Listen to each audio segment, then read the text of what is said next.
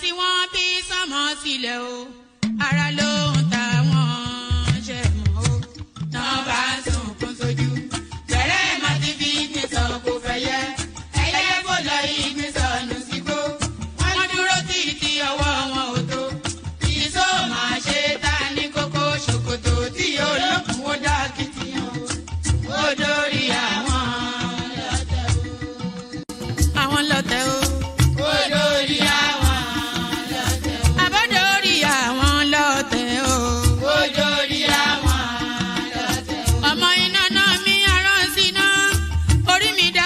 Ṣí mi lọ́nà o, mo tẹríba fàdàgbà o, àgbà ẹ foríjì ni, ojoojúmọ́ ni mo ń pọ́n wọn lé, mo ń ṣèyá sí àwọn àgbà o, mi ò fojú tí rìn wọn láyé, ọmọdé ẹ má fàgbà ṣe yẹ̀yẹ́, torí oníkọ́ tó yọ̀ọ́lá ni, ọmọdé ń bọ̀ wá dàgbà o, màmá ń bọ̀ wá dàgbà o.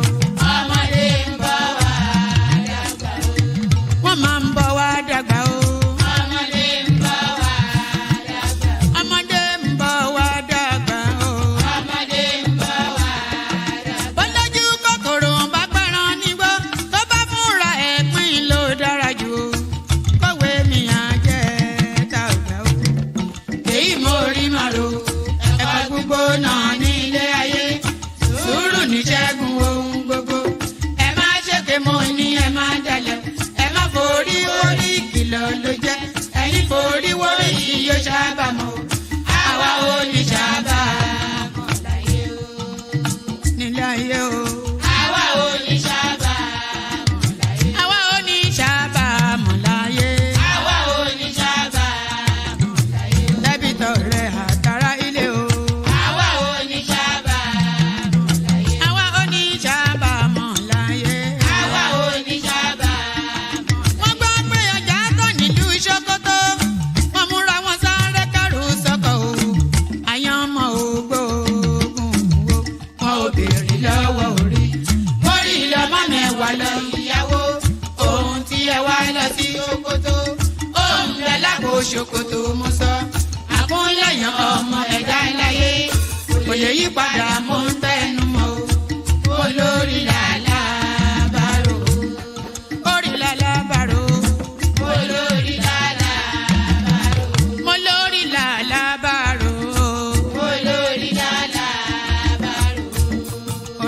Gbẹ̀mí níjà o. Olórí lálàbàrò. Lálàbàrò. Olórí lálàbàrò. Oríjà jogun ìkànnì wọn rí. Má fi wá fáyé mu nílé ayé wa o. Olúwa àgbẹ̀ wa níjà o. Àní nílé ayé wa. Ó tilẹ̀ jẹ́ pé ọ̀tá kọ́ ni wá. Ó tilẹ̀ jẹ́ pé ọ̀tá kọ́ lẹ́yìn. Ṣọ́wa nínú ọ̀pá wọn kìnìún. Ejò olóró akéèké ṣọ́wa nínú ìdàgìrì ayé dáàbò ẹ̀bùn wá fi ṣọ́rẹ́ ṣọ́wa o. Mo sádìyọ bàbá lókè. Mo sádìyọ bàbá lókè o. Mo sádìyọ bàbá lókè. Mo máa sádìyọ bàbá lókè o. Mo sádìyọ bàbá lókè o. Olúwa gbé wa níjà o. Mo sádìyọ bàbá lókè o. Kó má fi wá sílẹ̀ o. Mo sádìyọ bàbá lókè o. Olúwa má fi wá sílẹ̀ o. Mo sádìyọ bàbá lókè o. Àwọn ọ̀tá tí wọ́n rè rajọ ìbànújẹ́ ti bá àwọn ọ̀tá nílé. Àwọn ọ̀tá tí wọ́n rè rajọ ìbànújẹ́ ti bá àwọn ọ̀tá nílé. Àwọn ọ̀tá tí wọ́n rè rajọ ìbànújẹ́ ti bá àwọn ọ̀tá nílé. Àwọn ọ̀tá tí wọ́n rè rajọ. When you go to make major parts, they live as if they are in the jungle. Lagos is Lagos. It is not jungle. You either obey our law or go to your own jungle. Buhari is dead and buried in a shallow grave in Saudi Arabia.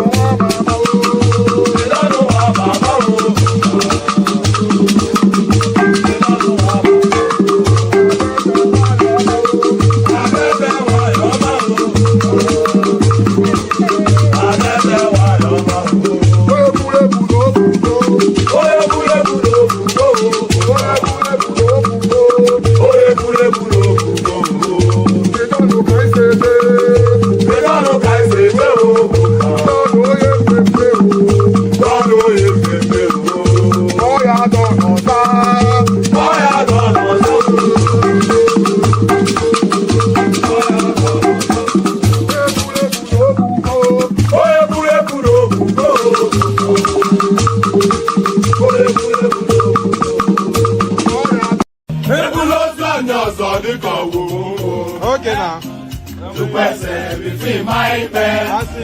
Àsìpadà wa tàbí wọ́n ní bọ̀gẹ̀ mẹ́wọ́n. Ọkọ̀ yẹn ló fi fíìmù. Ìdílé anya. Màmá mú sí na nwa m etogo kwa. Maka na nwa m jelu mba, o wee bute ike. Ọganiru na-ebute ilo nwanne m. Ọ na-emewe nke ya.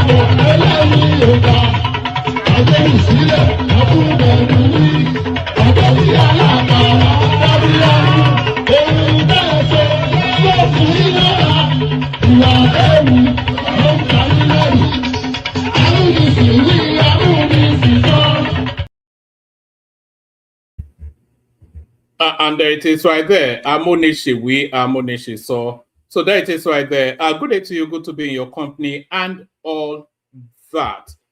Good day to you. Good to be in your company. And how are you? Apologies for the long absence. You know, sometimes I just feel a bit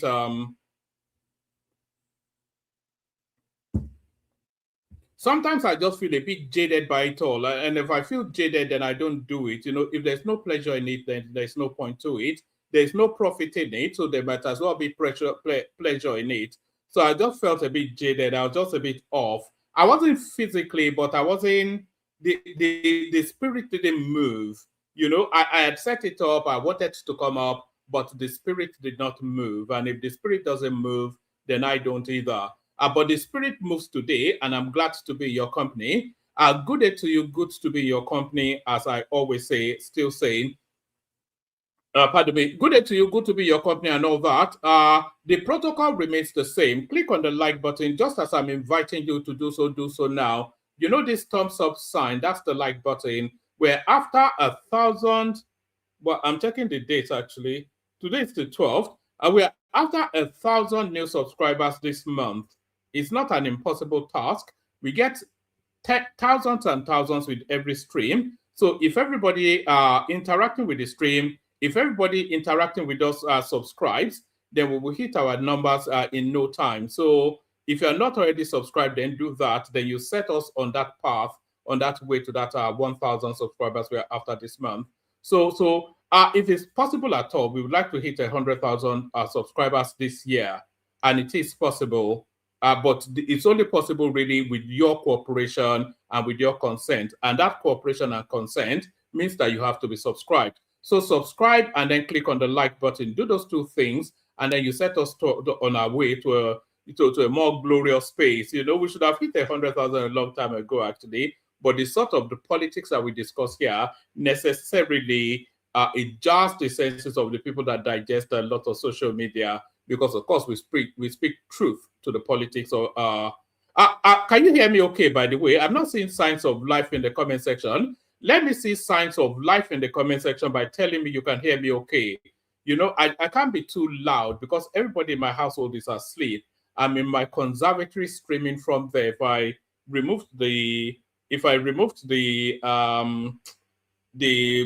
blue screen sort of, if I remove that, then you'll see the glass of my conservatory right at my backdrop. So I can't be too loud, but tell me if you can hear me sufficiently enough for you to be able to understand what's being said. So yes, the protocol, click on the like button. As I said, click on the like button. So there are about 6 protocols. You all know that if you are regular enough on these streams, then you know what the protocols are. So the first protocol is to click on the like button. That you have to do on a daily basis. Every single time we stream, we need you to click on like. We need to be hitting 100 likes every. Oh, thank you, Boson. It's always good to get that feedback from the comment section. Thank you, Top Thoughts. So it's every single time you always have to click on the like button. That's a necessity. Then once and once only, you have to click on subscribe. So once you've clicked on subscribe, you don't have to touch that button anymore. That makes you then part of the inner caucus. Then you are in now. You're part of the in crowd. So like and make sure that you're subscribed. Do those two things. If you want to come and join me on the screen, there's a hyperlink in the comment section that says, I'm just going to send it now. There's a hyperlink in the comment section that says StreamYard. If you want to come and join me on the screen, all you have to do is to click on that hyperlink. It will bring you into a studio space. As soon as I finish delivering the body of the talking points, I'll let you onto the screen, engage you in conversation. There's nothing complex, no complications to it. You simply click on that hyperlink. It says, click here to come join us on the screen. And then there's a hyperlink. There's a chain of activated string at the bottom of this, just after the screen. If you click on that, it will bring you into a studio. And then as soon as I said, I've finished delivering the body of the talking points, that is to say, to flesh out the texture, the context of the conversation.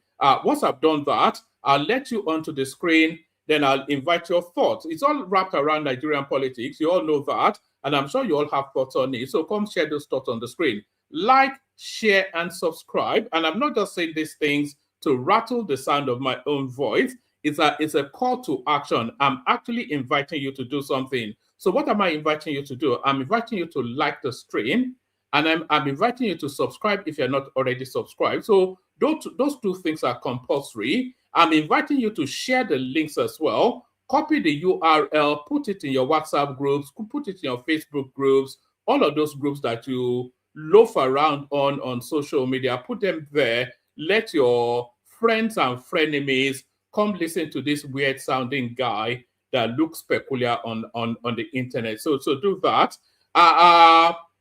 Say hello to me in the comment section, please. Let me know where you're joining us from so I can acknowledge your presence and say hello back. So say hello in the comment section. And then, of course, super chat towards the stream. Nobody ever does that anymore, but it's always encouraged. There's a cost to all these things, and that cost should really be borne by you. The people are enjoying the streams. If you are enjoying it, then we should really be seeing more super chats per stream. But the most important thing is to be subscribed and to like.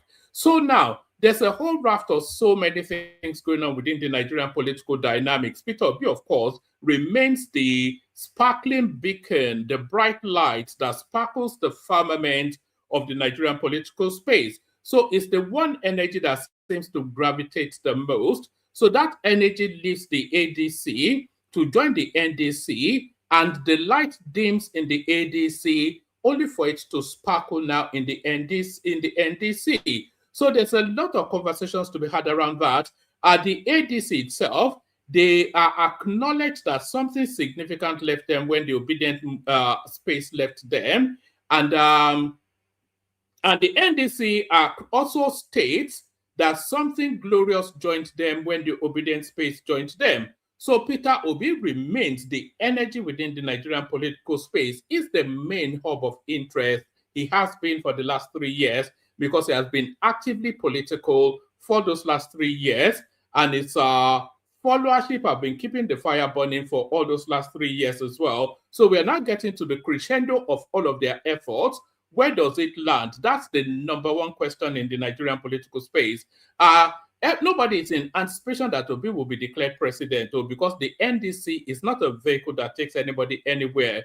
Nobody is in anticipation that Atiku Abubakar will be declared president. Even Atiku has come out to tell us now that his chances have dimmed somewhat since the obedient movement left his stewardship. So Atiku set a panic, or Obi flapping feathers, and tinubu perched on his high on his high towers, let me put it that way, looking at the goings on within the political landscape. So there's a whole raft of all manners of everything that's up in play.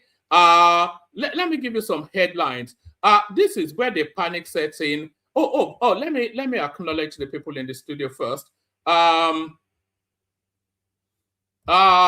me acknowledge the people in the studio first. Please keep saying hello in the comment section. Let me know where you're joining us from. That's Ufoma Michael, who said hello, Leron. You know, this stream has been hanging around for 3 days now. I've put this out and I keep changing it to the next day, to the next day. So Ufoma Michael, he says hello there. Good to see you, Ufoma.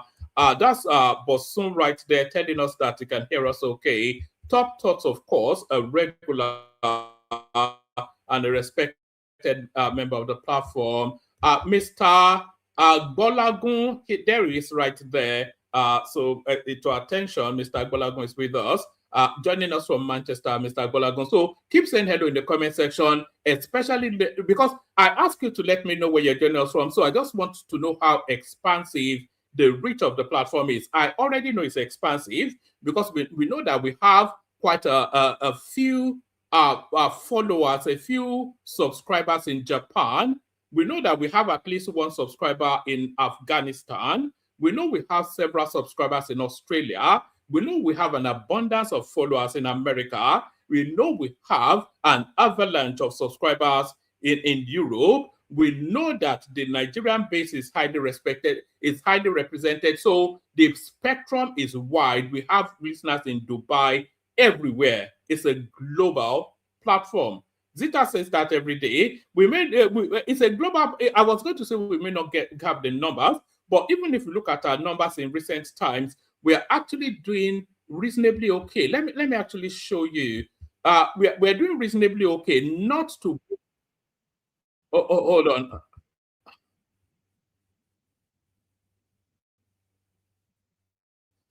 Let me just show you this. We hit reasonable numbers. We don't hit the numbers that we should be hitting, but we certainly hit reasonable numbers. Actually, you can see it yourself actually, but now I'm already halfway there. Let me just show you.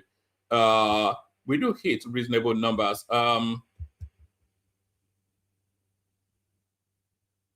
Right, if I show you from here, this is the landing page of the stream. You can see from streams, we hit 11,000 there. That's an 11,000 stream right there. That's a 7,000. So we hit numbers. So, but those numbers are not translating into subscribers. That's 8,000 plus right there. That's near 8,000 with that one. These are all within the last week thereabout. That's 6,000 plus. That's so we hit numbers, but we're not. Oh, you are not seeing it. Sorry, let me put it on the screen. Yes, let me put it on the screen. So as I was saying, we hit some numbers, but those numbers are not translating into followership and the like. So that's 3,000 plus right there. As I was saying, that's 11,000 plus right there. That's 7,005 right there. That's 8,003 right there. That's 7,009 right there. These are odd numbers. That's 6,000 plus. That's 4,000 near 5,000. That's 1,500. That's 9,000 plus. That's 3,003. That's 2,006. On and on it goes. Actually, if we look at our largest, this goes back years actually. If we look at our most popular streams, that's at 7,000 right there. And even if we look at the videos, we've hit close to 500,000 and so. So we do reasonably okay, but we certainly to be doing fantastically well. That's really where we want to be. That's Ostom right there from Down Under. Good to see you, Ostom. That's Amure Israel right there. Good to see you. So all the regulars are represented. So that's all that. So now, where were we? I was going to show you this. So let's kick it off with this one actually. So these are the woes. They say woe betide. These are the woes that is betiding the Atiku political space. Court adjourns ADC leadership suit indefinitely amidst escalating internal crisis. So when I saw this headline, this jarred me somewhat because if the court doesn't make a decision on the ADC leadership space, then it essentially places that party in limbo. And then how viable is the prospect of Atiku not even been on that ballot or even been on the ballot. Court adjourns ADC leadership suit indefinitely amidst escalating internal crisis. The Federal High Court in Abuja on Friday, May the 8th, adjourned indefinitely a suit challenging the leadership of the African Democratic Congress ADC. The case filed by ADC chieftain Nafiu Bala Gombe against former Senate President David Mark and others was stalled after the court was informed that the plaintiff had applied for the reassignment of the matter to another judge. So what Bala Gombe is actually doing here is trying to frustrate, I was going to say it's trying to F Atiku up, it's trying to frustrate the Atiku narrative space. So by protesting against the judge sitting on this case, then that forces that case to halt in order for them to look at why he's so whilst he's doing all of this, the time is ticking with INEC, and that will well end up with Atiku not being on the ballot at all. There's every prospect of Atiku not being on the ballot. I was speculating to Obi not being on the ballot, but there's every prospect of Atiku himself not being on the ballot, all entirely wrapped around the mischief making, the machinations of this lawsuit. The Federal High Court in Abuja on Friday, May the 8th, adjourned indefinitely a suit challenging the leadership of the African Democratic Congress ADC. The suit, filed by ADC chieftain Nafiu Bala Gombe against former Senate President David Mark and others, was stalled after the court was informed that the plaintiff had applied for the reassignment of the matter to another judge.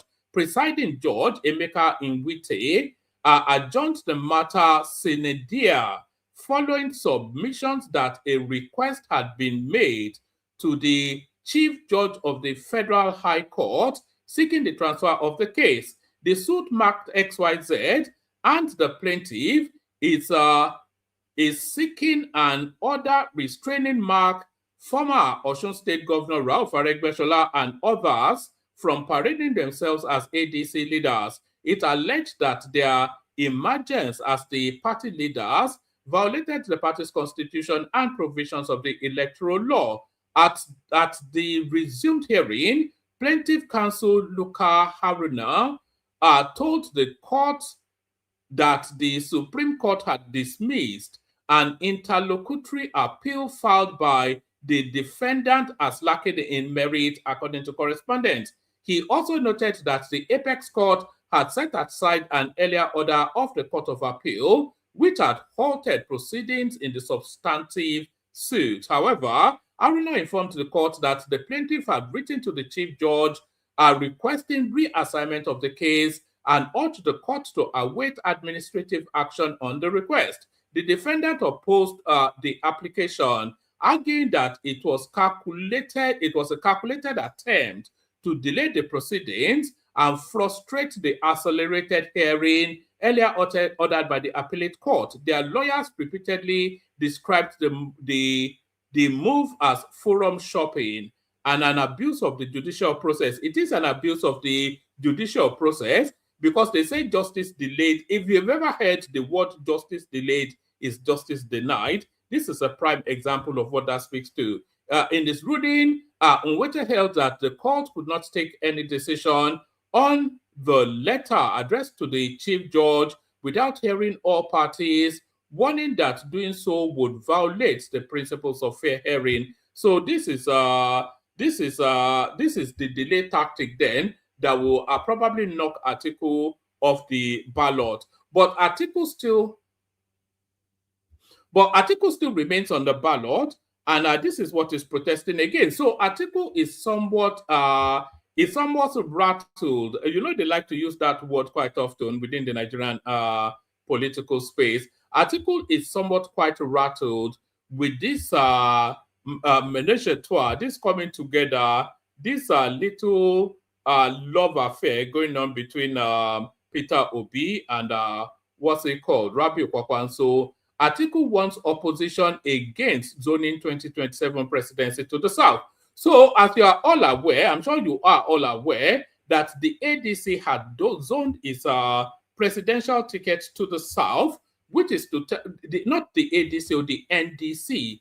So there's so many DCs and PCs, you know. The NDC has zoned its presidential tickets to the south, which essentially is the NDC zoning its presidential tickets to Peter Obi. So Peter Obi accepts that because it was already pre-agreed anyway before they moved to that party. Peter Obi agrees to that, of course. That's what he wants. And more importantly, more saliently, Kwankwaso also agrees to deputize for Peter Obi. So that's the most important bit. So that, and by the way, there's a narrative wrapped around that. So let's just address that fairly briefly. What is the Kwankwaso's politics?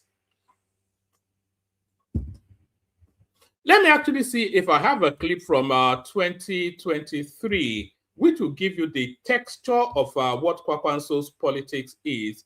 Hopefully, I've not deleted it, or I hope I haven't. All right, listen to this. This was Kwankwaso in 2027. So this was Kwankwaso at the Chatham House lectures. Do you remember when they all went to Chatham House and everybody was saying, no, why would they go and speak to the colonialists, etc., etc.? They all went there. And this was Kwankwaso at Chatham House. This was in 2023. And then some rascally upstart asked him if he would deputize for Peter Obi. This was in 2023.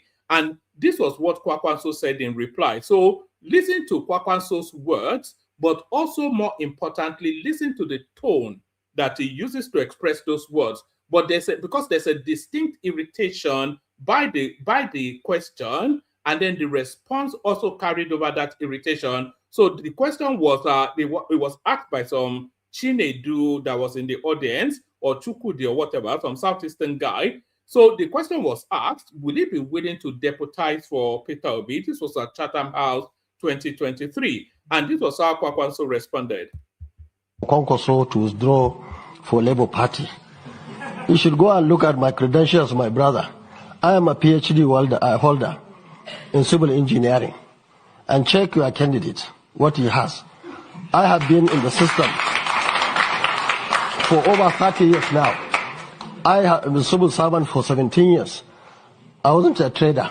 Civil servant for 17 years. I was Deputy Speaker of the House of Reps in 1992. I was in the Constitutional Conference elected delegate. I was Governor of Kano State for 8 years. And so on and so. I was in the Senate. And so on and so forth.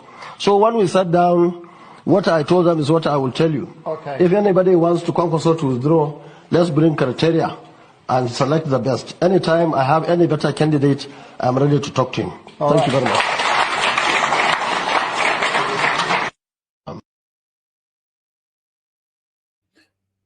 All right, so that was Kwankwaso, as I said, 2023 at the Chatham House lectures.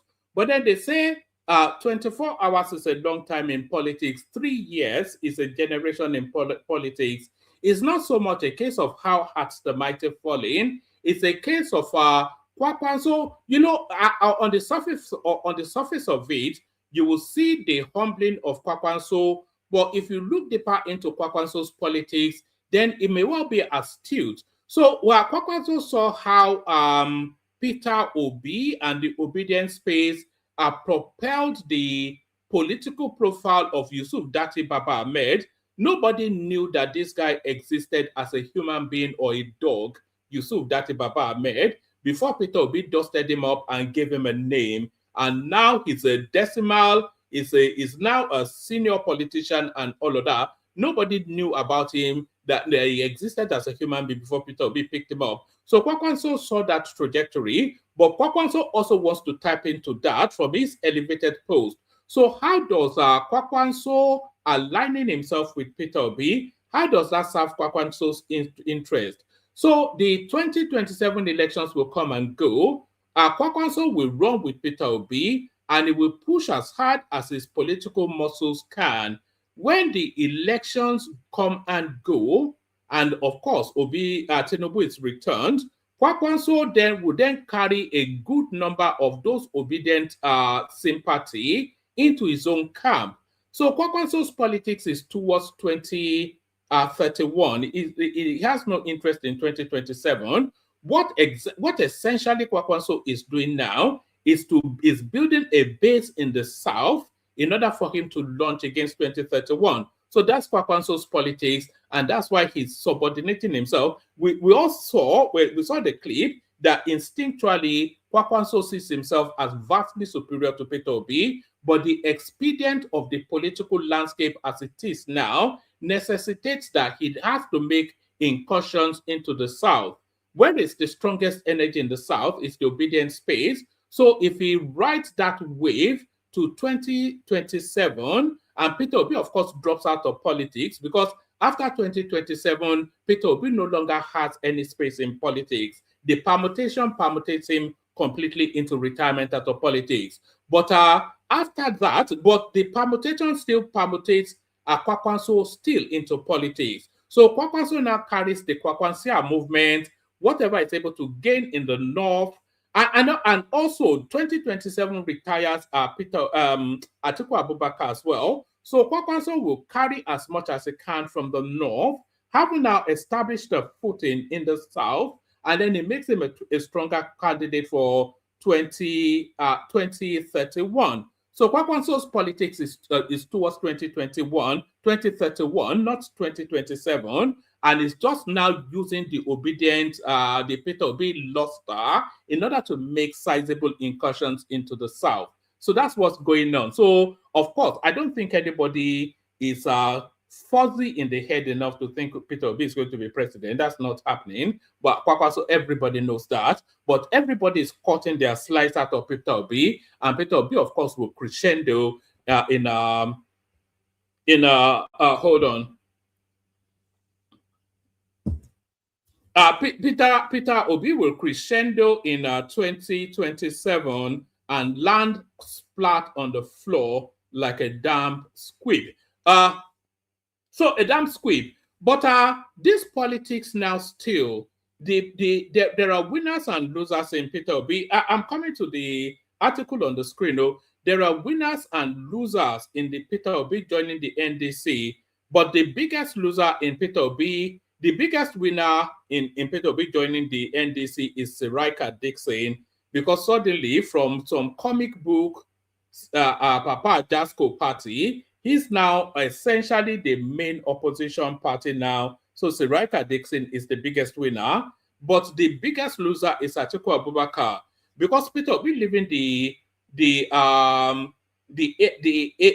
what was it? Is it the ADC? Peter Obi leaving the ADC. It cuts quite sharply from Atiku's votes. It takes the obedience vote away from Atiku. It takes whatever anti-tinubu vote that wants to go to the opposition that weighs either way. It takes some of that away from Atiku. So it splits Atiku. It dilutes the opposition vote, which makes it easier for Tinubu to be returned. So the biggest loser is, and this was exactly what Peter Obi did to Atiku in 2023. You all remember. So it's essentially a case of rinse and repeat.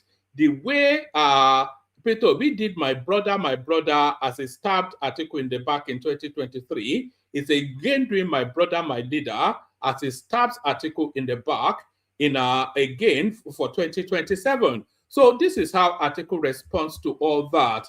Atiku wants opposition against zoning 2027 presidency to the South. So these are self-interest sort of a thing. Former Vice President Atiku Abubakar has urged opposition parties in Nigeria. And by the way, can people please make sure that you're subscribed? Look at your screen, make sure you're subscribed. Click on like and subscribe as well. Atiku wants opposition against zoning 2027 presidency to the South. Former Vice President Atiku Abubakar has urged opposition parties in Nigeria to reconsider plans to zone their 2027 presidential tickets to the South, arguing that such a move could weaken their chances of defeating President Bola Ahmed Tinubu in the next general election. I don't think Peter Obi is especially looking to defeat or not defeat Tinubu. He just wants to ride his crescendo to his natural Burton port. Former Vice President Atiku Abubakar has urged opposition parties in Nigeria to reconsider plans to zone their 2027 presidential tickets to the South, arguing that such a move could weaken their chances of defeating President Bola Ahmed Tinubu in the next general election. In a statement issued on Monday by spokesperson Olushola Sani, I thought it was something. This wasn't his usual spokesperson, no. Something eBay or something that was his spokesperson. Now, in a statement issued on Monday by spokesperson Olushola Sani, Atiku described the growing calls for southern zoning amongst opposition parties as politically risky and strategically flawed. According to him, while the ruling All Progressive Congress may choose to retain power in the South to protect the incumbent president, opposition parties should not adopt the same approach without carefully considering electoral realities. He stressed that politics should be guided by strategy, coalition building, and electoral calculations rather than sentiments or emotional arguments. The first and most obvious question is this: how does a southern opposition candidate realistically unseat a sitting southern president, or southern, as we call it in Nigeria? We are all now speaking American English, aren't we? The first and most obvious question is this: how does a southern opposition candidate realistically unseat a sitting southern president?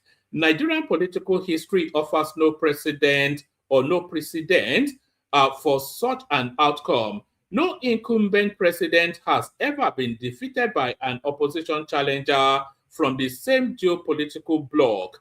To insist otherwise is to enter the contest already defeated, the statement said. Atiku further argued that the moral justification for zoning the presidencies to the South does not hold when examined against Nigeria's democratic history. According to him, by 2027, the South would have occupied the presidency for 18 years in the Fourth Republic, compared to roughly 10 years for the North. If the South retains power for another 4 years, that disparity widens even further. It therefore becomes difficult to understand the justice in an argument that seeks to deepen an already existing imbalance under the guise of equity, he stated. The former presidential candidate also accused some political actors of hypocrisy over the zoning debate, noting that many of those now championing rotational presidency abandoned the principle in 2011 after the death of former President Umaru Musa Yar'Adua. It is intellectually dishonest for those who I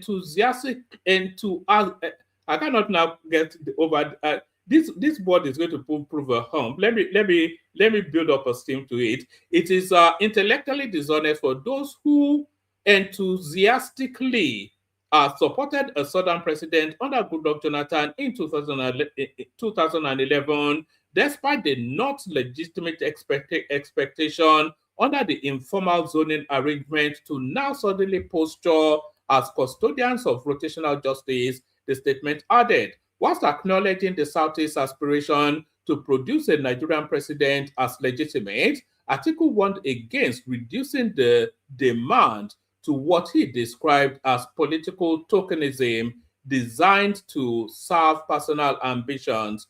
He urged opposition parties to focus on building a strong national coalition capable of unseating the ruling party in 2027, rather than embracing narratives that may strengthen Tinubu's re-election bid. Defeating an incumbent president requires realism, not romanticism, strategy, not sentiment, honesty, not selective memory. The opposition must decide whether its goal is to make an emotional statement or to actually win power, the statement reads. The comment comes amidst recent moves by the Nigeria Democratic Congress and some opposition groups to zone their 2027 presidential tickets to the South. I wonder if the PDP has zoned to the South as well. That may well be where that's coming from. So let's go on from that to another one.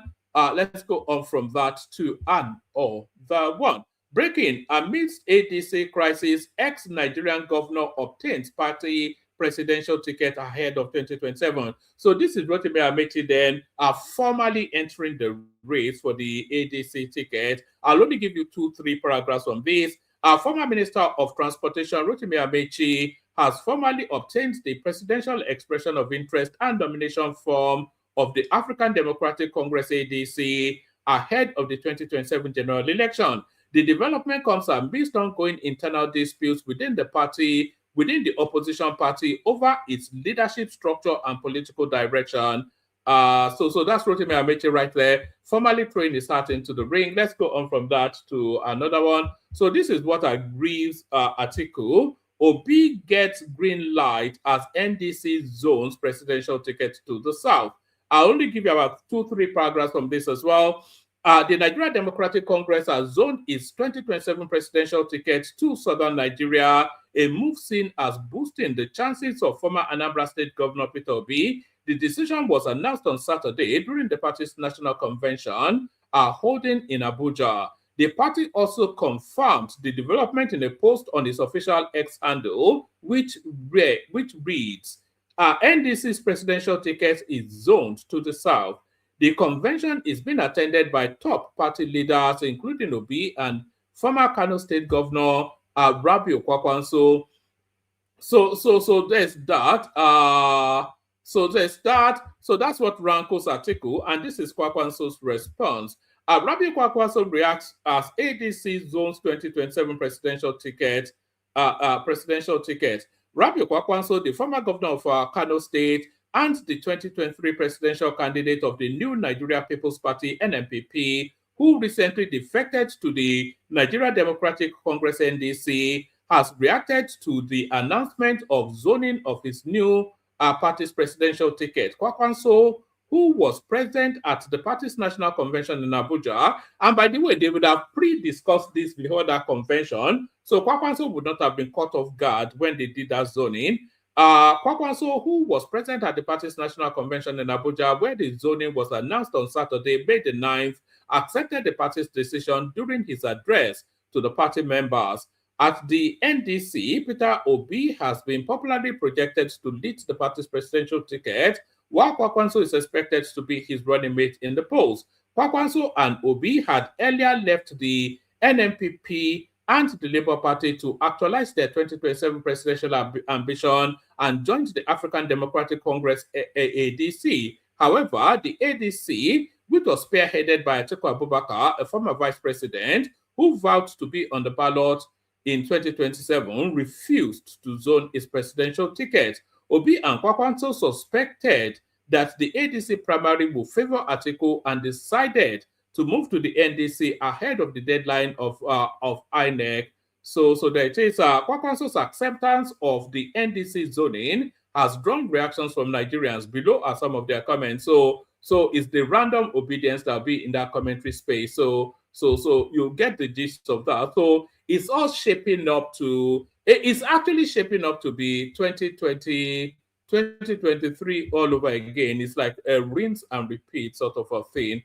Let's see, what else do we have? Same of the same, different headline. Atiku angry with opposition for technically scheming him out of 2027 presidency. So this is to show Atiku that the politics is more. I'm actually enjoying how Atiku is being humbled. First by Wike, now by Peter Obi. So this guy needs to know just that is not a matter of throwing agbada all over the place and claiming that you're entitled because you're a Fulani.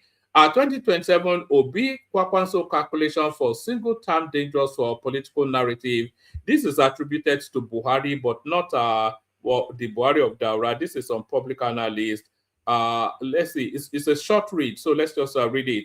A public affairs analyst, Buhari Yusuf, says the Peter Obi and Rabi Obi-Kwankwaso calculation for a single term is a dangerous political narrative. Buhari made this statement on Monday when he featured in an interview on Trust TV. He was speaking on the forthcoming 2027 general elections and the alliance of the two former presidential candidates. The Obi-Kwankwaso calculation and the idea of 4-year term as a placeholder for northern establishment after 4 years is dangerous. Why should you elect to go for only one term for such political correctness? The reason Obi is becoming this desperate and going for this political correctness is possibly because he sees the situation quite asphyxiated and no space for him to operate. And again, is the issue of lack of wider parameters for democracy to operate. And again, is the issue of whether, I don't quite know what that means. And indeed, I don't know how it's going to be, but we're going to experience a serious butter-up party. And I think the calculus of the All Progressive Congress APC, knowing Nigerian voter mentality very well, the psychology of Nigerian voter of new things is always thrown up and it goes for it. So I don't know quite what it's talking about. I'm not even sure if that was what the read. But there's that. So let me just give you this little thing. It's not anything to do with politics, but this is really as people continue to fester in their own sweat, in their own vomit. There's a lot other things going on within the. There's a lot other things going on within the Nigerian space. Lagos approves 14 off-grid metering electricity operators. So you recall that the electricity space, the power generation space has been decentralized, and Lagos moves very quickly to start to build structures to light up Lagos. So these are the building blocks of lighting up Lagos now. So when we start to see the fruit of this move germinating in 3-5 years time, people will start to claim that Lagos is unfairly advantaged. But there they are now. This is the building works now of Lagos State lighting up. But in that Lagos State lighting up, we always talk about the ingenuity of Nigerians. So I saw this, and this is one of the most ingenious things. This speaks exactly to the ingenuity of Nigerians that we always talk about. This is the narrative of a young man that is fast turning himself into an electricity mogul within his own bedroom.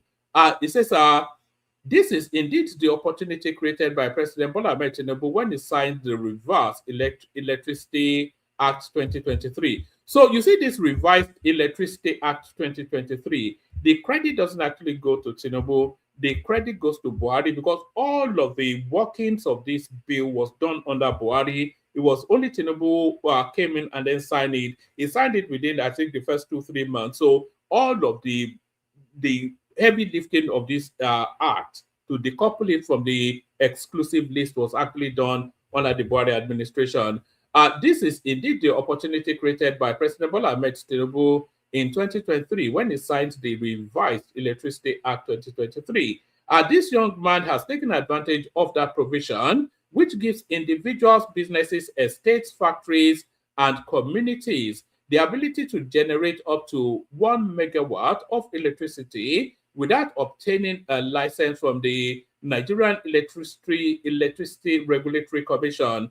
As a stakeholder in the sector, this could be another opportunity for government to reduce its overdependency on the national grid. So let's see what the guy is what he has actually done. Let me know in the comment section if you can hear this, because when I saw this blew me away. This blew my mind. Let me see what you're making of this. Tell me in the comment section if you can hear it.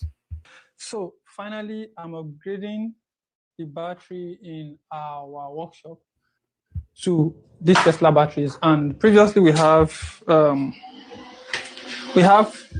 1 unit of 10 kilowatt here and another unit of 10 kilowatt here with this 10 kVA inverter and a 5 kVA inverter for backup. So basically, if you look at this setup, this is another 7.5 kilowatt lithium battery. There's one unique thing about this setup, which is this guy over here. And this guy is what helps me sell energy to my neighbors. So we have 3 households here. This is mine, this is my first neighbor, this is my second neighbor. So we have it selling energy to about 3 people at the same time, and they can monitor it online. Now, with the recent time, it's optional for them to actually use my electricity, which is the whole point of having these guys, so they can actually see what they've used and pay exactly for what they've used. But now we want to upgrade the backup because the grid in my environment now, the transformer is gone and they are fully on my system, and the 20 kilowatt backup is no longer enough for us, right? So I've been working on these guys for a very long time. So these are Tesla modules, and each of them, like this, actually can hold about 5.3 kilowatts. Now we have about 16 units of that to give us around 83 kilowatts worth of backup. So here's the BMS. It's going to be an high voltage system, which means we need a specific inverter that can handle high voltage battery inputs, which is that Solax inverter over there. Now this guy is 5 kilowatts. All our loads combined is not up to 5 kilo. Oh boy, it's not up to 5 kilowatts, but this inverter is actually 5 kilowatts. You can see it here, Solax, and it can take 2 PV inputs. And yeah, that's the bad guy doing that. And for the BMS, this is a slave BMS, so we have about 8 units of this. Each of these can take 2 batteries, which is why we've strapped them together like this, and then we have the balance state coming out this way. So we just simply plug them in, and that comes to this guy.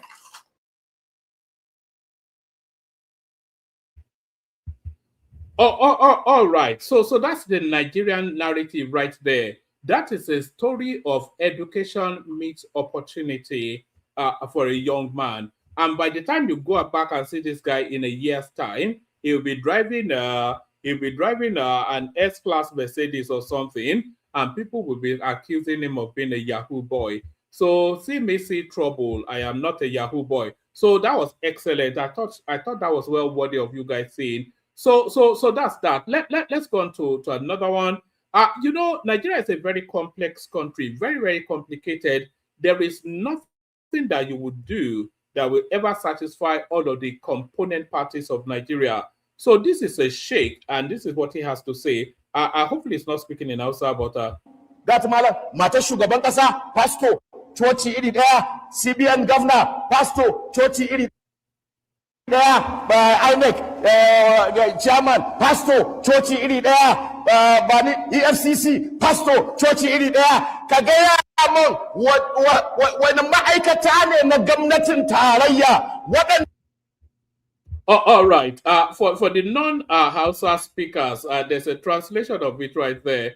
So, like I said, there's nothing you ever do that will ever satisfy the Nigerian complexity. So here is. Do you remember when Tinubu was coming in and they were accusing him of being too Muslim? So now the Muslims are accusing him of being too Christian. It says the wife of the president is a pastor. The CBN governor is a pastor. INEC chairman, pastor. EFCC chairman. Sorry, I'm hearing myself back. Oh, hold on. Let me. No. As much as I love the sound of my own voice, I don't want to be hearing it twice. So where were we? Like I said, the complexity of Nigeria. So this sheikh now is complaining. It says the wife of the president is a pastor. The CPN governor is a pastor. INEC chairman, a pastor. EFCC chairman, pastor. Show me one major office that is occupied by a sheikh. But every time they say Muslims are the ones using religion to gain power. So this is now the Muslim space accusing Tinubu of being too Christian, even though he conveniently forgot to tell us that the president and the vice president are both Muslims. But let's go to Dele Faratimi, who we have not heard from in a long time. We may not have heard from him in a long time, but his politics has not changed. I says that Dele Faratimi wrote, as a Yoruba man, I really envy Peter Obi and will be waiting patiently for the day when we have a governor of Southwest extraction that would replicate what he did in Anambra State. I can't wait to have a governor of a southwestern state who, like Obi, will rule a state for 8 years. So he goes on to list what he thinks Peter Obi's achievements are. He says he didn't borrow a kobo, which of course he did. He didn't use bulletproof cars, which of course he did. He never lived outside the state till end, which I don't know if he did or not. I know he has a house in Apapa, Lagos, and GRA Lagos. He met a debt of 36 billion. He met Onitsha as a terror zone. He met his state at 27 in WAEC and NECO. He met a kitchen called Government House. He met no primary health care. He met no general hospital in 14 local governments. He made poor pre- and secondary school structures. Before leaving, Anambra wasn't owing any contractors. Well, it was. Willie Obiano told us. That's a lie, actually. We can quickly debunk that first one. It says Anambra owed no contractors, but that is actually not true, according to Willie Obiano. Did he actually live in the state coffers when he left as governor? And are you willing to publicly publish the bank verified statements to settle the matter once and for all? Yes. Yes. Not talking. Yes. My predecessor left 9 billion cash and 9 million or 9 billion? 9 billion cash and 25.6 billion in script issues. These are sovereign wealth fund and shares in other banks. You know, if you put 9 million to that, you get 35.5 billion. Technically, you know, but he issued checks worth over 15 billion before he left, waiting for me to cross over before those checks started appearing. You know, so you can see it's timing and leading in accounting. That's what happened. So this is fact. We have published it already. It's already in the social media. It's everywhere. So there's it right there. So that number one is not actually true. It says that Anambra wasn't owing any contractors or workers. That's not true. In fact, there was a lot of backlogs, which I think Soludo is still clearing. A lot of pensions were unpaid. I think they went to protest with Obiano that were pension outstanding 18 months, which eventually played. He cleared the inherited 36 billion debt. He brought in SMEs to traders of the state.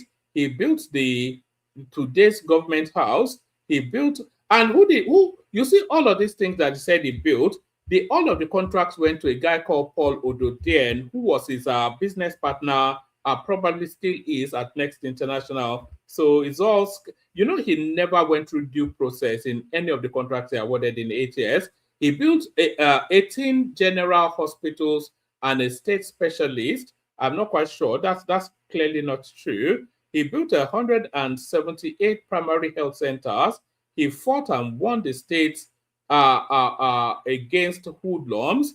He pushed the state first in 3 years consecutively in WAEC and NECO. He built Bury that employed over 3,000 direct and indirect job seekers. Well, you don't employ job seekers, do you? Well, I suppose maybe he's right. He even had to save 36 billion and $150 million for his successor. He drove 406. He didn't drive a 406. Peter Obi built a helipad on that state house that they are alleging that he built in Oka. And Peter Obi flew helicopter all the way through his tenure. He bought SUVs not just for his convoy. We have, I can bring you, can somebody send me a clip of Peter Obi's convoy in Anambra State? His convoy, it was bigger than Goodluck Jonathan's. He brought SUVs for his convoy, wall to wall, and including SUVs for his wife and his brother. So why is he even saying this? He didn't acquire any property anywhere whilst in office. That's not true. Because that property in dispute in GRA, Lagos, that property was actually bought when Peter Obi was 3 years plus governor in Anambra State. So that's not true. He never awarded any contracts to family members. That's not true. All the contracts went to Paul Ododiem, like I said. His wife didn't have an office. Also, it's all, anyway, it's just nonsense. Anyway, but that's delivered to me, of course. Still just pandering to that nonsense. I'm not quite sure why he's not active anymore. So why doesn't he just pack it in with the lies? Let me show you this one. You see this guy right here is going to be the House of Rep member for Zaria, I suspect. But you may well say, where is your mommy? But look at him. You may well say, where is your mommy? But you see this guy right here. That's a 30-year-old man. I admire his gusto and his self-confidence and him not surrendering to his physicality. So he's no more than, 3 foot something? But there he is right there vying to be the House of Rep member for Zaria. So there it is right there. So that's quite impressive. So Peter Obi must stop doing this thing that he does. You know, I'm not a fan of Peter Obi, but I don't especially resent him. But it's people cringe when Peter Obi tries to do this sort of things. The one thing you can say many things about Peter Obi, but the one thing that is fully established is that Peter Obi is not the one thing that is fully established is that Peter Obi is not a scholar. So let him not even make any affectations of being a scholar. Nobody sees him as a scholar. People know he's barely educated. People know he knows nothing. So when he does things like this, it's like some buffoonery, something. This is him trying to quote Churchill. Even the attribution for the quote that he's quoting is not Churchill that said it, but even him trying to get the words out is all flustered and muffled and gibberish. Watch this. Changing it, like Churchill says, some men change party based on their principle, and some men change party because of opposites of it. So they change their principle to stay in their party. Changing it, like Churchill says, some men. So that's Peter Obi as always and forever talking gibberish. So now we're going to the Lagos-Calabar Superhighway, but we're not going to the Lagos-Calabar Superhighway from Lagos. We're going to the Lagos-Calabar Superhighway from Calabar, as the progress are fast tracks in Lagos, fast tracking in Calabar too. So here is the Calabar end catching up with the Lagos end. But tinubu is not doing anything though, according to some raw meat eaters. So here is Rufai Hussaini turning against Peter Obi somewhat. We know it will never turn against Peter Obi fully, but let's hear what he has to say. Like I've been saying to a lot of people, the upcoming election is not going to be a gaslighting election. You know, all that hand they shake, leg they shake, show us your certificate. Tinubu is a drug dealer, all of this nonsense. He bought presidential jets, they did vice president, all of that. Forget all of that now. You've already cycled that and it landed you nowhere. This next cycle of elections is going to be show your workings. Tinubu will be invited to justify his 4-year term, and then Obi and Atiku will be invited to give us reasons why they should replace Tinubu. So if you think gaslighting is going to, you tried it already, it's failed. But then if you don't have any other strategy, then you deserve what you get. But if you think just bouncing up and down and abusing people and gaslighting and doing ethnic jingoism, that's never going to work. Show your workings. Show your workings is 2027. Show your workings. And I think Rufai Hussaini might be of that thought too. What's it called, convention over the weekend. The NDC also needs to watch it. And it is time for the NDC to start showing us their manifesto on how they're going to do, because we're going to press their neck. Because what I see is that NDC has now become a party, like Dr. Abati predicted, for internally displaced politicians, IDPs. All of them are running to NDC now. Everybody, I'm seeing all sorts of posters. And please, guys, I'm not partisan. Stop sending me all sorts of your political ambition. Post it out there on your pages. Please. We need real democracy that works for the interests of the people. So there it is right there. Even the most ardent obedient is telling you it's going to be a show your workings sort of an election. There is one more thing that I must show you. I'll show you in a moment. This is not this one, but there's something I want to show you. It's not Nigerian, but it's disturbing. It disturbed me when I saw it. So wait to see it. But before we get there, it says JAMB. Top 10 most desired Nigerian universities. So the most desired Nigerian universities are Lagos State University, LASU, University of Lagos, UNILAG, OAU, University of Ibadan, University of Benin, Nnamdi Azikiwe University, UNIZIG. You know, I was actually expecting Unzuka to be the first Igbo one to show.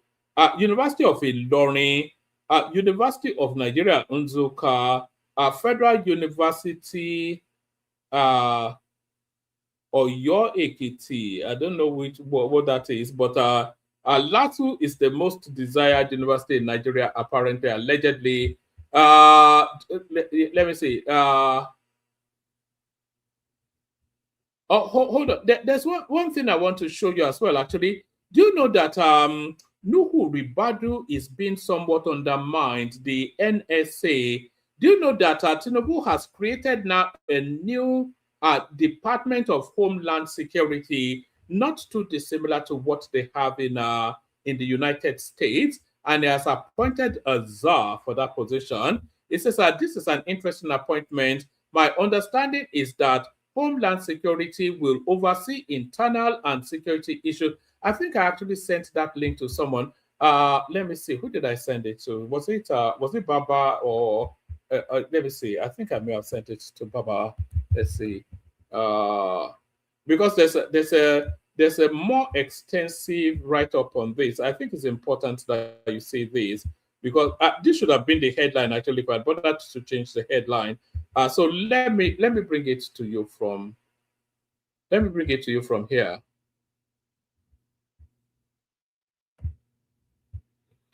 Let me bring it to you from here. It's just coming up now. It's on Twitter. You know, it will take me a long time to adjust to calling Twitter X. They should have just left it Twitter. It was quite sufficient enough. So it says, this is coming from Bayo Ononuga. So that's the spokesperson of the President. Office of Secretary to the Government of the Federation, press release. President Tinubu appoints Major General Famadewa retired as Special Advisor on Homeland Security. President Bola Ahmed Tinubu has approved the appointment of Major General Adeyinka Famadewa as a Special Advisor on Homeland Security in recognition of his exceptional record of service, strategic expertise, and outstanding contribution to Nigeria's national security architecture.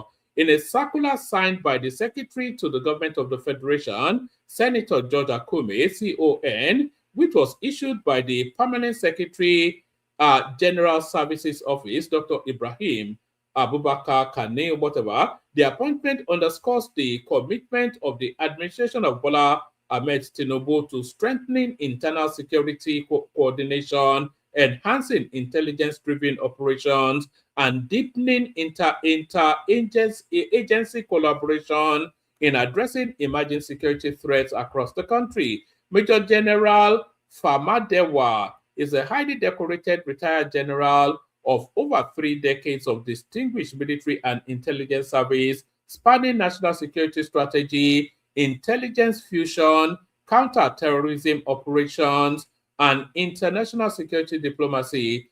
So he goes on to tell us what his CV is. But let me give it to you from here. I think this is just somebody's comments on that space. It says, this is an interesting appointment. My understanding is that Homeland Security will oversee internal security issues and national disaster response management. The Office of the Homeland Security will enable coordination between the following agencies: FRSC, Federal Police, in the event we have a state police, NEMA, NSCDC, Nigeria Immigration Service, Custom and Correctional Services. Ordinarily, the DSS would operate under the Office of Homeland Security, but I doubt it. I also don't mind moving EFCC from the Ministry of Justice to the Office of the Homeland Security. This is a risky move, but if we get it right, it will help our security architecture. So that's the chap now in play. So there he is right there. So this is the last one now. So sorry about the long and winding opening space. As Zimbabwe to return land former President Mugabe seized from white farmers. So this one shocked me when I saw it somewhat. As Zimbabwe to return land, former President Robert Mugabe seized from white farmers. As Zimbabwe will return dozens of foreign-owned farms seized more than 2 decades ago during its land reform drive, though officials insist the overall policy is not being reversed. Agriculture Minister Musaka announced on Friday that the government will restore 67 farms that were protected by bilateral investment paths, but which remained unoccupied to investors from Denmark, Germany, the Netherlands, and Switzerland. The original land seizure launched by former President Robert Mugabe in the year 2000, saw thousands of white farmers evacuated in a redistribution effort aimed at addressing colonial-era injustices. However, the policy led to international sanctions and significant economic isolation. Under the new directive, more than 400 white farmers will be permitted to buy back all or part of their former properties, and another 840 farms belonging to Black Zimbabweans will be restored to their original owners. So that's quite shocking, actually. So that's that one. So that's all I've got. If anybody wants to come in. I'll send the link again to the comment section. Play the Kegite music. See what happens after that.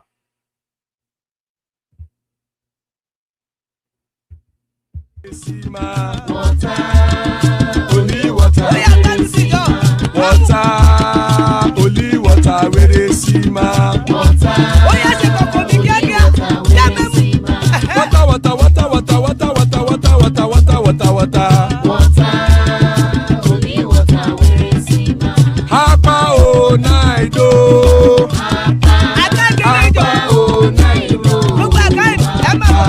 Hapa you don't come oh.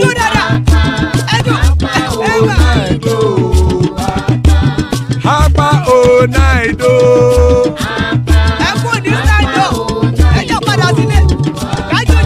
Oro keke elemu ye o. Ide shodi a keke elemu re o. Bobby master keke elemu re o. Chief Latif keke elemu re o. Erukulele elemude. Erukulele egbe elemudode ojare o. Erukulele Ghana ti de egbe ọmọ ẹlẹ́yẹ ẹyẹ o ó dilé o. Odúyẹ̀lá ẹyẹ o ó dilé o. Petrosonana ẹyẹ o ó dilé o. Petrosodunke ẹyẹ rẹ ó dilé o. Ẹlẹ́kọ̀ ọ̀run mú ìní o.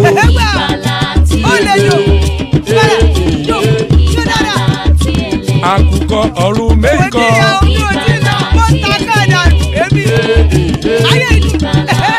Ikú kò ní ríwà gbéṣe o.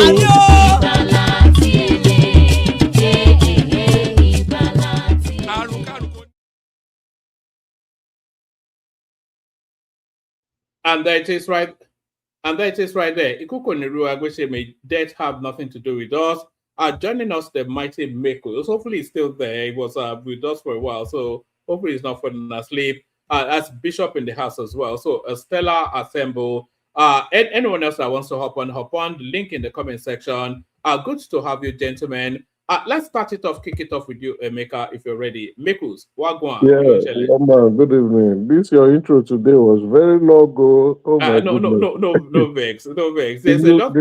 I've not been out for the last 3 days. So yeah. I tried to check up on over the weekend, and it appears like you are not available. Anyway, good evening, everyone. Good evening to Woman. Good evening to the panelists, Bishop, and to the guys in the comment section and those watching us wherever they are. Anyway, the news is well populated, and we're getting so much in the media this time around. I'll go straight into it. I think, we spoke about this after the Electricity Act was signed off. Well, kudos to the Buhari administration who laid the foundation and the framework for all this, and it also shows the continuity of government for Bola Ahmed Tinubu to sign it into law. He would have chosen not to do so, but if we want to apportion praises, we should apportion it properly to, like you have rightly done, one man, to the Buhari administration, and likewise also to thank the president for following through on that. I was expecting Lagos to pioneer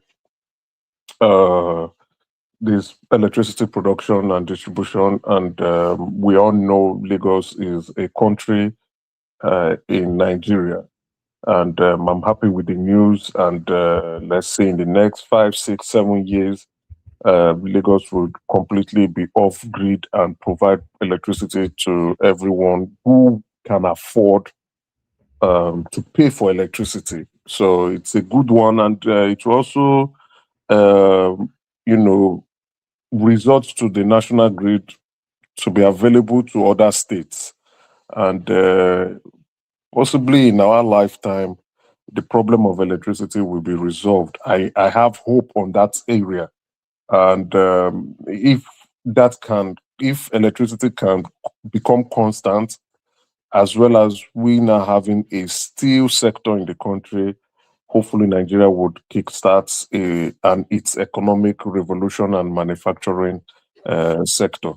I'm happy with the news; it's good.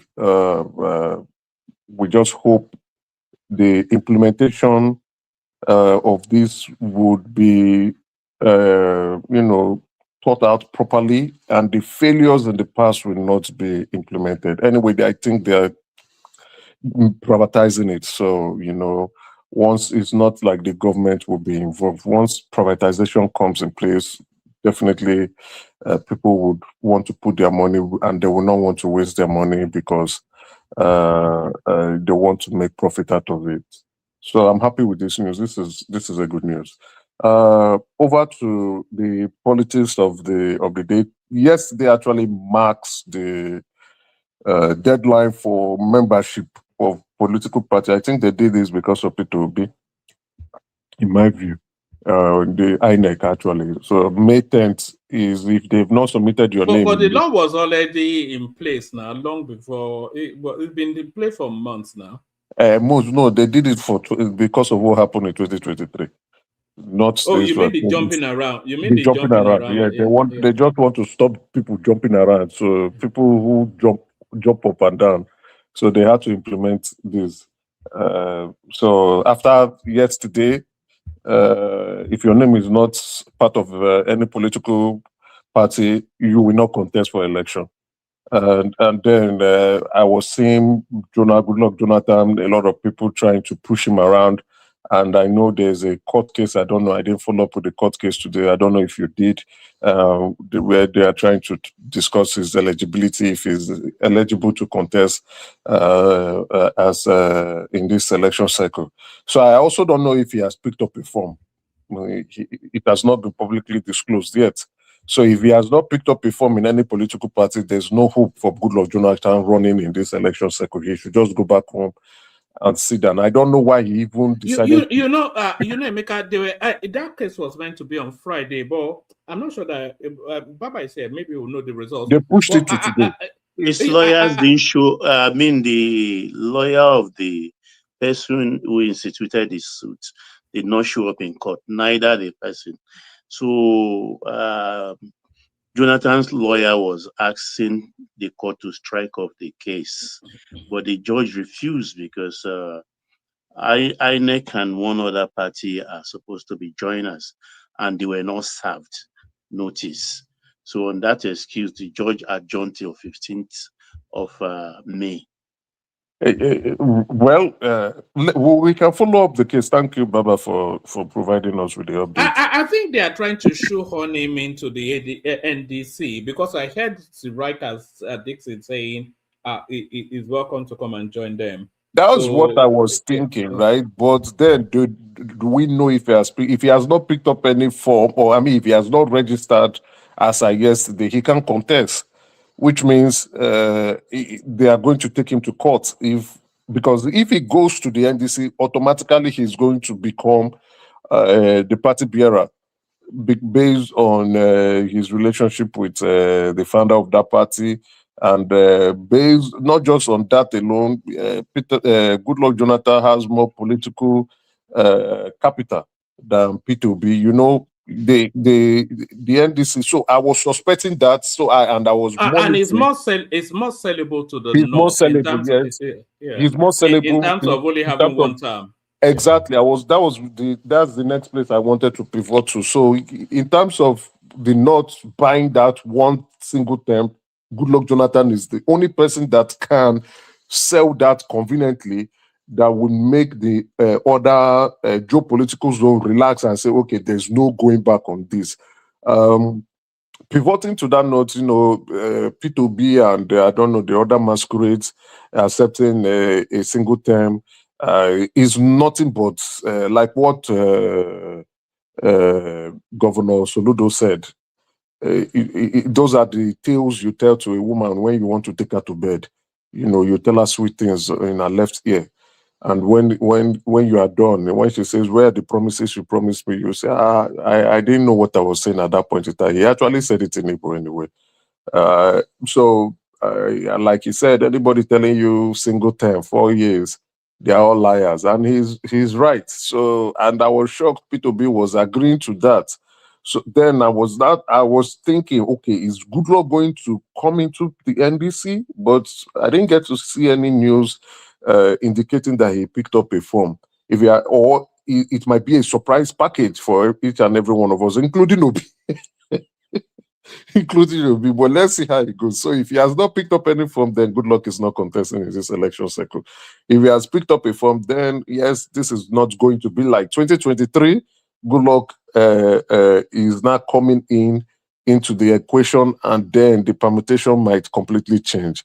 But in all these, like you have actually indicated when you were making your introductory remarks,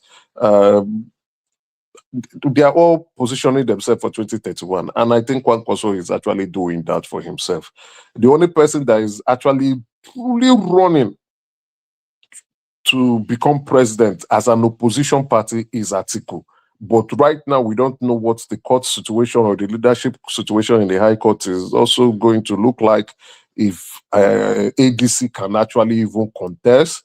But I think they may go ahead to do their primaries, and hoping that maybe the courts may side in their favor. So all of them, all the opposition parties, still have till now, till 30th of May. Maybe in the next couple of weeks, probably in 2 weeks or in 10 days' time, they will start doing their primaries and presenting their presidential candidates. Well, let's see who becomes the presidential candidate of the ADC, who becomes the presidential candidate of the NDC, and who becomes the presidential candidate of the defunct PDP. I don't know if they are going, if somebody is going to emerge from that place anyway. On that note, you saw our man. Sorry, before you go there, is anybody aware if PDP have zoned to the south as well? I think nobody even pays attention to them anymore. But the party is defunct. So I think Sheyi Makinde is trying to revive it, and something is. We just don't understand. Like Wiki has killed that party. That party is dead for now. It's in coma, a long-term coma. Hibernating. And cooling off till the election is over. But let's see, maybe Sheyi Makinde may try to get a little bit of faction to see if they're going to run under the PDP. But then again, it's not a party that is going to do well. It's not a party that is going to get enough votes. It's not a party that is going to challenge the equation. It's just someone who is going to participate and put it in his resume that he contested for election as a presidential candidate. For Kwankwaso, he's positioning himself for 2031. And then Obi is losing some of his core supporters. He has lost a bit of them to the ADC. The popular ones. There's this lady on social media that follows him up and down. They call her the tiny girl. Sarah was that name. She blocked me on X after I told her the truth about P2B. So she's no longer reading my criticism again. In fact, who has not blocked you on X? I think they've all blocked. They keep blocking me. The only person who has not blocked is Opta, because Opta is a fellow panelist. I would have reported him here. If he's listening, I know he listens, but he doesn't have the time to join. I would have called him out. Opta, you have not blocked. So he goes at me, but he doesn't block me. They blocked me because I hit them really hard. So the lady has got to the ADC. I think she's going to be working for P2B, I mean for Atiku. The actor, living in bondage actor, is going to be bondaging himself with Atiku. And a couple of them, I think there's this other Jack the Builder too. That one has blocked me. But if you look at the big hitters, sorry, Emeka, Gbadebo Rose Vivo, who we call Chinedu Rose Vivo here, he's also abandoned the Obi something. I wanted to also call his name. So of course, Kenneth Okonkwo. Kenneth Okonkwo, Big Gbadebo was his name, Chinedu. He has he saw his opportunity is much better being with Atiku in the ADC than pivoting to NDC with P2B. And then that completely changes the equation in Lagos State. I think Lagos State gubernatorial election will be exciting to look at. Hamza is already kicking off. Hamza is politically experienced, and I will still give it to him at the moment. But we now have Gbadebo Chinedu coming in from the ADC. We have Dorothy. I don't think that one will do anything, but he's more likely to pick up the NDC ticket. It's a strong name though, but it's not. He's a strong name, but it's not coming out of a strong party. That's the thing. But what did he do in the last election? He didn't do it. He came in a distant fourth, a very far distant fourth in 2023. So in terms of his political value in contesting the election, he has not been showing off. He's just good in the media, writing and criticizing the Lagos State government. But in terms of where is your value politically, he's not doing so well. So, but someone who is going to challenge the equation, I don't know how I know Chinedu has been doing some underground work since 2023. I think he's the only person that is smart enough, and Obi losing him in this election would really eat into his Obi's votes for Lagos State, right? I think Chinedu is going to do well. He's going to do well compared to the last time. Sorry, let me disagree with you slightly, Emeka. I think Rose Vivo not following Obi may well be a big mistake, because his political trajectory, his political significance in Lagos is all wrapped around the obedient space. And if it's not with the obedience, they have, the obedience will push their candidates now, so they'll move their votes to this Doherty, which will not be especially impactful.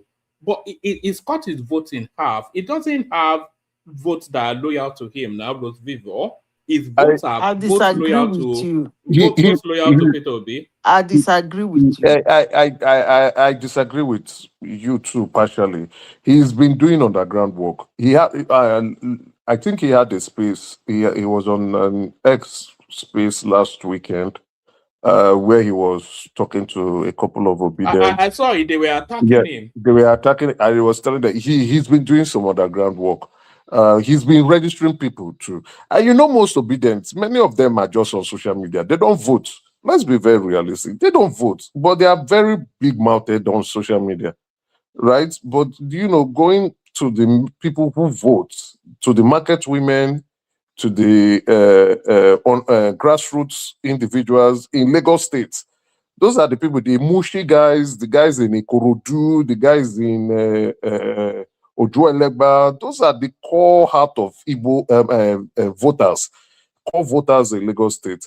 Not the posh people in Lekki, or the ones who are online in Canada, UK, or you don't vote. So, but we make a lot of noise.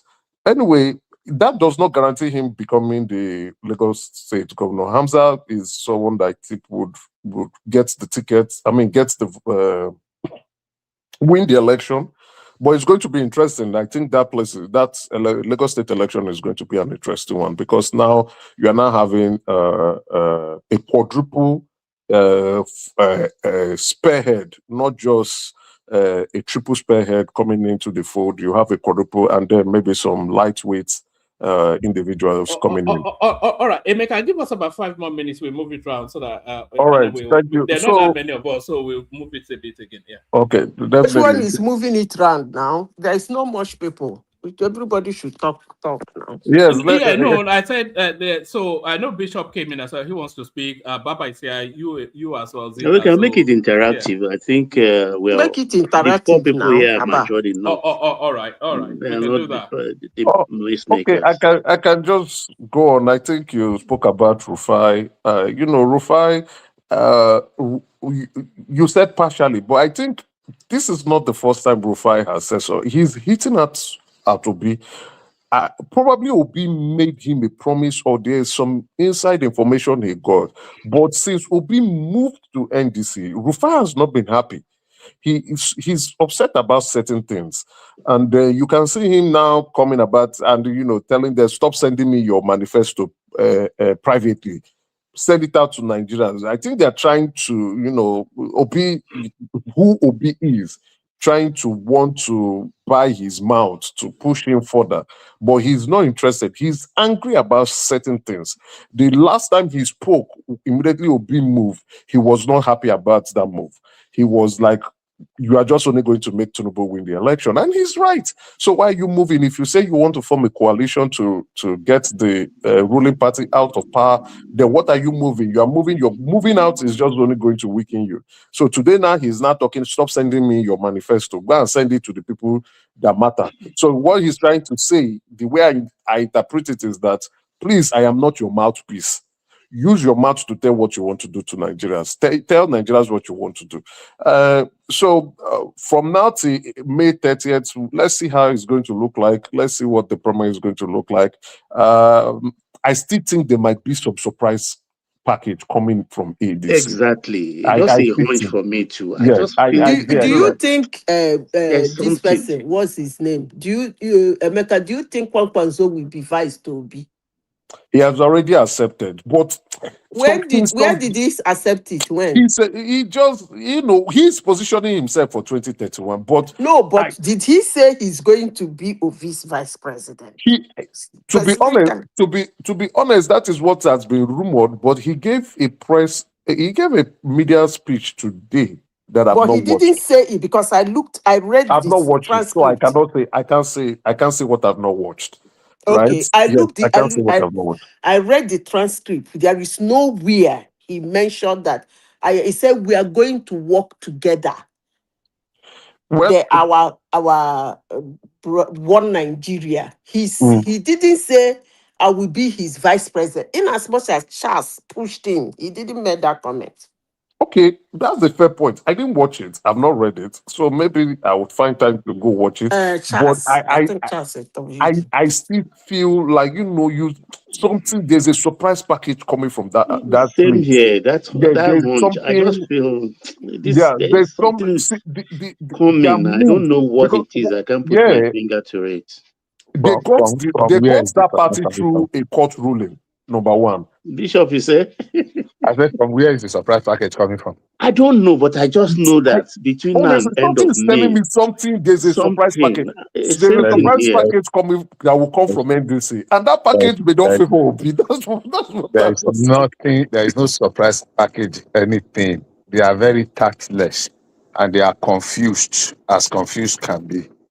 Kwankwaso knows that NDC is not going anywhere. But he's looking for a platform that he will have in his pocket against 2031. So even if he agrees to deputize Peter Obi now, there is nothing. Kwankwaso cannot pull any stunt in the north. The dynamics of the 2023 elections have changed completely. It is just a matter that out of ego, that we cannot just, they don't let us throw our hands in the air in total defeat and say, it is over.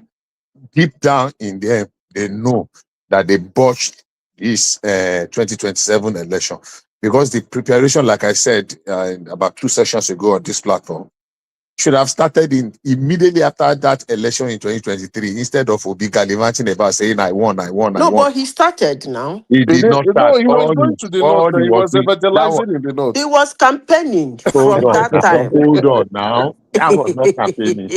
Obi was he did not get over the loss immediately after the what do you call it? Election. No, not the election. The Supreme Court verdict. Judgment. The court pronounced it. That was where he would have just galvanized his base, rebuild the party, and begin. But he still was going about demonizing, claiming that he won. Some of them were saying they will not sing the national anthem. They are saying Peter Obi is my president. Peter Obi is my president. Some people went and did portrait that there's the only president they know is Peter Obi, and they lost valuable time. Nothing they can do now. Their best bet. 1 second more. Sorry. Their best bet would have been Peter Obi running with Atiku, deputizing for Atiku. That would have been the best. I'm not saying it will win because they will lose a lot of people. How are you supporting returning power to the north just after 4 years? But by the time you put all of the options side by side, the best option that will get more votes, even though they won't win, is Atiku Peter Obi. The second best option. Bishop, sorry, Peter Obi. If you remember, right, when they were trying to, scout him, they were trying to poach him to come to ADC, right? He said there were news that he would be the VP candidate. Yes. So, and I think he didn't object to it. Yes. So he didn't say it. So the possibility of him being open was there. But something probably pushed him to think that Atiku will not give him the VP candidacy. That is the problem we are having. No, the he fear bowed to the of the pressure unknown. Sorry, Baba. the obedience. Sorry, Baba. I was actually going to come in to say what Emeka just said there. The body language was that they were not even going to give him that VP slot. I think that was what pushed him out. When they went into ADC, he already knew that Atiku get the ticket, but he came in on the assurance he'll get the VP. But the way Rotimi Amechi was moving and it was getting the uneasy feeling that he might not even get the VP. Then what kind of politics is he playing? You want a politics that they have assured you don't even want to fight for anything, you don't want to struggle for anything. So this one they're doing now in NDC, no primaries. No primaries in NDC. NDC is party. NDC is not a party to reckon with in the scheme of But let's face the fact, he was clever in jumping ship. Just at the last minute. Wait, if you talk like that now, Baba, I go organize boys. Wait, let me finish now. They will say there must be primaries. He'll be with They run. tried to entrap him. Yeah, they tried. You understand? They gave him all he wanted. He wanted national organization office. Take. They gave him. He want to be in charge of e-registration. Take. So he's supposed to organize a primary. You understand? Register their party members and everything. And therein lies the trap he jumped, he escaped. Because if you organize a primary and lose, there is nothing he will say again, or he can say against the party because you organized it. So he knew giving him that knife and the yam is not capable of cutting it and roasting it for the party to eat. So he just there is something I wanted to say, one man. Carry on, we're listening. There is something I wanted to address. People come to this platform, they make this comment, what has Tinubu done for 3 years? Or not 4 only on years this platform, all over Nigeria, all over the world, some people. Okay, so what I'm saying is that if this coming election is going to be run by deliverables, and then we look at the people who are dancing towards being presidential candidate this election, is Atiku, Obi-Kwankwaso, and Tinubu, just like last year in 2023. That's still the 4 people that are showing up that they're gonna take their party wherever. Now, deliverables is not only on Tinubu. I want to address that because people are very funny to say that careless talk. These 4 people, they have been, or rather candidates or whatever, aspirants. They have been in office since God knows how long. I would say since 1999. 4 of them. They have been in office in one leadership or the other. 4 of them since 1999. And the issues that these guys are complaining about, that are saying that Tinubu did not do anything about, the issues has been there since 1999. Let me specify. They say hunger. Things has been expensive. If you look at Peter Obi's manifesto in Anambra, I wouldn't know whether did he even have manifesto. In Anambra, it was all that complaint. He won. Atiku and Obasanjo, it was all that they won. Pakwanzo, the same thing. What's his name? Tinubu, the same thing. Now, these people have recycled themselves in one way or the other. And as we sit down today, those are still the issue they are coming out to complain about.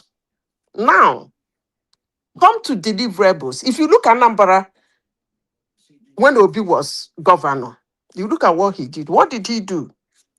He shut down hospital, public hospital for 13 months. The first 6 months, please, one man, give me time to clarify this. I know people are listening.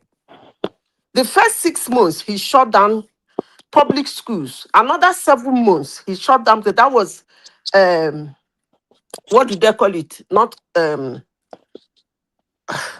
is not continuous, but consecutive. It wasn't consecutive, but for the medical, it was consecutive for 13 months.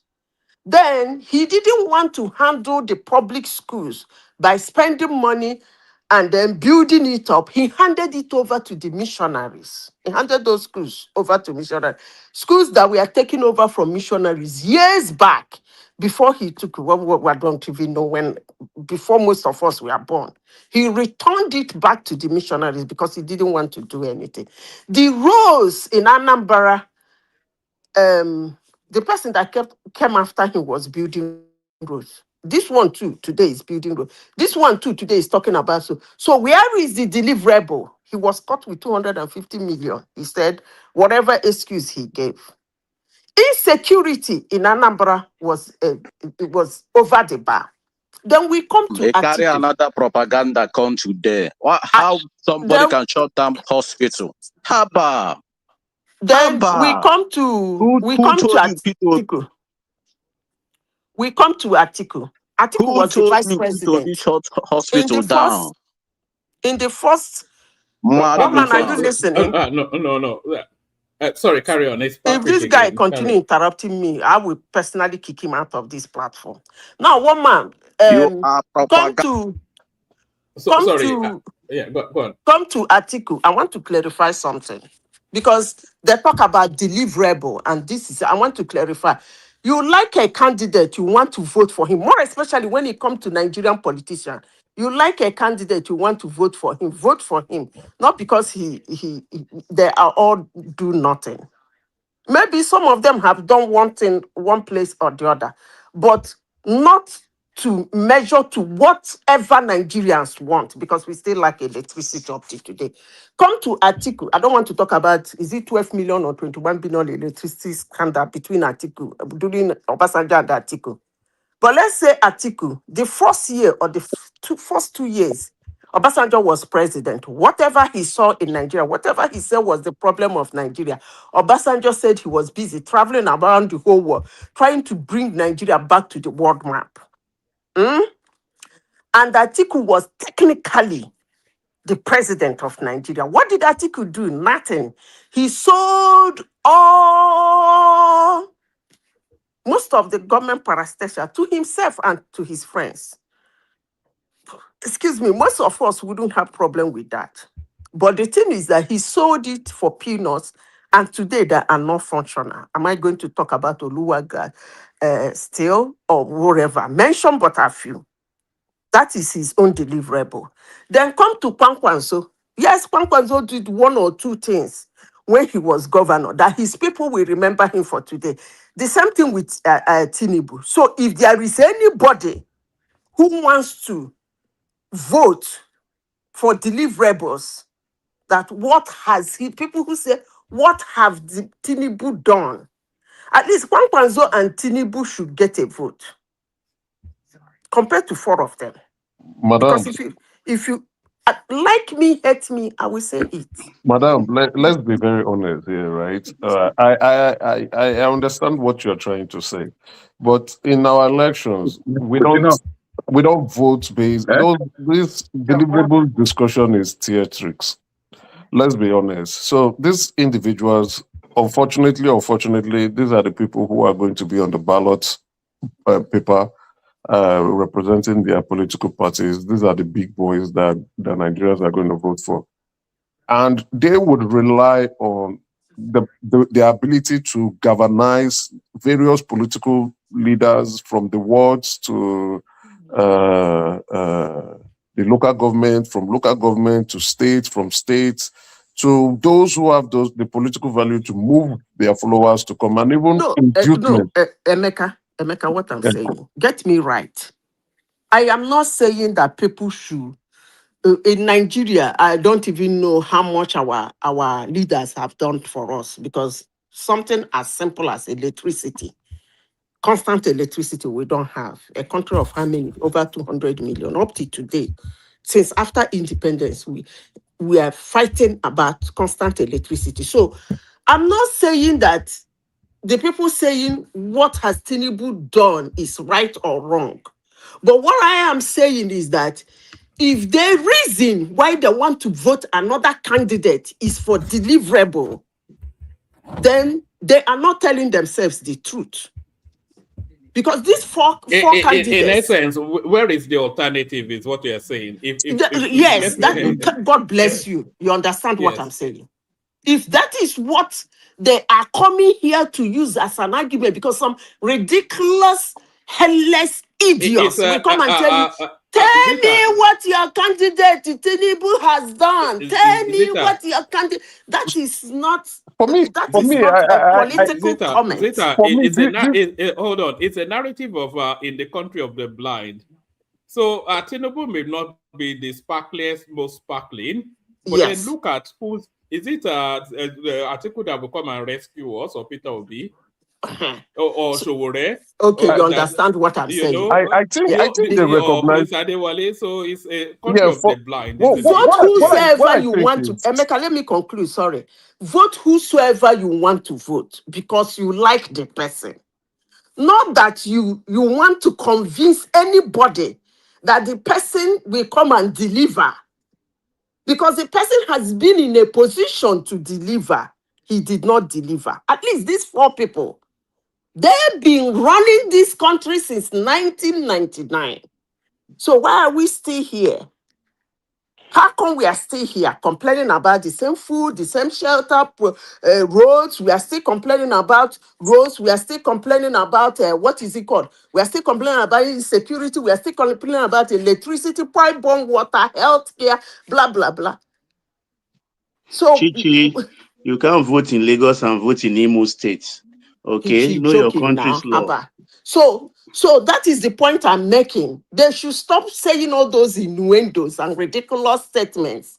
It doesn't convince people like me. They're just trying to serve their sell your person. I like him. I like the way he talks. I like the way he moves. Fine. It makes sense. That saying, what has your candidate done? What has he done? Tell me one thing your candidate. That's actually stupid because your candidate didn't do nothing. Shutting down a hospital for 13 months is actually suicidal. In a slang crime, and in that country where you sit down to talk nicely about that your candidate, in that country where you're sitting down, such a politician do that bullshit, that will be the end of his career. Probably he will resign, and probably if being probed, will be in jail. So I don't even understand all these One more, can I fallacies. come in? Can I come in? I don't understand these fallacies. You like a candidate, you want to vote for him. But don't come here to say how deliver. 13 months of shutting down a public hospital is suicidal. In fact, that person needs to go to jail. For Honestly, me, sincerely speaking. I think those who are selling P2B, sometimes I try to want to critique them. I also try to want to understand them. Obi is a very hard sell. He's, in terms of being eloquent, Obi is not that eloquent. In terms of leadership, I keep telling that the Labour Party was on his lap. What did he do? What leadership did he provide? What exemplary leadership did he provide? Kenneth Okonkwo actually said it last week on Arise TV, and he said that was one of the reasons why he left. So we've criticized this, or we've discussed this on the platform, like last year or last 2 years ago when the Labour Party was in going disarray. Obi should have taken position. And you keep saying, and he will tell you, he has said it, I will only go to where there is peace. Nigeria is not a peaceful place. He has demonstrated consistently that he's not a leader. Don't worry, you're coming now. He's not a leader when there is crisis, when there is conflict. When there is conflict, that he's the one that will be able to provide that stability. So for me, I see Obi as, to be frank, to be very, very frank, yes, he's from the Southeast. Yes, I want a Southeast president. Yes, I do want an Igbo president. But Obi gives me a lot of doubts that I cannot just reconcile. They are trying to sell him. They try to sell him as a saint. Now it people will be are nice agreeing, if you and come now in and teach us good English. How and now about that? people are agreeing that he's not saintly. Yes, he's not saintly, but he's better. But prove that he's better. That leadership quality, where Nigeria is rugged, where Nigeria has people who are gripping and sucking the blood of this country. You need a tough man. Even me, I'm not really happy. You guys know I'm not happy with Tinubu. I wanted Tinubu to be very tough. When I mean tough for the Northerners, tough for those northern cabals that don't want this country to move forward. So that's my biggest issue with Tinubu too at the moment. Then you are now looking at somebody who is acting like I don't want to be. You can say anything you want to say about it, The but guy I've is acting said like my a own. woman to me, I beg. Okay, somebody who cannot even speak good English, who cannot coordinate his lazy and structure. Look at the English language somebody is writing on the comment section. Somebody is writing bad English in the comment section, and he's still saying somebody is not speaking good English. Come on. Let's just have one voice first. So yes, you can come in, but before you come in, sorry, Baba, let Patrick come in, and then he'll just take a moment, and then you come in. But Zita, let me just say this. You see, I don't know if you're on Twitter or not, but in this streaming, we in the studio, we're in the YouTube. The people on the comment section, they are Twitter. They are like, that's just how I see it. So they're very toxic sometimes. You just ignore them. And I don't care. I don't care. You know me now. I be raspberries. Even sometimes I like to yab them too, but it doesn't really mean anything. But Emeka, it's not you that wants a Southeastern. I think we all want a Southeastern president, but not the toxicity of that sort of obese because there's a sinister underbelly to that. But I would. My first champion was what's it called? That guy that lives in Switzerland, Kingsley Moghalu. That when I first started streaming, it was the one I was championing. But Baba, let's hear from Patrick for a second, and then we'll come to you, Patrick. Yeah, one man. Good morning from here. I beg, no yab anybody. We no one fight today. Carry on. Good to see you. You see, I prepared to going outside before I hear my lovely sister voice, I decided to come up, My dear, stop this, stop this. I will embarrass you here one day. So stop this nonsense. I will embarrass you. Let me go direct. If you want to go give submission, give submission. Let me go direct to the point. Don't reference me, please. I'm not your sister. I'm not your sister. I didn't call your name. I will embarrass you here one day.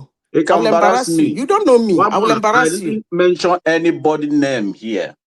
Oh, all right. Without, You see, just when some people say no, P2B just yeah, go on. when Yes, some people say P2B politics. shut hospital down, my brother, is not true.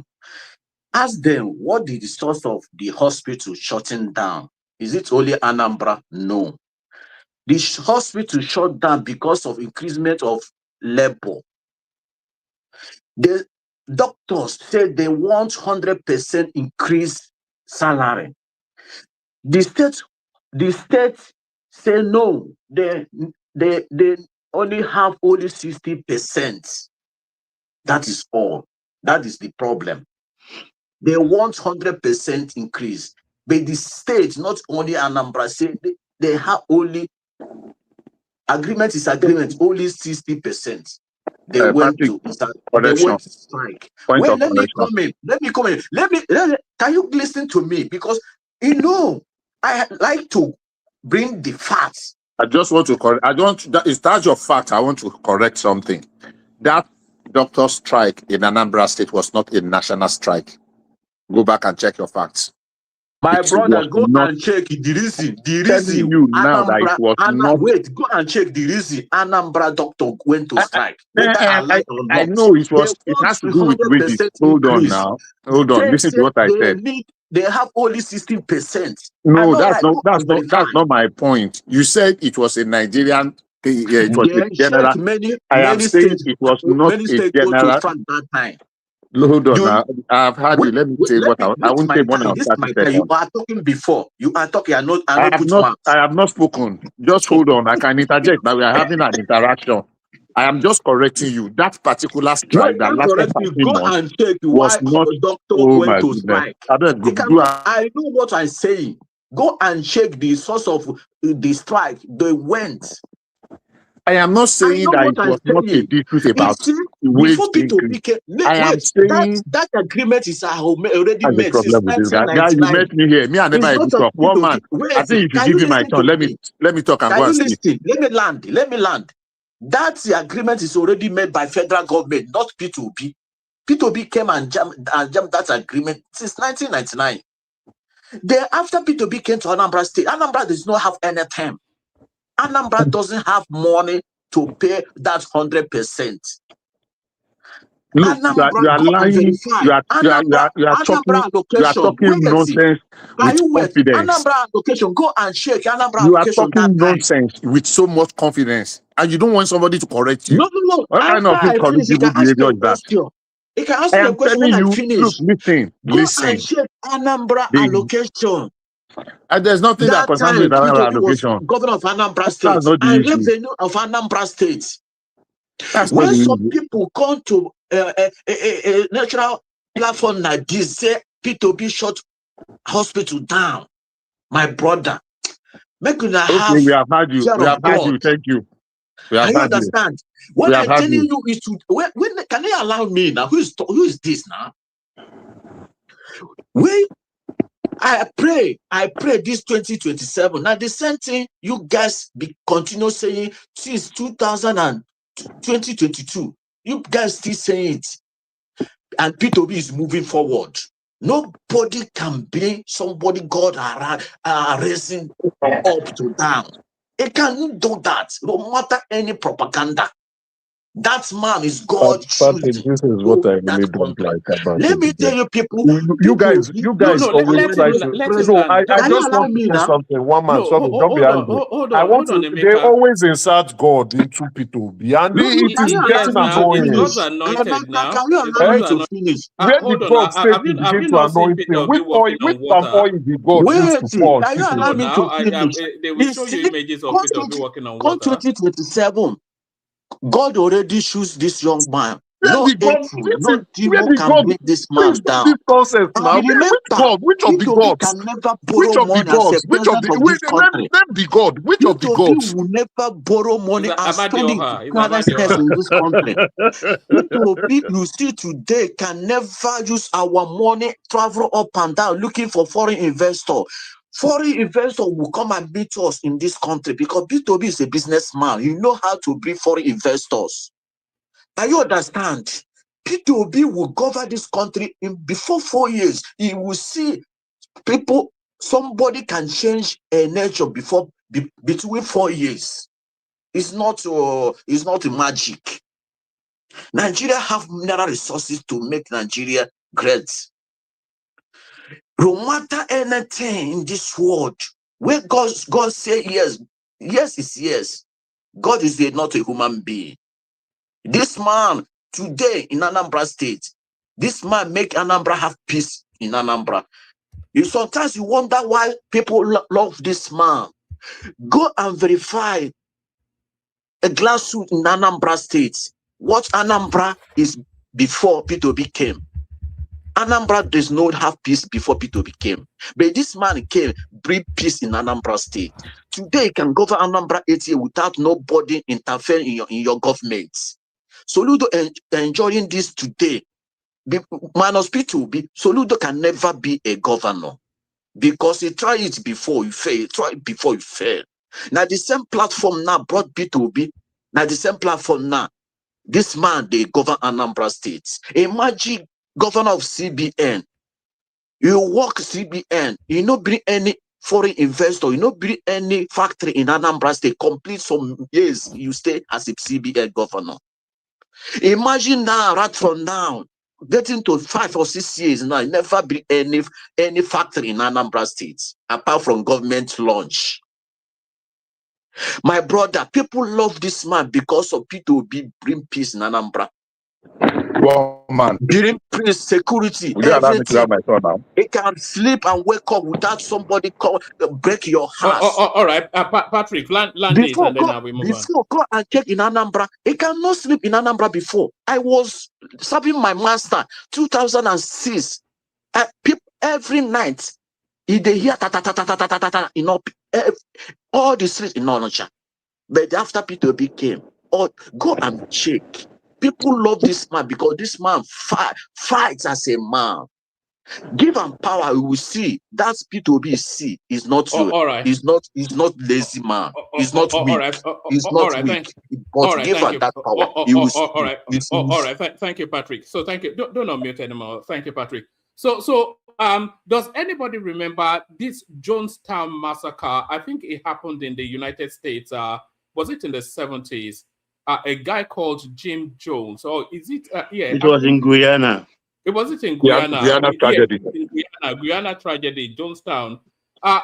Anytime I hear about this sort of, it's like a cult fanatical following in the Jim Jones sort of a manner. Wait, woman, have you heard from an Arsenal supporter? Woman. No, we don't want to hear about they are like obedient. If they are not even worse. Jim Jones doesn't count over again. It's like no, man, I'm a Gunner for life, but I know them when I see them. Arsenal supporters are like obedient. Yeah, wicked. We know. No, I mean, I'm a Gunner since 70s, but when I see those other ones, I bow. but for all that we laugh at Patrick, it may be right. There was a time in Anambra State that there was some lady that was completely, she had been unconscious for months on end, and the doctors had given up. This was during Peter Obi's time in Anambra as governor. I think it would have been 2008 or 9, if I remember rightly. There was this woman in hospital. She had been in a coma for months on end, and the doctors had given up. And then Peter Obi was doing a tour of hospitals, and then they told her about that woman, and then he went into the room, and he put his hand on the woman's head, and they say, "Rise and be healed." And the woman rose. I remember you're really making this issue very well. Is that not the territory we are now? Actually, that's true. I remember that. Every time obedient, they will add God. And you keep wondering, which of the gods? Which palm oil? It's a sign of weakness. Which of the oil? It's a sign of weakness. Once you are talking to somebody, Baba, you and know it no, I'm not talking about Patrick. An average obedient, you will hear God anointed. Which palm oil? Which olive oil? That's what I mean when I say it's a sign of weakness. That's why I brought Jim Jones now. It's a fanatical. It's beyond just politics. Now Do you know, Baba, there's a place called Jesu Onyegbo in Maryland. I think, do you know it? Yeah, of course, by Yes. what's this estate? Yes. There's also a place called Jesu of Oka. I think maybe it's unbelievable sometimes. But sorry. Just by Shunibare Estate. Yeah, Bishop, you take the floor, but let Baba have a moment. I think it was wanting to come before. No, I just want to give some light this thing to it, because the whole place was becoming heated. That because little things people don't observe, I do observe them.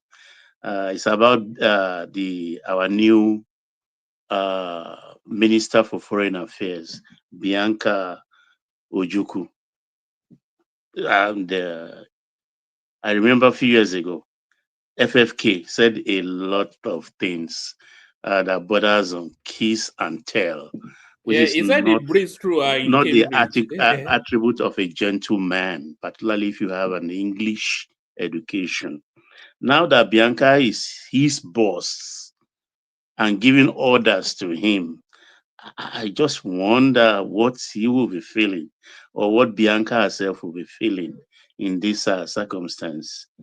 Because the table has turned, and FFK is going to South Africa, and he will have to take orders from the big madam. We need them there quickly. Or the issues in South Africa is getting out of hand. Let him go there and speak big English. Baba, do I have your permission to use a crude metaphor? No, please don't. I beg you. All right. There's a crude metaphor. I beg you. In the Yoruba language. For me, I think with what Baba is saying, I think they may work well, right? You know, they were friends. Yeah, they were, you know, as people who have been friends in the past, you understand. And Bianca is not new to Nigerian politics. She's been around the corridors of power for quite a while. So she knows most of the rhetorics. And almost all these guys, they understand FFK. You understand? You know, if you know his nature, you probably would just discount some of the things. But FFK went too far, actually. You don't do kiss and tell as a gentleman. You know FFK. Everybody, you know, FFK is, you know, it's just like, how will you put him? Like your favorite clown uncle. In town. Yeah, you know, exactly. Let me use the word uncle rather than clown. You know, the one that tickles you, annoys you, and yet you cannot. You know that uncle from London that always comes down to toast your daughter's friends, or you know. Yeah, that's crude one. The crass they are still available, such uncles. Yeah, I thought we've slapped Uncle them London. like left and right, and they've been obliterated. I feel they'll work well. But I have to say that Bianca Ojukwu, nearly 60, still stands alone and above, probably the most beautiful Nigerian woman. I cannot imagine there's anybody. Yeah? She's a very beautiful woman, no doubt. Oh, she's stunning. Tall, she's beautiful. Bishop, take over before these men start drooling. Umari was gushing and his mouth was watery. So she's a very did you see when he was putting his application card? I saw it. Bishop, where are you? Okay. No. Carry on. The floor is yours. The men were just drooling. So, and we are very young here. We don't want our ears blocked. So, my submissions are on the politics. Quite honestly, they know what they are doing. People that will not even, you know, that start zero chance. They just want to push, so that they want to force, so that they look for somebody to touch them, so that they show somebody that push them to fall. But they know they are not going anywhere. Any seasoned political analyst can, you know, to a very high degree of certainty, predict where this election is going. I have called this election way back since last year, that the election has been won and lost, and nothing. In fact, it's becoming clearer that it's the law. If there is one politician that is very tactless in Nigeria, it was Peter Obi. Peter Obi got the 2023 performance on a platter of good, and he did not manage it well. Till date, Peter Obi has lost probably, don't let me say 50, but more than a third of his very hard or followers, and he's not going to gain them. And whether we want to believe it or not even if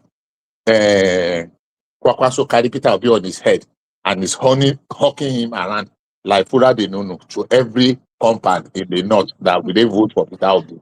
It's not going to change anything. There are certain things that people will bring into the fore and they will throw into the mix of the electioneering when it really starts. So for me, all this, what do you call it? All this something they are playing, just shekari me, as they used to say, shekari mini, it's not real. So clearly, say again. I said the problem of P2B is Obi. I will keep saying it here. Hate me, like me, I don't care.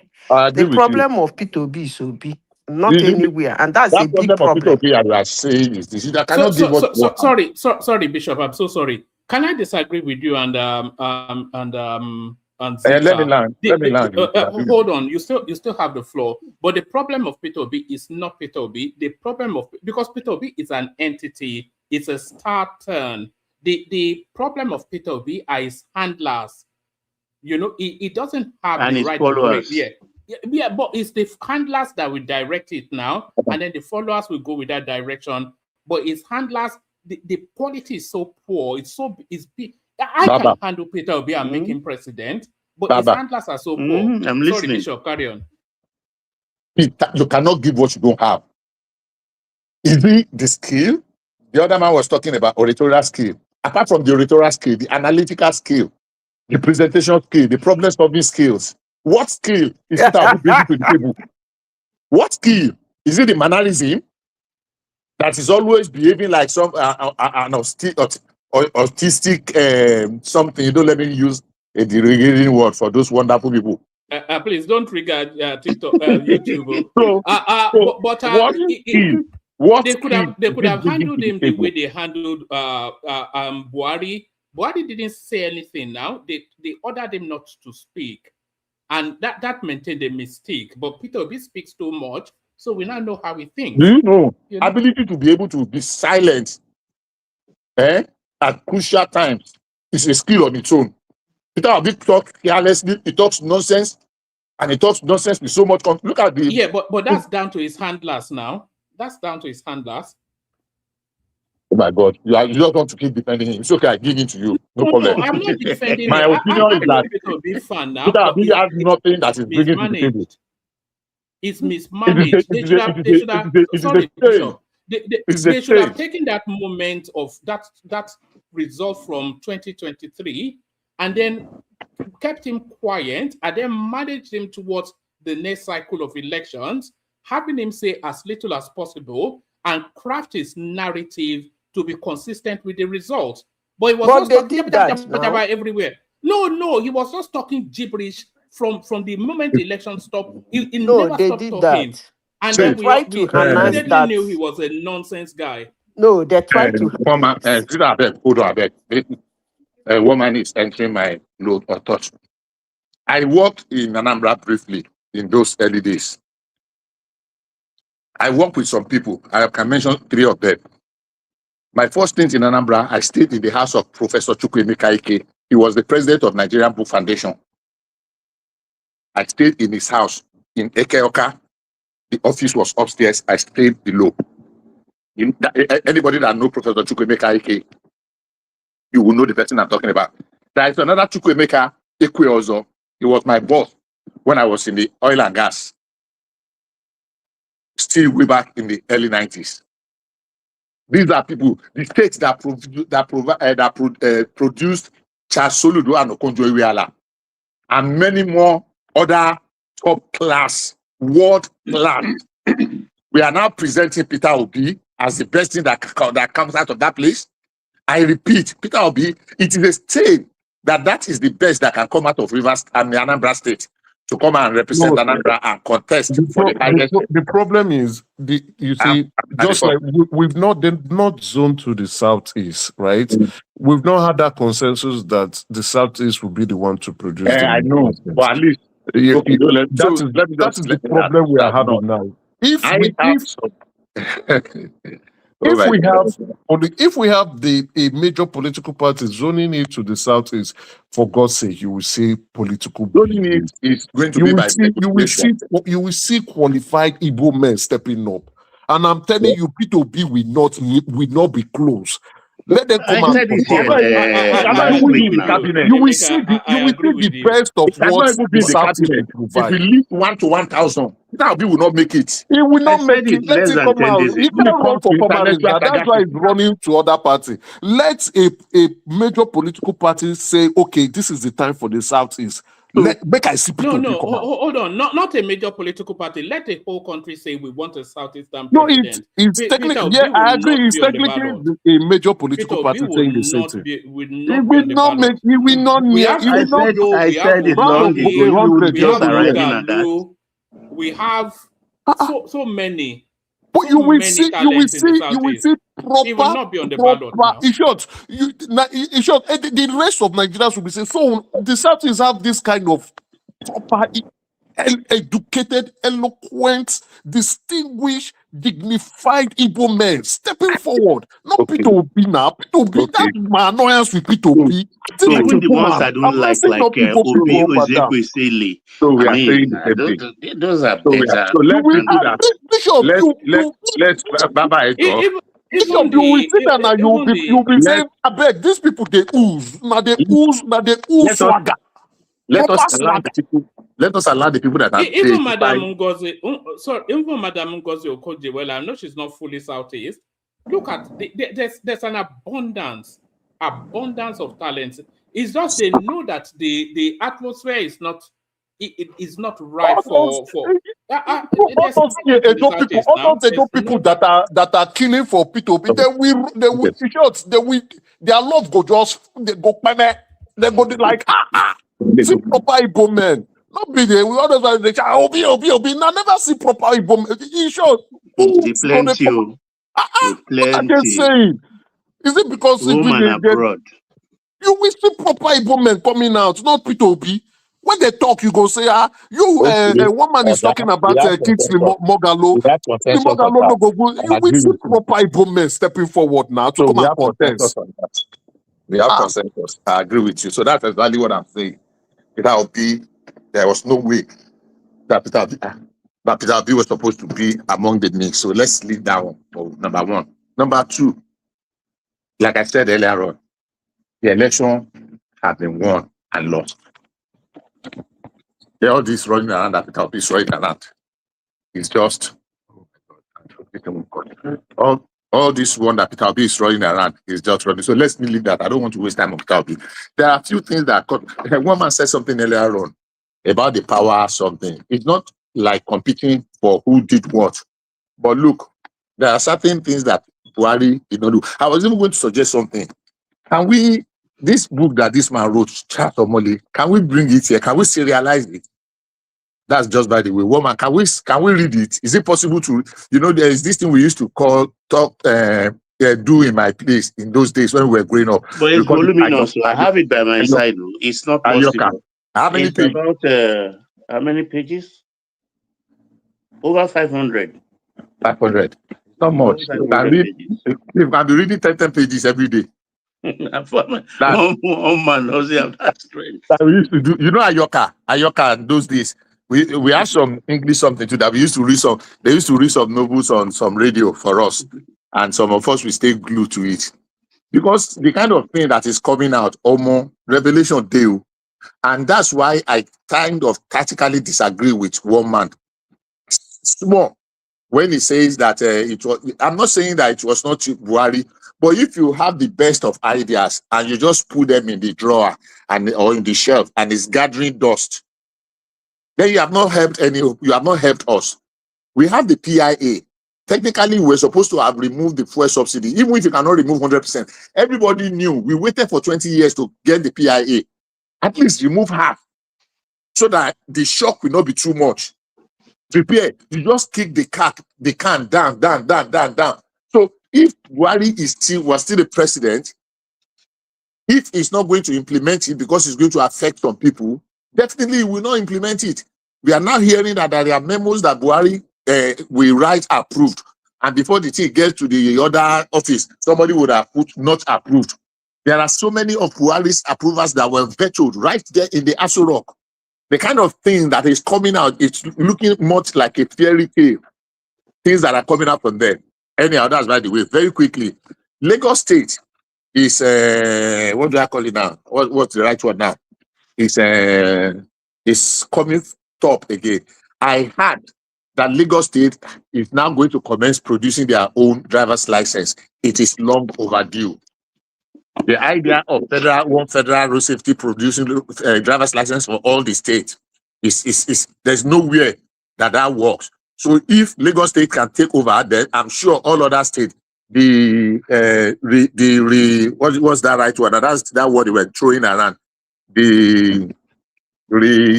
What's the word that they are for the country? That they are reorganizing the country. There's a word they were throwing around, we're banding around that time. Restructuring. Restructuring. The restructuring is beginning to happen. So if they can take it and state police is coming, state can hold their own affairs, then I'm sure the local government. Bishop, do you know why I'm happy about the driver's license? I'm very happy about it. There you are so see many those reasons why I am. Dangote trailer drivers, those killers, those guys don't have driver's license.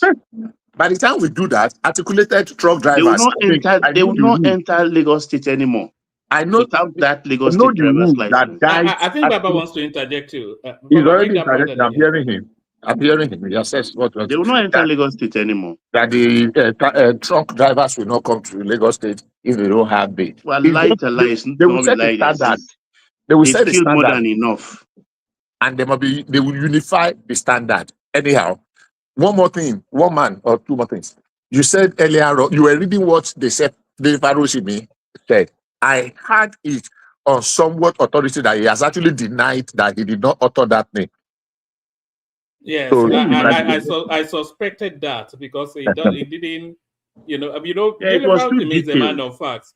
A lot of it was just lies. So and they are doing a lot of that now. I saw this one. Somebody was displaying a young Igbo girl disparaging the Yorubas and the Hausas, calling them cow, calling the Yoruba slaves. I don't believe it. I don't believe it. So no, we all have to be very careful. Yeah, very. I mean, there are people that are there is life after the elections. That's what people have to. We still have to live. They threw that to the winds in 2020.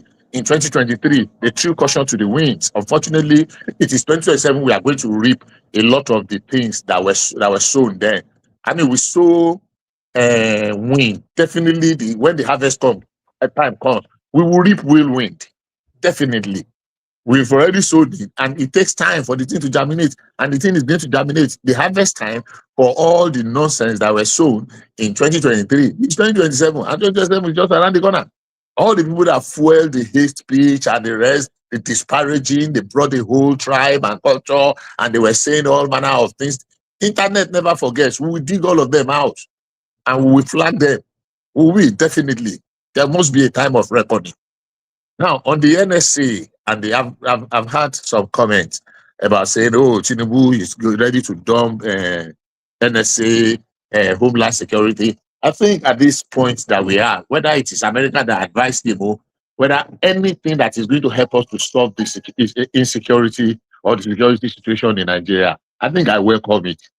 I really, really welcome it. There is enough work to go around in that security aspect. If we have to rejig or to revive our security architecture and bring anybody, every hand that can. Unfortunately, there's been a lot of gains in this past couple of weeks, a lot. And I like one thing now they have done. They are taking apart from taking the battle to them, the narrative of when there is an attack, they will say, oh, innocent villagers. The thing that the man said, because one happened again near Shiroro in Niger State yesterday or 2 days ago, Saturday night, that they bombed those. They were saying, oh, they were villagers, they are fishermen, they have countered. They said, no, they are not fishermen. A friend of a terrorist is a terrorist. A friend of a bandit is a bandit. If you are in the community of bandits and they bomb you, whether you are doing wedding, whether you are doing salah, whether you are doing anything, if they bomb you, they bomb you. It is your wahala. So for me, let us see the kind of picking that man, that the appointment with that. Let's see what he's going to bring to the table. Now, today, there's this development about JAM, which I think is a very welcome development. I've been opportune or privileged to be in the conversation where we were discussing it, because it doesn't happen in other countries. They grade you, they track your performance, they know where you are going. In fact, in some states in the USA, some universities, you can pick your university where you are still in your final year in high school, and you are doing some of the courses so that it will reduce your workload when you eventually get to university. You are not going to be sitting down to read one exam. In your transcripts, there's a lot of work to be done. I don't know if you guys know what I'm talking about. The one that Tunji said that some people will not be writing JAM, and there are some courses too in the university you will not write JAM. It's your continuous assessment. I don't know if anybody had that. Yeah, that is correct. I think that's a very welcome development. I think we are making very strategic but useful progress. These are things that we should have done maybe decades ago. But they used to say that the best time. I just want to add the point to what you are saying, right, which is very, very important. You see, our top talents, we are not retaining them, and it is really bad. Our top talents are being exported to other countries, and they are adding values to the lives of those countries, especially in Europe. I would also add the United States to it. We need to identify our top talents in the different from secondary school, and the United States and other European countries do that. These top talents, they target them when they are young, right to university, and employ them, keep them in the country, because these are the people who would bring the best ideas, the best brain to make Nigeria much better. Emeka, that thing you are saying is when every other thing is there. No, you can't tell somebody because the person is brilliant and the person can bring ideas, and then you tell the person to sit in a country where there is no 24 hours of power supply. There is no good road. The insecurity is bad. Where he will have another offer, it doesn't work that way. Rita, hold on. It's not all glue. Now, the trajectory we have followed before, which makes us to remain in the doldrum of undevelopment or backwardness, is the fact that we always believe that cheaper is better in Nigeria. And we have this entitlement mentality. Education must be free. Housing must be free. Electricity must be cheap. Fuel must be free. Anytime you do something, you say, oh, you are not interested in common man. Look, common man should begin to learn to stop being common. When the economy is operating at the same level of international, economies, things are priced equally, then there is competition. People want to come and invest in that economy. People will not come and invest. I'm not sure that's what Zita is saying. Zita is saying that, correct me if I'm wrong, Zita. We are talking of how they are not being retained. Let me answer now. I know where I'm going. Now. Where they are not being retained because of the economic imbalance, because there is no light. Nobody is retaining anybody. I'm not saying why they are not retained. I'm saying circumstances. Why people are not staying in their country. That's what I'm saying. No. What she's saying is that, correct me if I'm wrong, Zita, but what I understand you're saying is that the environment is not suitable for talent to blossom. And when we see talent leave Nigeria, we see how they soar to high skies. Yeah, so that's what I'm saying. The environment is not conducive for and you can't tell anybody to sit in that kind of environment because you want him to make the country proud. Now, if you allow me to answer give my answer to the end. No, I just want to respond to Emeka briefly about what he said. You see, the digital nomads, you understand, the world has shrinked, like the old world we used to say. It's now a global village. So I'm not bothered because somewhere along the line, they will come home, not coming home straight to sit. Just like the guy who just sold is it Gatwick Airport, and a host of them who are described as they come back home at their old age. Their investments, the money we need now, and their investments, their best brain is already retained in this country. So my saying is this. What I'm saying is this. If we are changing now, yeah, it might appear difficult because the change is sudden. If our economy is competitive, for example, if somebody can get a good job in Nigeria and is sure that comparatively that job can earn him $5,000 and he's earning $8,000 or $10,000 in America, he can weigh, am I better off with $5,000 in Nigeria or $8,000 in America? I can assure you, if you give that option to 100 people, about 50 people will take. No, but Bishop, we used to do it in the past. The best brains get scholarship to go to the best universities in Nigeria, right? That program has evaporated, and these individuals, once they are done with universities, they move instantly into the federal civil service, or they probably would, if they don't go there, they probably will go to some international parastatals, but with some Nigerian wings in that. We need to incorporate that situation. Why am I saying this? Is to promote a better culture. Our cultural values are now turning to something else. We need to promote the culture of excellence in that country. That you can, if you are talented and you work hard, you can still soar to the highest level that you aspire to be. University of Lagos used to provide scholarship to the top brains in from secondary schools around the country. Same thing with Ibadan. Same thing with Nnamdi Azikiwe University and Nsukka. Even corporate bodies. Yes, Like Liver Brothers in those exactly. days. We sponsor that. We need that again. We need to retain the very best of the very best of the very best in the country. They must stay back in the country. These are the people. We need to retain our Isaac Newton. I don't understand. We are not. Emeka, let me get back. But Emeka, if we retain our Isaac Newton, it will end up as a roadside mechanic. No. Emeka, hold on. We have institutes for them. They won't. When someone who is talented would, once you are done, that your government is responsible for your upkeep. They would yes. Let me land. When at one point I was working, I coordinated a training institute. They call it Oil and Gas Academy.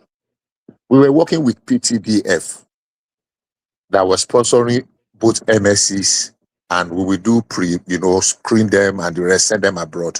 It turned out at some point, more than 90% of people that were sponsored for masters and PhDs abroad, they were not coming back.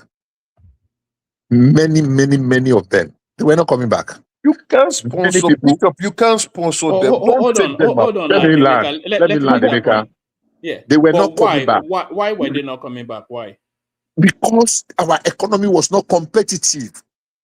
Because people believe that cheaper is better. And our rates, everybody's complaining now, oh, they are paying people like this. But if our economy has not grown to that level to be able to compete with our countries in our level of countries. Now, they say that the company that pay peanuts end up with banana as wages to employ monkeys or something like that. It must be expensive. Power generation, if they are charging power generation, for example, 1,000 naira per kilowatt in America, you want to charge 100 naira in Nigeria, and that is at the level we will be operating. If we break loose, and we are not saying charge but at least let our economy go up a little bit. Look, I don't rubbish the education that we have in Nigeria. I know we can do better. I know there is a big room for improvement. I had a testimony last week of a student, and I have a witness here, of a student that came to America, finished first secondary school and university in Nigeria or something, wants to go to medical school or something. That testimony were there. Want to go to university, and there was this exam they were doing, and the person got 512, over 512, and yet they did not give the person the admission in one University of Michigan. And because they said you must know somebody that must attest for you that is a family doctor. That the girl look for, the child look for anywhere. But because she was black, coming from Nigeria, did not know anybody, they refused. So now they now advise her to go to court. That on what basis this child sat with the same exam that all others sat with. She scored A, that is, she scored all the marks. And yet you are not giving her 515 or 518 or 514 is the mark. Yet you are not giving her. Everybody was looking at the angle of the segregation. But I was looking at the angle, yeah, that's a Nigerian that finished from a federal university in Nigeria. Came and dusted everybody. And it was the court that ordered that, no, you cannot deny this individual. So it is not as bad. Sometimes I know there's a big room for improvement, but if we are able to implement certain reforms and we are able to implement them successfully, we will be able to compete. Let's even begin to compete with Ghana and South Africa and Egypt. By the time we dust those ones, and it will take us time to dust those ones, so people can weigh it and say, look, Ghana is not our mate. Like in which area? We're bigger than You mean Ghana. educationally? Oh, okay. No, we're bigger than India. I don't think we were discussing the education. We're talking about when people finish that education and the education tells us that they're a high spec, that they're like a savant, you know, that the environment cannot absorb that talent because the environment is not conducive for that talent. So somebody that is really gifted, it cannot, that gift can never blossom in Nigeria. That's just what anyhow, let me just chime in a couple of few things like that. Sorry, Bishop, but apologies. So make it two things. I think, woman, I disagree with you. You see, someone who is gifted, if you are being supported, you will flourish anywhere in the world. So my fear is Nigeria needs its most gifted citizens to remain in the country. These are the people who will be the pioneers of moving the country forward in terms of either medicine, in terms of physics, in terms of let's stay with that physics. How can a physicist blossom in Nigeria? So what should be the highest will be a university teacher. That's all. You don't identify them. So you identify them from secondary school. And then you are the one that will now mentor them and push them to the right institutes, like the right university in Nigeria. You would also you want them for a particular situation. Maybe you want us to start creating probably a nuclear reactor. You would have groomed. No. That's what the US and that's what the US is doing. They don't start from university. They start from secondary school. They identify their top talents. Push them through university. We're not talking about move them into a job, right? That is what. So, for instance, let's say we want. Hold on, Emeka, just 1 second. We're not talking about the process of that education. Is that moving them into a job? That's where the thing is. You have the job ready for them already. What job is available for a physicist in Nigeria? Woman, can I come in? Can I just come in for 30 seconds? We have atomic research. Because we are missing a point here, which is just simple word. Yeah, breaking a bit. Yeah. Patriotism is a word. It doesn't have to be a perfect environment for you to come back home. In the supermarket? No, let me give you an example. Let me give you an example. When my late son was in India receiving treatment, the special surgeon that was attending to him is well known in India, and he goes around being a specialist. He rides a motorcycle. He rides a motorcycle so that he can navigate himself within the traffic, so that when he gives an appointment for 3, he's in that hospital 3 o'clock for you. So that surgeon can work anywhere in the world and big mega money. But he chose to stay because he is patriotic. We lack that in Nigeria. We talked about this a couple of months back about our attitude to patriotism. We are hardly patriotic people. Until we imbibe that culture, we are not going anywhere. Yeah, I That's agree. my I agree. I contribution. agree with Baba on that note. And the people to create that patriotic culture Emeka, are those. they don't spend patriotism in supermarket, so they Emeka, spend money. one No, man, let me just put in something. I think we are missing something. You see, we have this talent. We identify them maybe early, put them in maybe exactly. school for talented children in Abuja. We used to have Exactly. that. Pato, Now, you are saying the right word. You create that but school. do you know the challenge that we have? Scientists do well in companies of other scientists. Confirm. Why do you think America has that that level of innovation, patent, and everything? Because they It's because created they're it. able to attract so many people. Yeah. And when they are in the company of other scientists, their brain begin to spark. Even if you put a dump in their midst, it will spark. We must consciously create that environment. Confirm. We have to. If it means even Okay. pulling others from outside the country To come back. by We have to. attracting them, let We them be have in the to. company Okay. of. Let me We chime in have to. 2 seconds. You and Emeka are talking in vacuum. We're not talking to reality at all. No, You guys no, don't no. talk It's in not back reality. to It's Hold on, reality. Emeka. Hold Hold on. on. Hold on. Let him Hold come on. in. Hold on. Yeah. Go on. Hold on. Okay. It's easy said than done. Now, Patoski, you missed the main point. Why researchers from around the world come to America? You know the answer. What is the reason why?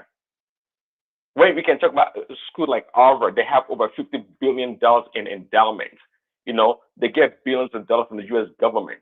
Do you know how much money that goes into research and all this R&Ds? Do you know how much money? I mean, we call Nigeria a poor country. We can barely, feed the people. How much money truly can Nigeria invest in nuclear Please, Daddy, it physics? doesn't stop the Egyptians from having their best brains No. retained in the country. Oh, I will give you. I'll give Hold you. on. I'm not saying the Hold US on. do I not do like that. that Baba It story. doesn't I like that stop the Baba. Germans retaining their own talent. It Yeah, doesn't but stop even Iran. Even why don't Iran you talk about that is under Emeka, sanction. let him make that point and counter it just for the Why audience. don't you talk about their culture, their culture for education and how they go about it? Why don't you talk about how much they allocate, every year through their GDP to sponsor, research and R&D? Why don't you talk That's about the part of it collaboration? Hold on. now. Why don't you talk about the collaboration between businesses, education, and the students? So That's part it's of just it. no. Let me The give reason why, remind you hold on, something. Do you know the that reason UI why was doing China, that? UI was doing that is before. besting, the Guys, reason one why voice, one voice. Yeah. the reason why China is besting or competing head to head with America is because now China's got a bunch of money also to spend on R&D research and into this high tech stuff. Okay, it comes down to money, plain and simple. We don't have that money, nor do we have the infrastructure or the resources to compete at any reasonable level when it comes to what you guys are talking about. So It's Yeah, not. We Prince, are that not is talking correct. about How some many of people. our rich men endowed Hold on. We are not. shares No, in the get the university? point. This is an idea. What I said is the best of the best of the best talent has to be retained in Nigeria. The rest can leave if they choose to. How do you retain But them now? we need to retain our very best talent back home. Why? Emeka, how Why? do we retain How them? do We're you Hold doing on. do a that? How do we disservice. retain We're them? doing a disservice to those No, people. no, no, no, Yeah. no. Emeka, don't How talk too can much. they Just do that? answer the Because they are question. hold How on do now. we Let me retain those land people? now. Let me just land. Because these are special talents, they have to be treated specially. It's not, you cannot compare a special talent with average people. So you have to treat them specially. And you identify special talents from secondary school, not university. So once you have identified them from secondary school, that these people are distinguished talents, you create, just like what Pato is saying, you are already creating that room for them. The pathway, you are already channeling them into areas of special services that they can be to the country. These are going to be the Let me next remind you of generation of leaders. let me remind you Let of me land something. my idea. Let me land my idea. These are going to be the next generation of leaders that will change the course of a particular country. From GS3 self, not from SS3, from So GS3. You create that and you begin to monitor them and see how far they are going. You begin to mentor this group of next special talent, not hardworking normal Nigerians or below average Nigerians. These are special talent, scholarship, all paid for. You continue to mentor them. You create a special school for them. We are looking at food security. You create a school of agriculture. A set of these individuals will go to that to go and learn agriculture. A set of that next individuals will go and learn physics. A set will also go and learn medicine. That is how you begin. These are hear the idea first. These are individuals that would go into leadership position in the different institutes in Nigeria. And also even in the US. Look at this guy that they shot, Charlie. What's that his name? Charlie Kirk. When did they recognize this guy? From high school. He was being mentored to become a leader. He was pushed to become the next president. But look at the unfortunate circumstances that happened to him. That boy went to a talent school. He was identified from secondary school. And they pushed him to go to a talent school. It was when he was the talent school he went to was a talent school for a secondary school for talented students. It was when he was supposed to go to university that somebody else was the man that called and said, no, don't go to university. I want you to create a political movement. And he was identified to become the next president in his generation before he was killed. And he is not the only one. The United States identified the special talent and they do that assessment from school. I wanted to interject you. You said something. I wanted to ask you a question. When Obasanjo went and brought, is that grammar even correct, Seth? Obasanjo invited Okonjo-Iweala from the World Bank. And he said, even though it was one of the development partner donor agencies that agreed to pay her salary and the government was paying, but because she was being paid in dollars, I don't know if you remember the hue and cry that happened then. Today, we are struggling to pay our lecturers 1 million naira. We are not even paying them 1 million naira per month. You are saying we could create as if there is a special fund that is somewhere and we are going to create two classes of people. That we are saying special. Yeah, there are special education, there are special talents. I just mentioned one that I was involved in many years ago, PTDF, Petroleum Technology Development Fund. That slush fund that Atiku and Obasanjo were using as, if you know the amount of people, the number of people they were sponsoring and the amount of money, I just told you here that majority of them were not coming back. And I agree with you now. When you say when Bishop lands, then Baba takes the floor. So wrap up that conversation. If we now create, I have one more point. They took over from my mouth. If we now create, I know, yeah. There's this man. I don't want to quote like Obi quoted his own. Who is that person where you quote? I want to quote I'm not quoting Junior. No. And now be quote Churchill.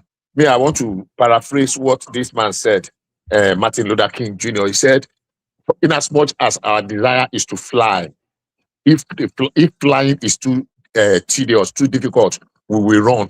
If we cannot run, we will walk. If we cannot walk, we will crawl. The important thing is that that's not Luther King. Luther King says so. I don't know whose quote we copied them from St. Diana. Okay, that's good. So what I'm saying in essence is that we'll be moving. Now, sometimes we're a little bit too ambitious. We want to begin to fly the way America is. America has too many advantages. Look, whatever America is doing today, we are paying for it. I've told people, modern day slavery, or what do I call it? Financial terrorism is what America is practicing. America prints dollar in their backyard. And America is owing over 33 trillion. It's just a paper. They are never going to pay. It is you and I that will pay.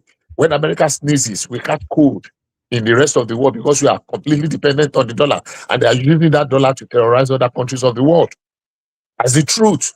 So you and I, whether in Nigeria, whether in one village, anywhere, whether anywhere in our natural resources, human resources, it's being funded. I mean, the life in America is being funded. whether you want to believe it or not. So we cannot be competing with America. Yeah, we want to grow, we want to be like them, but it's going to take time. So if we are crawling now, develop what we have now, face our reality. Our reality is not the reality of other people. The problem we have is that we want to keep coaching and following people without understanding what is their own reality and what is our own reality. I believe that Nigeria will move, will go forward. Let me leave my remaining point until maybe when Baba finish, I'll chat in at the other one. But on the education, the decision to change that admission procedure and something, I think it's a very, very, very beautiful one. And I pray that they are able to get it right. Thank you. All right, brilliant. That's the excellent, Bishop. Thank you, Bishop.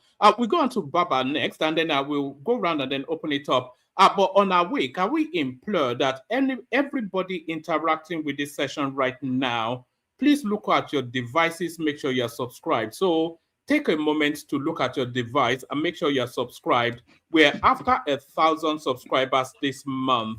So I'm going to give you 50 seconds to subscribe. So let me, Baba, let's give them 50 seconds to subscribe and like as well. Like and subscribe as I play you this, and then after that you hear from Baba.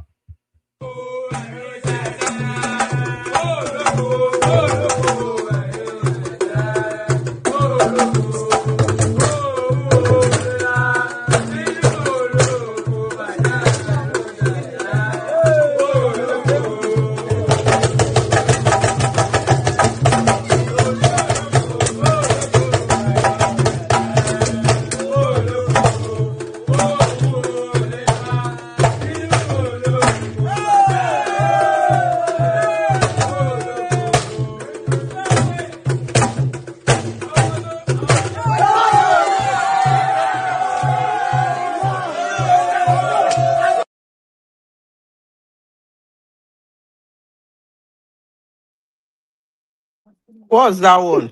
No, it's just a random. It was 40 seconds, 47. I just wanted to give them. So people make sure that you are subscribed. You had the window. So Baba, floor is yours.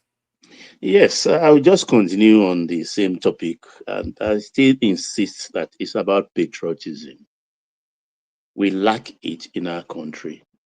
Yes, we cannot progress without going out to acquire the necessary skill.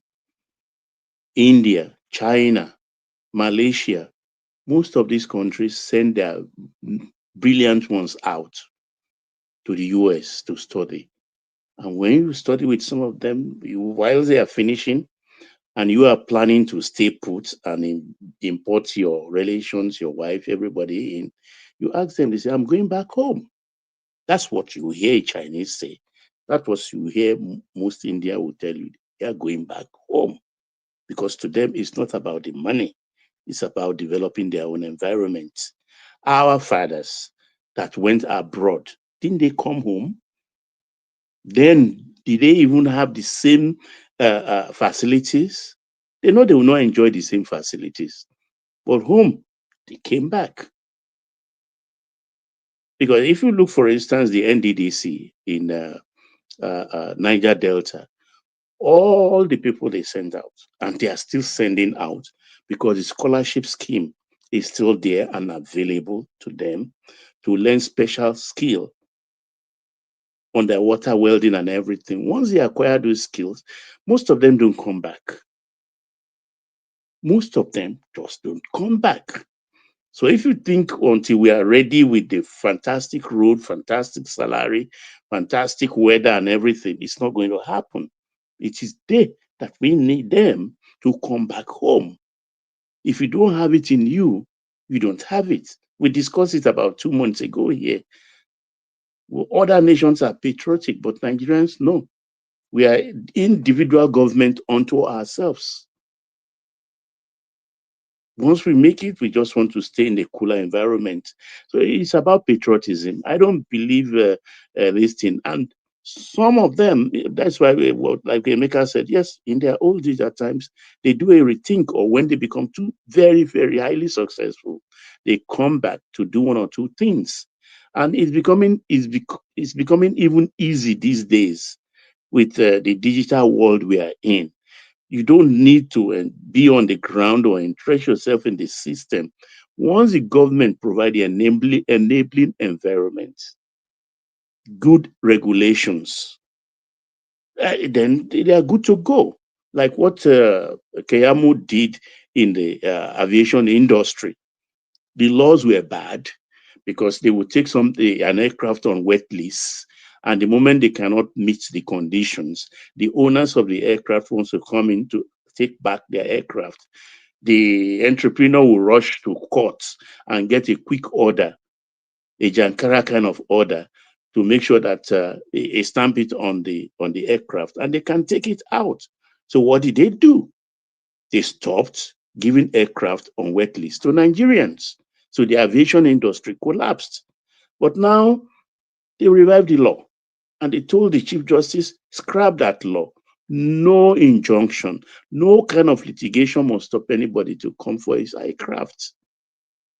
So it's the enabling environment, once it's in place, that will assure them you can take your money in, take your money out. You can do your research and carry your laboratory in and take it out without let or hindrance. Everything will go. So it's going to take some time, actually, before that will sink in. So it's about patriotism. I don't believe it's about one specialty or the other, because other people, even as developed as China today, America is still their farmland for development, for technology. They, if possible, they steal it from America and they go and miniaturize it and commercialize it. They are very good at that. So I think with time, if the government actually put all the necessary structures and laws in place, whoever knew we could have the biggest single train refinery is somewhere in Nigeria. No, but if you talked about this at the turn of the century or 15 years ago, it's not going to happen. But it's happening. Is it not? It's happening. So it's just about whatever kind of government we have. So, I mean, and the system also have a way of corrupting these people, have a way of corrupting them. We've had instances where some of these eggheads were brought into the country and they turn coat. They become like us. I will give you an example. When Okonjo-Iweala came, they furnished the place for her and everything, because she didn't know they used to provide that money, the furniture allowance and everything. They do it every 2 years. When it was due the second year she started her job, they call attention that they have to change the furnitures, or they'll give her then, I think it was 4 million naira. And she said, why do I need it? The furnitures I have, they are still good, so I don't need it. Then she discovered about some few months later that the permanent secretary, the DG of our ministry, appropriated that money, put it in his pocket. And she was very, very annoyed about it and demanded that the guy has to give her the money. She got it. And from that point on until she left, she was collecting that money every 2 years. Same thing, ditto for Aruma Ote and several others. The system have a way of changing you. So we have a lot of work to do on ourselves and the system itself, because most of these people, they come in and Kemi Adeosun is another example. She refused to buckle and they kicked her out. Yeah. So these are problems we have. That's why I boiled it down to patriotism. We don't have it. We don't have it. I yield, one man. Excellent, Baba. So still a lot of things for you to speak on, but we'll move it around and then we'll open it up. We take it in the direction of Patoski, who's now fully rested back in Canada. So good to have Patoski. Floor is yours from Patoski to Ola. But Patoski, before you take the floor, let me use the window to bail out. Hand over to Chioma. Chioma, please be gentle with people. The super chatters are Ola, Kulata. I think people are rediscovering their wallet. I thought people had lost their wallet for a moment. So thank you to Ola and Kulata. So thank you, everyone. See you tomorrow. Please, everybody check your devices. Make sure you're subscribed. Make sure you click on like as you listen to the excellence at Spatoski. Choma, try and cap it off at the 5 hour. Did you draw? Yeah. Choma, try and cap it up at the 5 hour mark, thereabouts, so that I'm able to edit it. Thank you, everyone. Did Patoski just drop now? Oh, okay, we got. Oh, no, I think he's back. So, Patoski, you're not connecting fully, or you're back. So, try and cap it off at the 5 hour mark, or no more than 5 hour, 10 minutes thereabouts, so I'm able to edit it. Thank you, everyone. See you tomorrow. Patoski, floor is yours. Okay, can you hear me? Yeah, we can hear you, Pato. I even just wanted to mention something. I'll just mention one thing. I have a feeling that Atiku might step down. I have a feeling, though it's strange, but I have that feeling that he might back Obi-Kwankwaso ticket. I have that feeling. Even if he said that, I won't back. I have a feeling. Atiku doesn't step down for anybody. That is presumptuous, but let's look at it. And if he does step down, how is it going? I just want us to discuss that. How do you think it's going to look like? I hear the floor. There's no pathway. There's no pathway. There's no pathway to success for him. Definitely. Patoski, you use the floor. Why do you use this floor? Okay. What's the topic then? Because I just know people were talking about talent, and that thing is really interesting. And No, we were talking. What brought about the talent issue was I was talking about the new reform in the education sector, whereby some courses now you don't need to write JAMB, to get admission into those something, like it's going to be based on. Yeah, I'm not saying the complete work, but continuous assessment with your WAEC and whatever, you can gain admission to reach some courses, in the university. And Polytechnic don't need WAEC anymore. I mean, they don't need UTME anymore. Sorry, not WAEC. NC don't need UTME anymore. So that's what we're not talking, that the quality that is going to bring, the positives and the challenges of this. So Emeka now contributed about the issue of talent. I said, look, talent is good, but it takes time to nurture. It takes a lot of investment. And my submission was that our economy was not really a competitive economy, because we have this idea, we have this entitlement mentality that government owes us everything. Government will provide free health, free education, free water, free road, free light, free petrol, free, everything. And it's not making our economy to be competitive. Then also, everybody believes that the cheaper is better. I'm saying that no, that's why we're not really competing.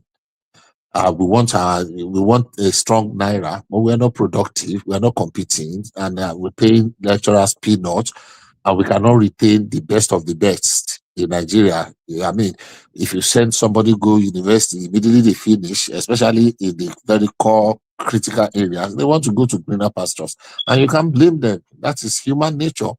You see, So, Bishop, sorry to interject, right? I just wanted to chip this in. A lot of us begin to talk about, we talk about the rise of China, how China is doing.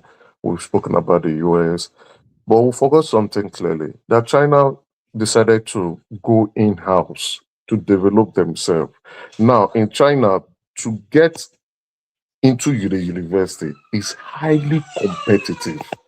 Extremely competitive, that even some students, when they don't make it, they commit suicide, because once they've been able to get admission into the university, they are assured that they will become the bureaucrats in China. From there, if you go into the top schools, the government recruits from the top schools. They become bureaucrats for life. Is that Emeka talking? Yes, that's what I am trying to explain here. Now, let me tell you something. If you come down to listen to me, let me just tell you something.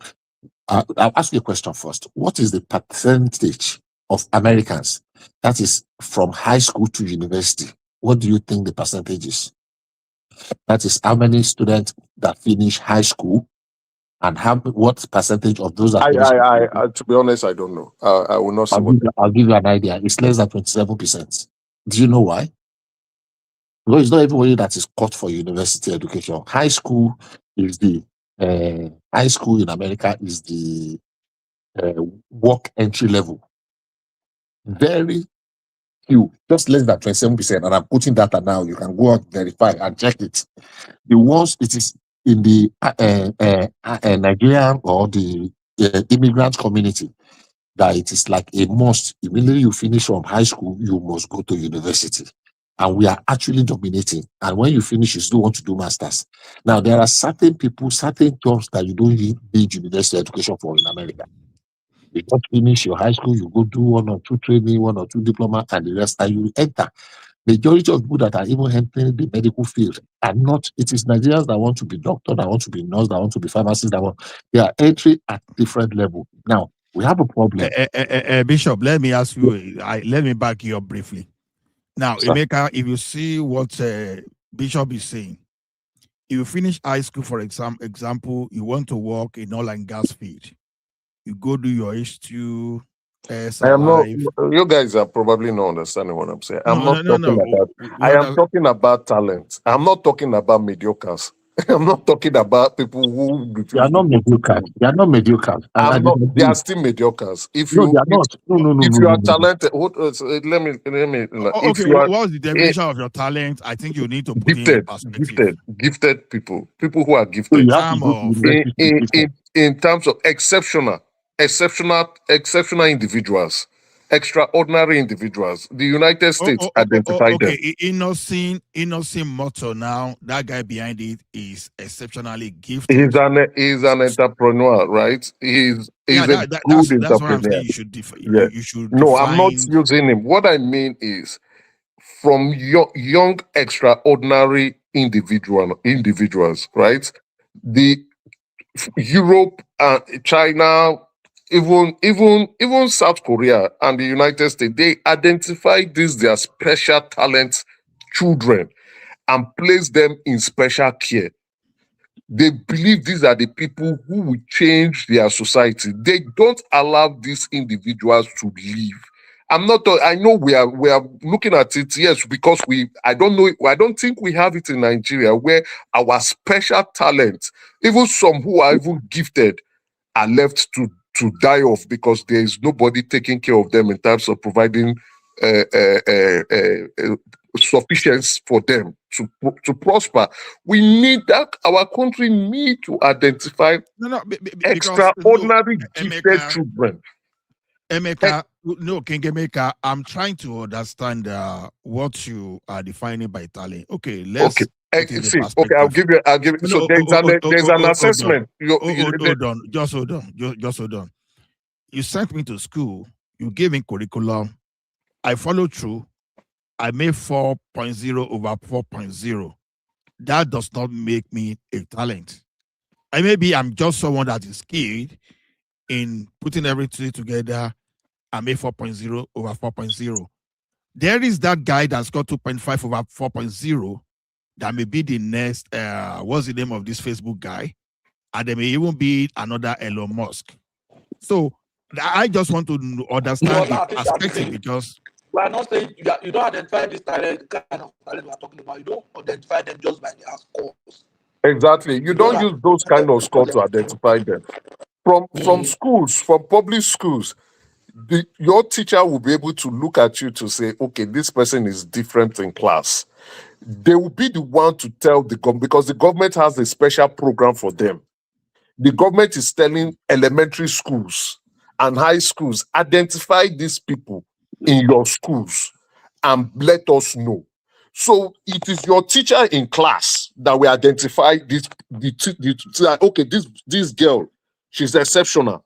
The way she behaves, there are things she does that is above exceptional people. They will identify her name.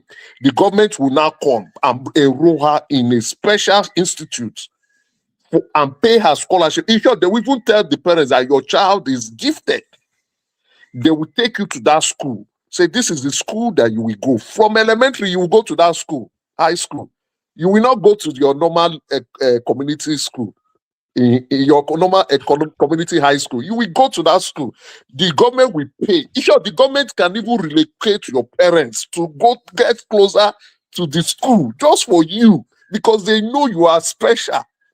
Go to the US, you will see it. Go to intelligence documents, you will see it. Pato, you know what? Pato knows what I'm saying. Let me tell you something. Hold on. Let me tell you something. I know what you are saying. Look, I don't know what name they call them. I have two that's close to me, and I know people that were there. Unfortunately, these children did not complete. They dropped out. They did not drop out because they were not good academically. They dropped out because they discovered that these children's life, I mean, I'm talking of Africans, not Nigerians, so people, that their life is being taken away from them. They don't have any other life outside that school curriculum. It's so loaded that you cannot. And some of them were beginning to have, what do they call this? Soluri or Deuri? I don't know how to call it. It's beginning to affect their mental state. They easily break down. Now, the question I'm going to ask next is this: as impactful, as wonderful as that program has been, and I'm not questioning what has it contributed, but we cannot tailor our own to be exactly like that. There are exceptional people in Nigeria, and I will tell you why or how. We have people that went to school in Nigeria, secondary school, and they came here to go to university, and they're making first class. What can be better than that, if that is what we are using? And they are being very innovative, and they are contributing their quota. I'm saying we can, at the same time, grow at our own pace. We don't have all the financial resources and even other resources that are not financial to throw in. But the little we have, we are making the very best of it. Our medical doctors, as bad as they say our education system is, our medical doctors are going everywhere. They are excelling. Maybe it is just 2/10. Maybe it is 3/10. But from 3/10, we can go to 5 and 6 and 7 and 8/10. But the important thing is that we are making progress. It might not be what you as an individual desire. I am not really completely too envious to praise what they are doing in America to now think we are not doing anything in Nigeria. I will agree with you that we might not be doing enough, but it cannot be said it has to be like that. Look, somebody asked a question earlier on that somebody scored 4/4.0. Does it make that person exceptional? Does it make that person to be special, talented, all the accolades that you were pouring? And nobody answered that question. That somebody with 2.5 that is, might even be more talented than somebody that's got 4.0/4.0. By the time you put them in the field and open them, expose them. So what we're saying is this: yes, it is desirable, but it is not something you just switch into. The decay we have suffered has been for decades. And we are not going to repair those decays overnight. It's not going to be like it's just a flick. You just switch on the light. Yes, we want it to be like that. But for now, we're not. But the one we have, we can improve on them gradually, and we will get there. The reform is a step in the right direction. I'm not contesting everything you have said. I'm just saying that the reform, because that was what brought about this conversation. I was just praising the reform by Tunji Alausa, and many people are not giving him his accolades, his due credit. He's silently revolutionizing the educational sector. Look, we have universities that some of our lecturers are still complaining. Thank God, by next year, for the first time in more than 30 years, students will graduate that never experienced one strike. We don't see it as an achievement. That's a major achievement. Nigerian students are going, they are competing, they are going to competitions. The rating of our universities is coming up gradually. That's an achievement. That we are not having truncated academic calendars because ASU will go on strike today, NASU will go on their own tomorrow, non-academic will do, this one will do. Bishop, may I just, before I lost track, that's the school, special school you talk now, students cope with it. Just jarred me up and reminded me of something. in the state where I reside here, we call them magnet school. Okay. And it almost damaged some student, high school students, because they were like pushed into an environment where even though they can cope, but they find it very strange. No playfulness, nothing. They're That kind like, of environment they enjoy in the high school, the normal high school environment. You made that point, and I agree with you totally. I saw. It took some time. The one that was very close to me, it took some time to be able to reprogram him, and he had to withdraw. And majority of them were withdrawing because I don't know whether it was too rigid or they were almost becoming like a dummy, like like turned into a robot. Every day the curriculum is so much.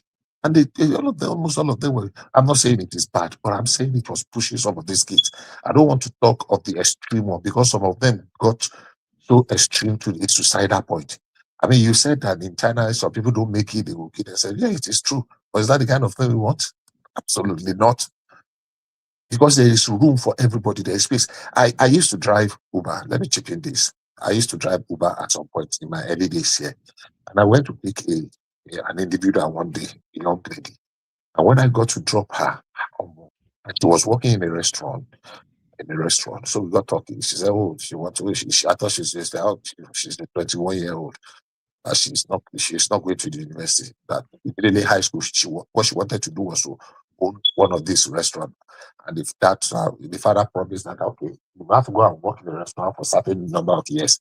And she was working in all the departments, kitchen, in the service, in the this, in the that, all in the preparation for the father. When I got to their house, my mouth dropped on the ground.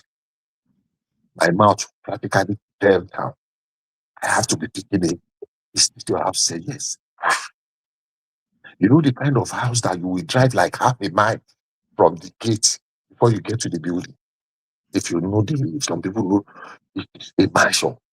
The kind of house that you have already entered the gate of the house, and you drive like half a mile. And I'm not exaggerating.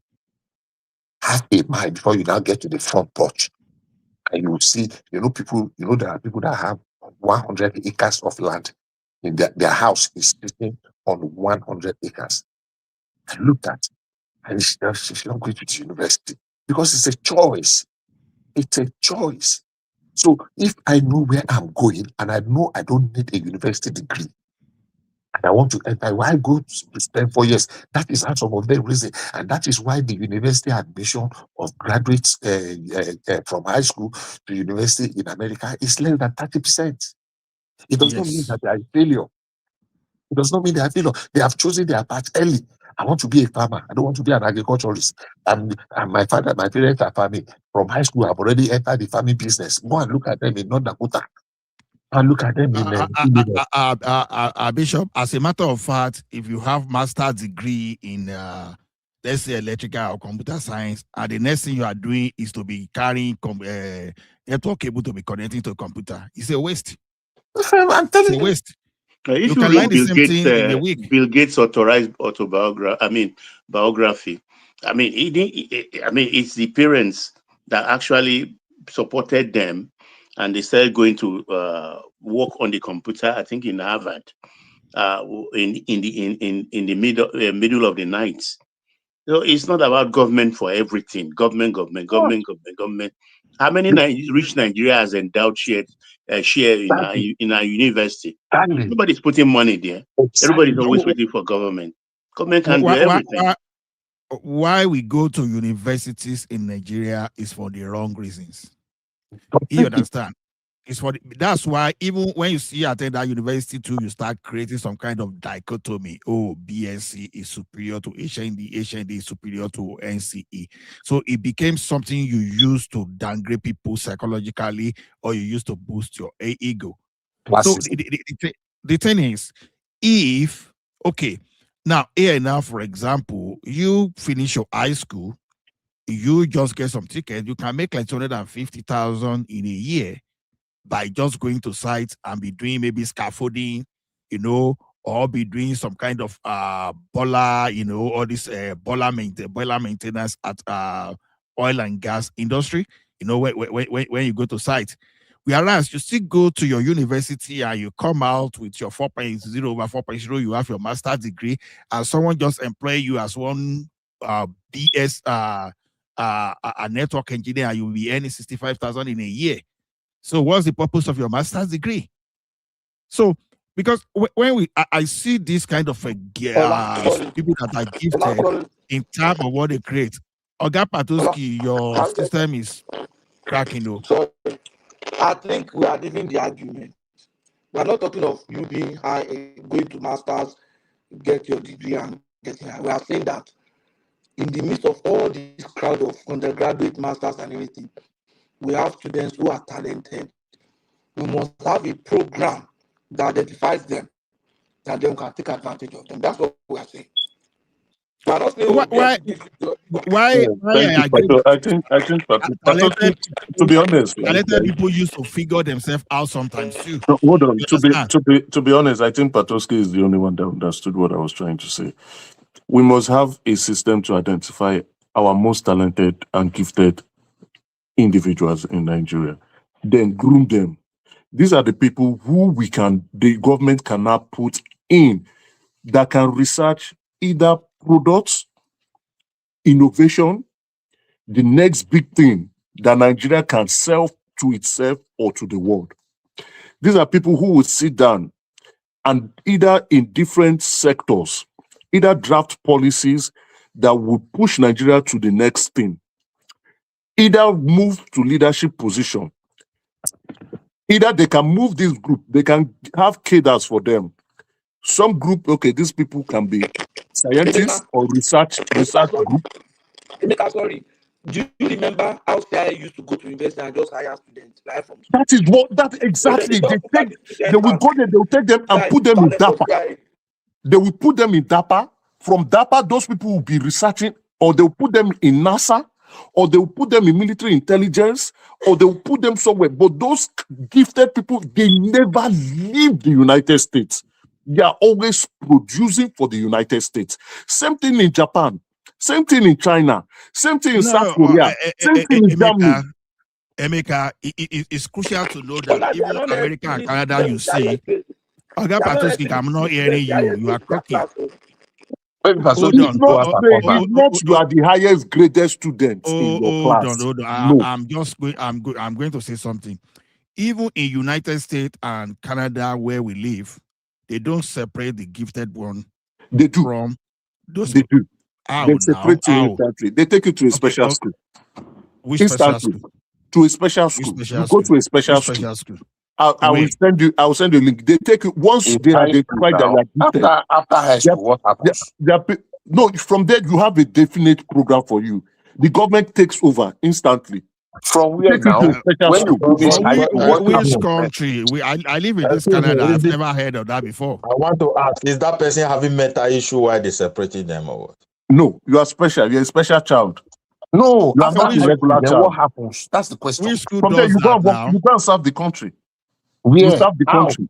You serve the country in different capacity. You serve the country as a scientist. Hold on, now, guys. You are saying let me explain. You serve the country. You serve the country as a scientist. You serve. You can serve this country. Hold on now, Emeka. The special school is a high school category. After that high school, what happens next? You're on your own. You have to search. No. You from high school. You know, many of you say some people do not make it. That is true. From high school, they take you to a special university. Which special university? No. That's not how it works in the US. The opportunities are presented to you. The schools are presented to you. These schools either capture you or you choose your own direction in life. It's not like government will just come and pick you and you become their child forever. No. They will send you offers. They will give you scholarship. Maybe you go to MIT or you go to, there's another MIT in Georgia. You choose your path yourself. They call it Georgia Institute of Technology. Those ones, you are still talking about students who are which special school you go to? No, I'm talking about the magnet school now. They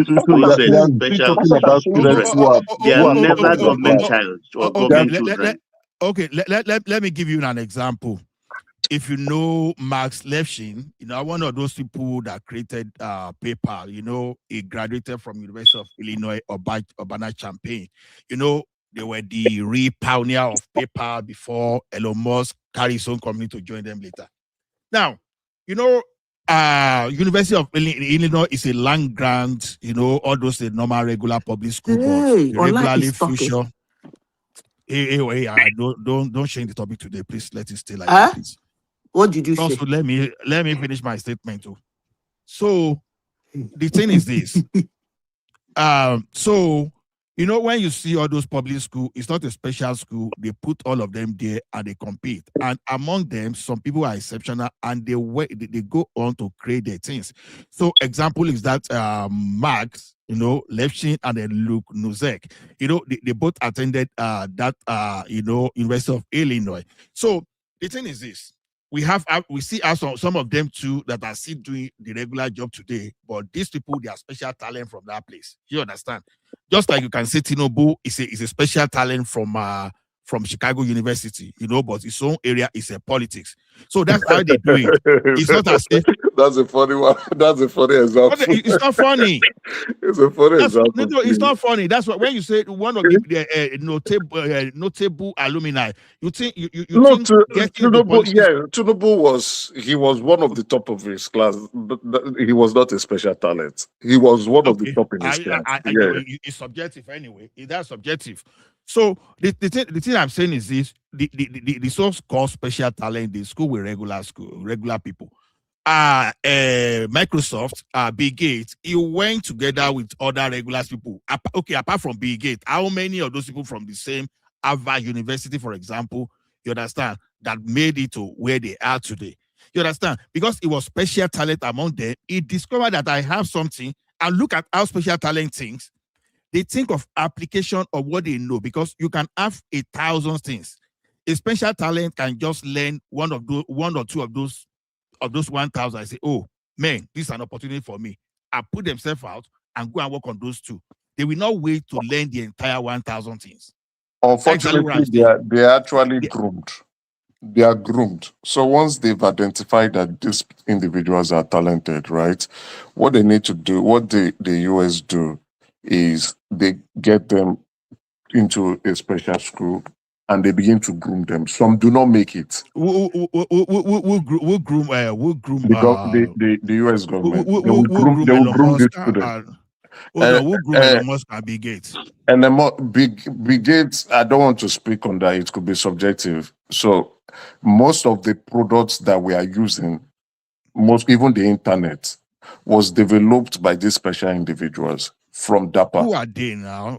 They are special talented people. You just don't need to know them, but they are special talented people.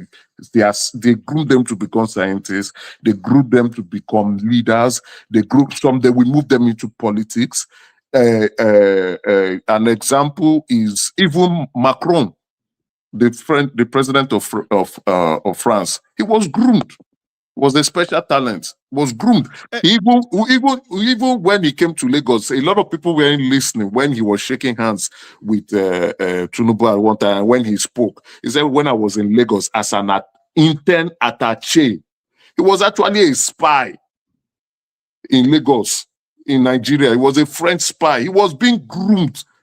He was one that, and they enrolled him in the young. I think in the case of Bill Gates, even Putin. Thank you. Even Putin was groomed from a young age. Please, I'm saying something. Bill Gates. It was the parents. Yeah, no, I'm not talking of Bill Gates. Bill Gates came from a wealthy home. I'm talking about groomed individuals who are special talent. Somebody mentioned Putin, and that reminded me that Putin was groomed. You are not getting my point exactly. Let me tell you, there's something in Yoruba. Yoruba will say, when you talk, you understand, everyone interprets it differently. The same word. So when you go to all this university you are talking about, Ohm's law, for example, doubt. I know what you are saying. You are right. I'm not disputing you. Hold on, Oga. Ohm's law, you define into 1,000 of people, but someone will look at this environment that, okay, a bed is using this Ohm's law. I know electricity is using this Ohm's law. And my vision is to make it in life. So why Sorry, can't I look sorry, at the environment? sorry, Ola. I want to correct somebody on the comment section saying that doing internship is better. No, he was groomed. They move up. My experience, they push him around. Macron was groomed. He was picked from young Emeka, age to become a leader Ola, in France. you guys, do you remember this book? I don't know how many of you have read it. The Confession of an Economic Hitman. Oh, thank you. But If you read that book, that guy, they picked him and groomed him. Exactly, they groomed them this CIA way. just Then said, there's even a movie. There's this movie on Netflix. Let me remember it. It's a documentary. The boy was picked and groomed. His father identified. I think his father identified him that he has special talent. He was picked and groomed, and he was groomed to be a spy. He was making things for Night Agent. intelligence. Night I don't think. Agent. That's the movie. I don't know if it's night agents, It's Night but Agent. Night yeah, Agent. His father was a CIA person, and that guy was eventually groomed. He was groomed from a young age. He was so even his friend, they were family friends. His friend was groomed to become an economic leader. Let me give you. Okay, hold on. Look at I'm going Mustafa. to ask a simple question. You know how Mustafa was actually groomed. Hold on, Oga Patuski. Now, let's go back to Nigeria, for example. Interswitch is another example of a Nigeria that started something that nobody ever did on the soil of that country. Michael Michel Elegbe of Interswitch, who groomed the guy? I want to know. Who? I don't know about it, so I won't say. I don't know. No, it doesn't mean that people that are not groomed will not still do well now. You are don't know you are about mixing the point up. That Elegbe can do well. It doesn't matter. No. It doesn't mean that other people cannot do well. What I'm telling you is this: you make it look like now when someone saw the like of Akimbola, the like of Tony Lumelu, Jimovia, they now say, okay, this guy are talented. You are supposed to be banker. You now created one room for them at maybe 40 Marina, and you camp them and start doing them. No. That's not what we're saying. See, even Tony Elumelu that you are speaking of, you probably do not know who is behind him that even pushed him to that level. That thing you just said, wait, let me come in. Where is somebody said you now create a room for them and say these people are talented. Do you know that you said they actually do it? Where? I will give you an example. In knowing. Okay. I will give you an example. If you go to Shell company in Nigeria, you know, when you want to talk about Shell, you talk about an ideal firm. Ideal is something too real to be good. But if you want to talk about something that is ideal, like a day company, you use Shell. They actually do create a department for them. The best of their best. Then gradually they will be helping in jobs they are gurus in. Gradually, even up to today, even now that they share some group of Nigerians has bought, they call it organizers or what, they're still doing that, they're still using that playbook. Now, how do I tell you that countries do it? They create institutions. When they create that institutions, it's those institutions that identify those people. Honestly, sincerely speaking, they identify them and they start training them. Exactly. Trust me. Exactly. They identify them. Okay. Even when I was in school in the United States, some of us were identified. You will see them, how they do it. You will be shocked. Before you know it, some kind of ridiculous emails will start coming into your email, student email box. And by the time you talk like they say what they call the presidential whatever, before you know it, you start going for their meeting. The school will have to pay for you because you are nominated. Before you know it, they pick you like this and they start embeddling you with all manner of things. It depends on Madam, who they want you to Zita, be. okay, Zita. okay, Sorry, Ola, madam, let me mention give you an something to example. Zita. Ola, sorry. Do you know these things Zita mentioned? When I was in Oshonik was doing it. Oshonik was doing it. We have what they call the empty part. If you're for every set, they look at the best. And in the course of your appraisal and everything, once you enter the empty part, you are almost promoted almost every 6 months or 1 year. And you see the quality of work that they delivered. Those guys are very good. I miss the empty part narrowly, but the guys who did there, then good. Patoski, So I think we discussed something similar to this yesterday. Why was it yesterday? You and myself were talking. I got all They those kind of actually that claim that later. what they call it is harnessing potentials. But Let actually, me they are grooming them. let me give you an example. You see, one thing is this: nobody needs to put you in a special room in any university. Now, look what AT&T did with Georgia Tech. You understand? Now, they look at see that, okay, for people to have access to their masters of computer science or with Georgia Tech, maybe even the full time they even have limited, maybe they can't even admit more than 60 students at a time. You understand? And you'll be spending like close to 70,000 to get masters in computer science. AT&T created a platform. You understand? They started with Udacity then before they now moved to their own platform. Now, what was happening is this: they crashed that price to less than $7,000. And if you go to that Georgia Tech, they have a program online they call OMSCS, Online Master of Science in Computer Science today. It is less than 7,000. They use that to attract people from different, from different parts of the world. That is where, so they release the same information to magnitude of people. And it is among that magnitude of people that we now see maybe 0.01% of people that we now have their own that, okay, they've got the information they want to get and start applying. So application of your knowledge, what you are getting from your environment is what makes you special. So all these special talent you are talking about, they are products of the environment, and it could be any environment, whether Nigeria, whether Ghana, or anywhere.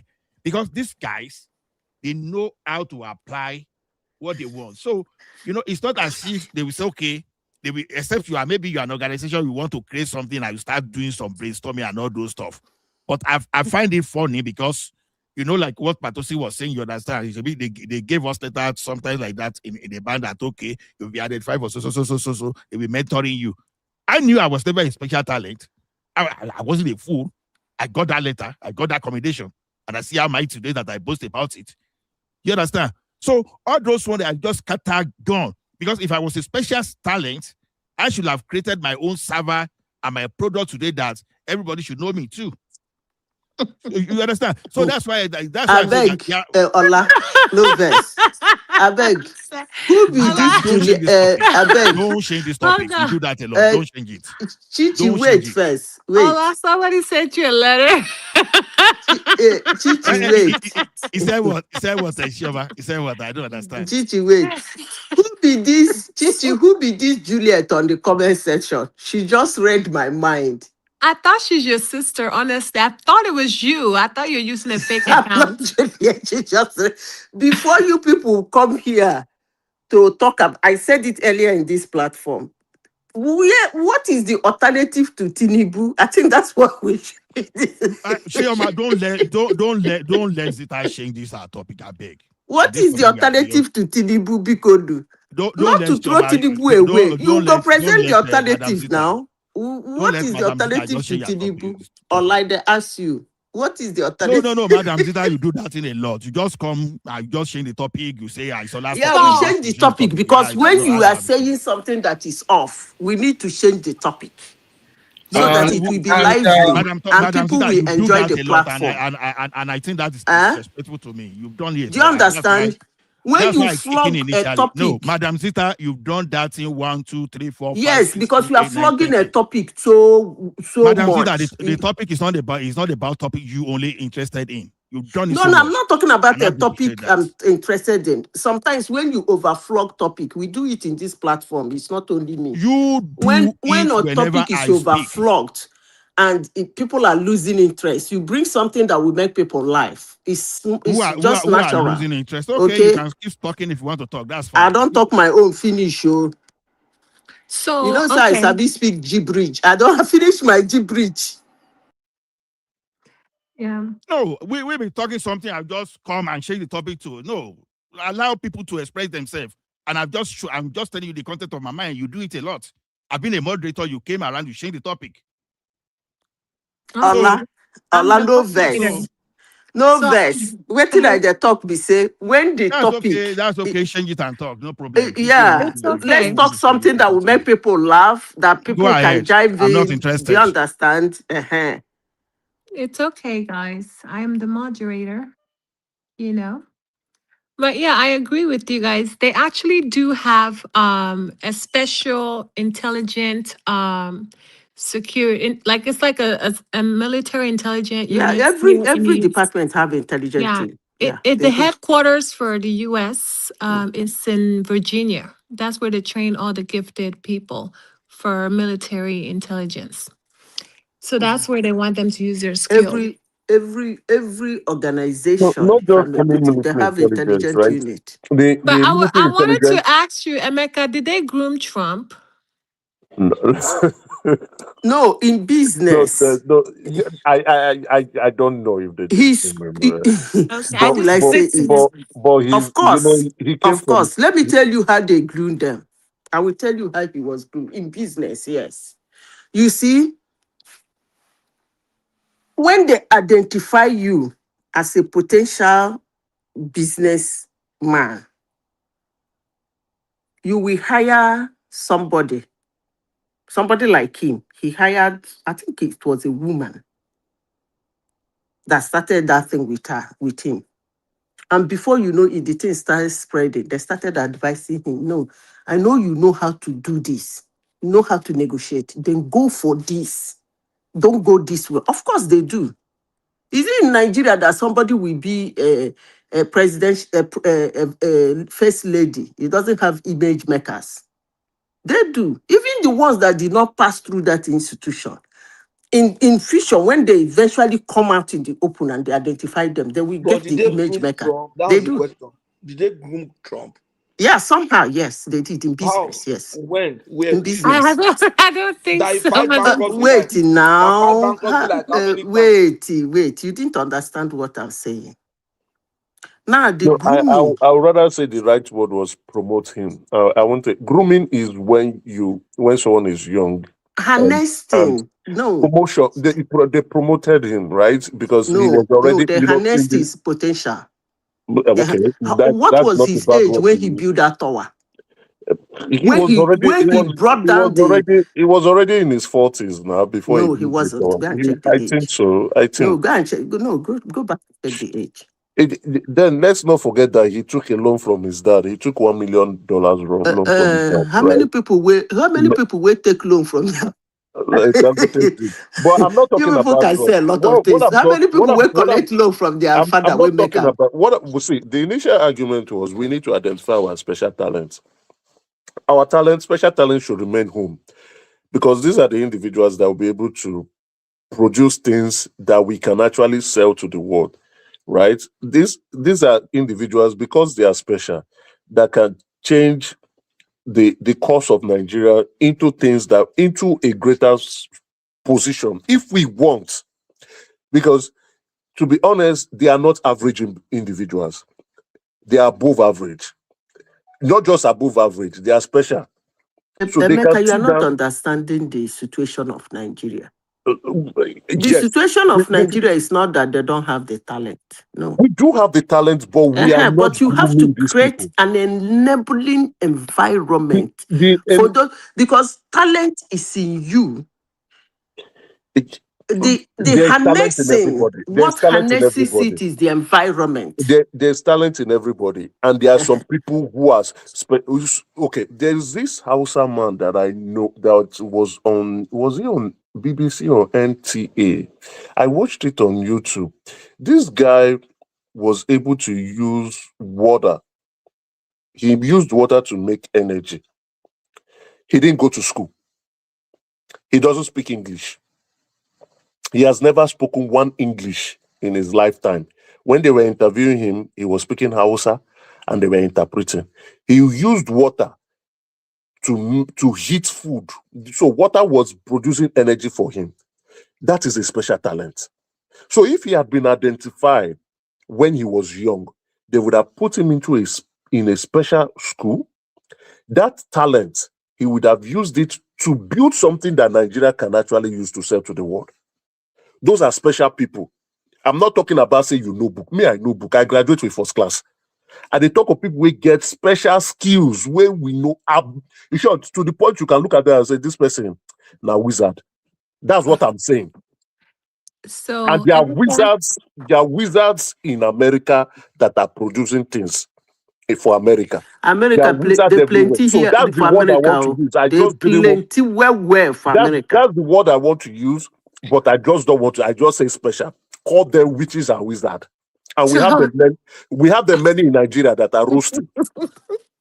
Yes, that's the closest thing. That's the closest thing you can call them. But we have been pivoting. I just don't want to use that word. We've been pivoting. Oh, no book. How did we get here? I am We go back to politics now.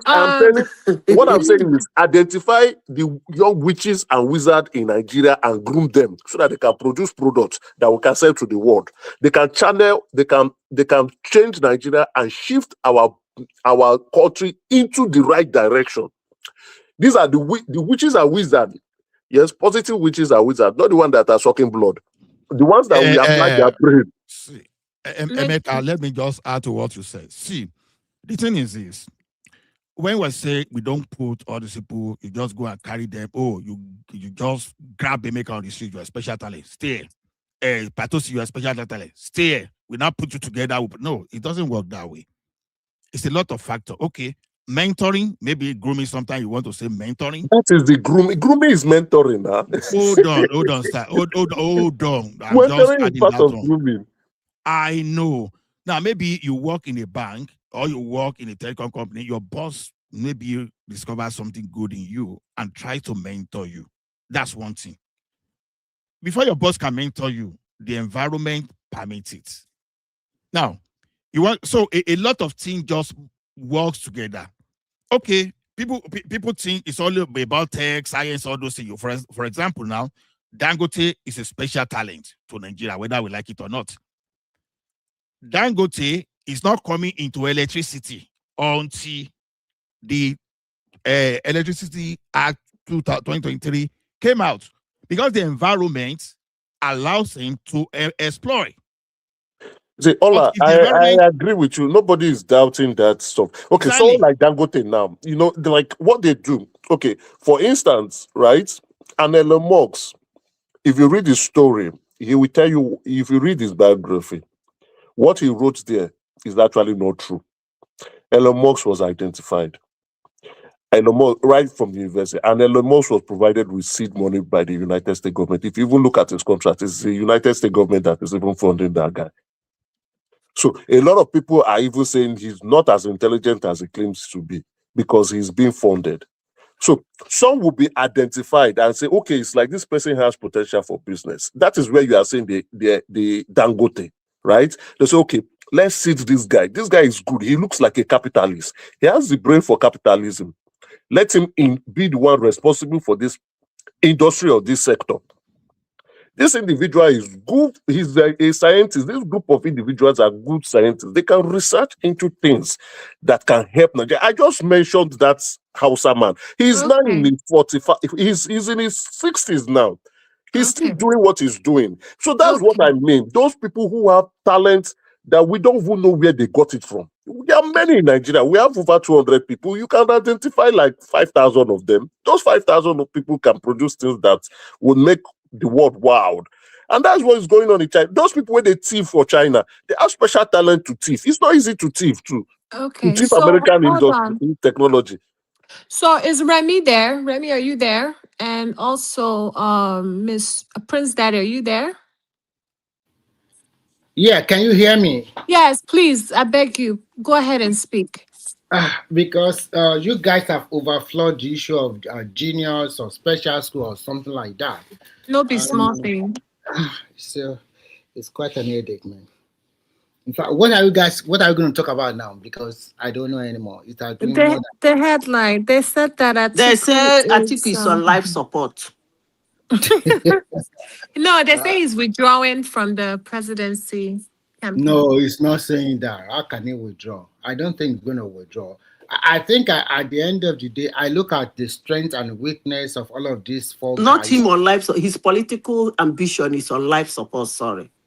I think they have to treat him that way because it's becoming unnecessary. Another, how would I put it? Something unimportant. You have been doing the same set of things since 1993, for God's sake.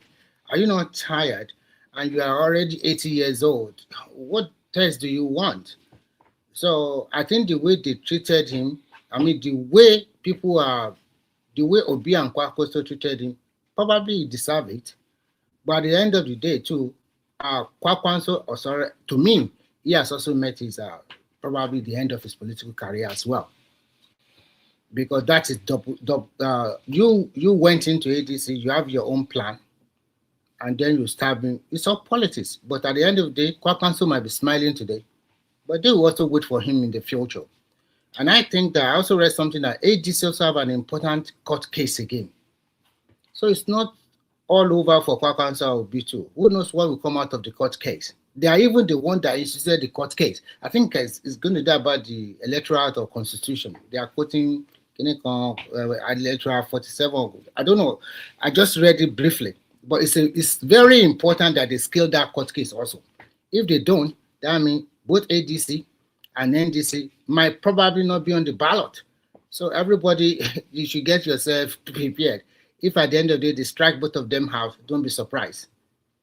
So the way I just see it, I look at both the strength and weakness of all the gladiators that will go for the election in the next, few months. And when you look at the strength of Obi and you look at his weakness from 2023, that the strength is no more there. You continue to lose, and when you continue to lose a lot of followership, and when you are jumping from one party to another party, that's what will happen. And the way I see it is that, and how can you say it? I don't understand. Is it so desperate that you have to now say that, okay, I will go for one-term presidency? I don't know. I don't understand. That is too, even if you are telling that kind of story to a small boy, they will just say, what is it talking about? So you see, Kwankwaso went down, they signed an agreement, okay, we zone it to the south, and anybody that comes there, does spend 4 years and then give it back to when it comes to 2031, then you turn of the north in that party. That's a blatant lie. If Obi get it, is he going to say, okay, after my first time, let me quickly step aside and then? No, it's not going to happen. And because of that reason, that is their failure. So everybody will know that this is not a party that is serious. And that is why a lot of people, they are not following that party in most of the states in Nigeria. And secondly, they don't have enough time to gather or garner a lot of people or to probably become a member of that party in Nigeria. Before they do their national convention, they said they have 10 million people registered. But when we look at their register, they are not even up to 2 million people or 1 million people. So they're just some few thousand people from the register that I saw. So they're just lying unnecessarily. For Atiku, I think he should just, if I were him, I think he should just step aside and do not contest for this election. Because first, the party you are have a lot of court cases, and if things are going this way, I'm not sure that party will be on the ballot in 2027. So many cases that I don't know. No, they will be on the ballot, Remy. Why? Because the executive as they stand today, they are the ones on the INEC portal. The problem is down the line. They will do the election and everything, but when the litigation starts, that's where their problem will start. So they will not cancel all of their votes. Exactly. They leave themselves open to their wins being cancelled. So people should not be surprised if such a thing happened, because it happened to APC. Zamfara State, they won everything. The governorship, governorship, the House of Reps, senatorial seats, and just court cases. They lost everything. So it might also happen to them. But for NDC, I hope they can scale through the court case they have. But I don't see any, to be frank, because at the end of the day, every one of them have been tested in 2023 election. There is no new thing. I would have Does NDC have court case? They do. Which one? I don't know. There's one Mr. Addo actually. The are owner, two. the promoter of Ada Party. He was also part of the promoters of NDC. You understand? But when he left, he found out that NDC had a straight path to registration, and he didn't have his way. In fact, his signature is on the registration certificate of NDC as their legal advisor, secretary. Yeah, so he's the one now saying, why do they register NDC and not ADA? I thought the person was in a different party. Apart from that, Baba, it is even the NDC that took INEC to court, because from what we are gathering now is that party was not they were not shortlisted. There are so many. I did not read everything in full, because maybe if I get my hand on it again, maybe I'll still come back and tell you what happened. It came about by court fiat. They were not shortlisted. That's the beef of the other guy, ADA. Yeah, it's a serious issue. So I hope they can scale it. But if not, it's just going to be a certain futility. And I'm saying the way Kwankwaso is also talking, I'm seeing a way that he will be smart. He will not present himself as a VP, but may nominate another person to be VP to Obi. So don't be surprised. So if you play that way, that means it's not really into that. But they say he said it today. I listened to that interview. He never said he will be. He never said he's going to be VP to Obi. He said they're going to work together. That is what he's saying. But if he's a smart politician, if I were him, I would not put my neck on the line like that. I would not. Is it not him that called the man Drew liver salt? I don't understand. Is it not Kwankwaso that called the man Drew liver salt in 2023? Yeah, he used a lot of. He called the Obi supporters Obi's party, Andrew liver salt. But let's see how everything pans out. But when is the primaries? They have to all the political party must finish their primary by the end of this month. By the end of this month? Yes, 30th of May, everything closed. Hey, so from June, campaign starts. Yes. Well, I think maybe July. No, June. So July what you people are saying is that in NDC there won't be any primary. Yeah, I think I don't know. Maybe they'll just hand the ticket over consensus. Consensus. No, I'm just saying now, because if there is not going to be any primary, I will organize some members of NDC. All they need to shout, primary will be, we run away.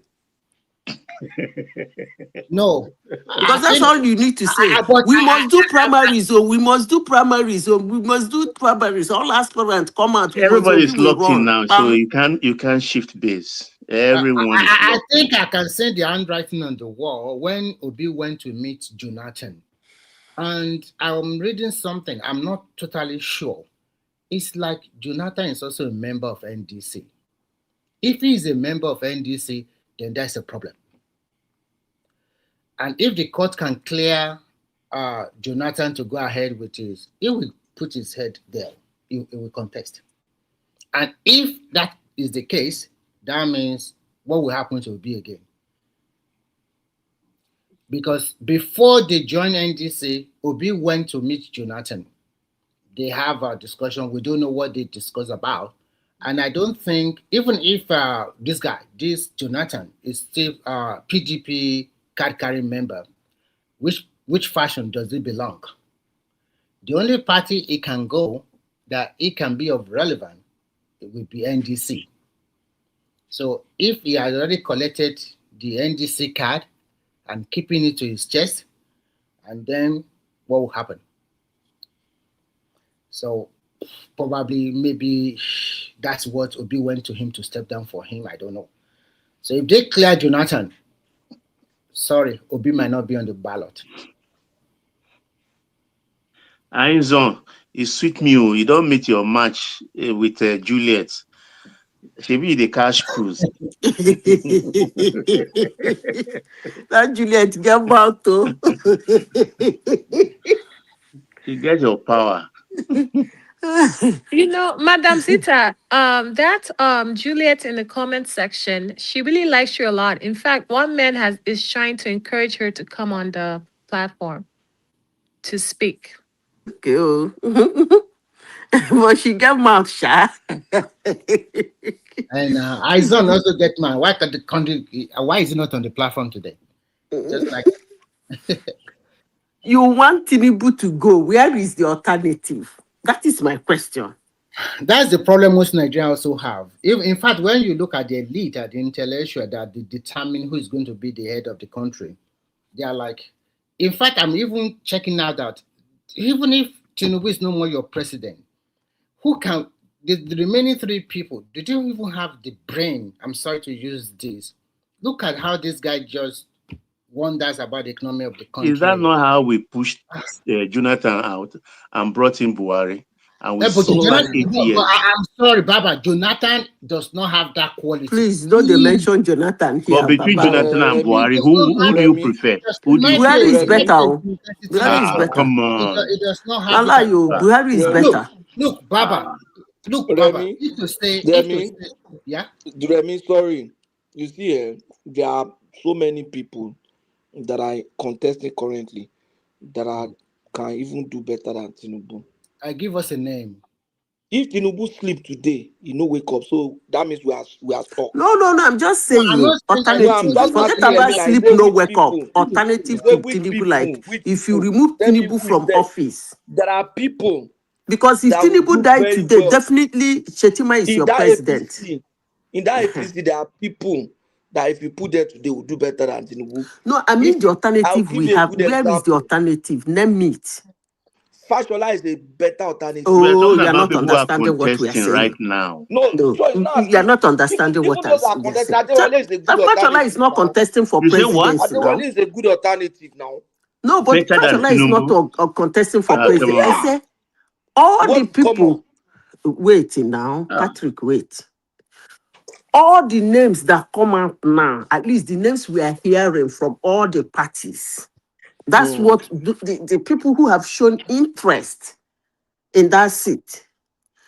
Where is the alternative? That's the question we are not, of course, they have millions of wonderful Nigerians who will get the mind to do better.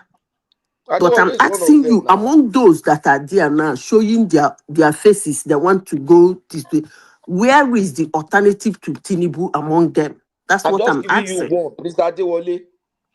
Talk is cheap when you talk about Adewale. Adewale cannot do nothing.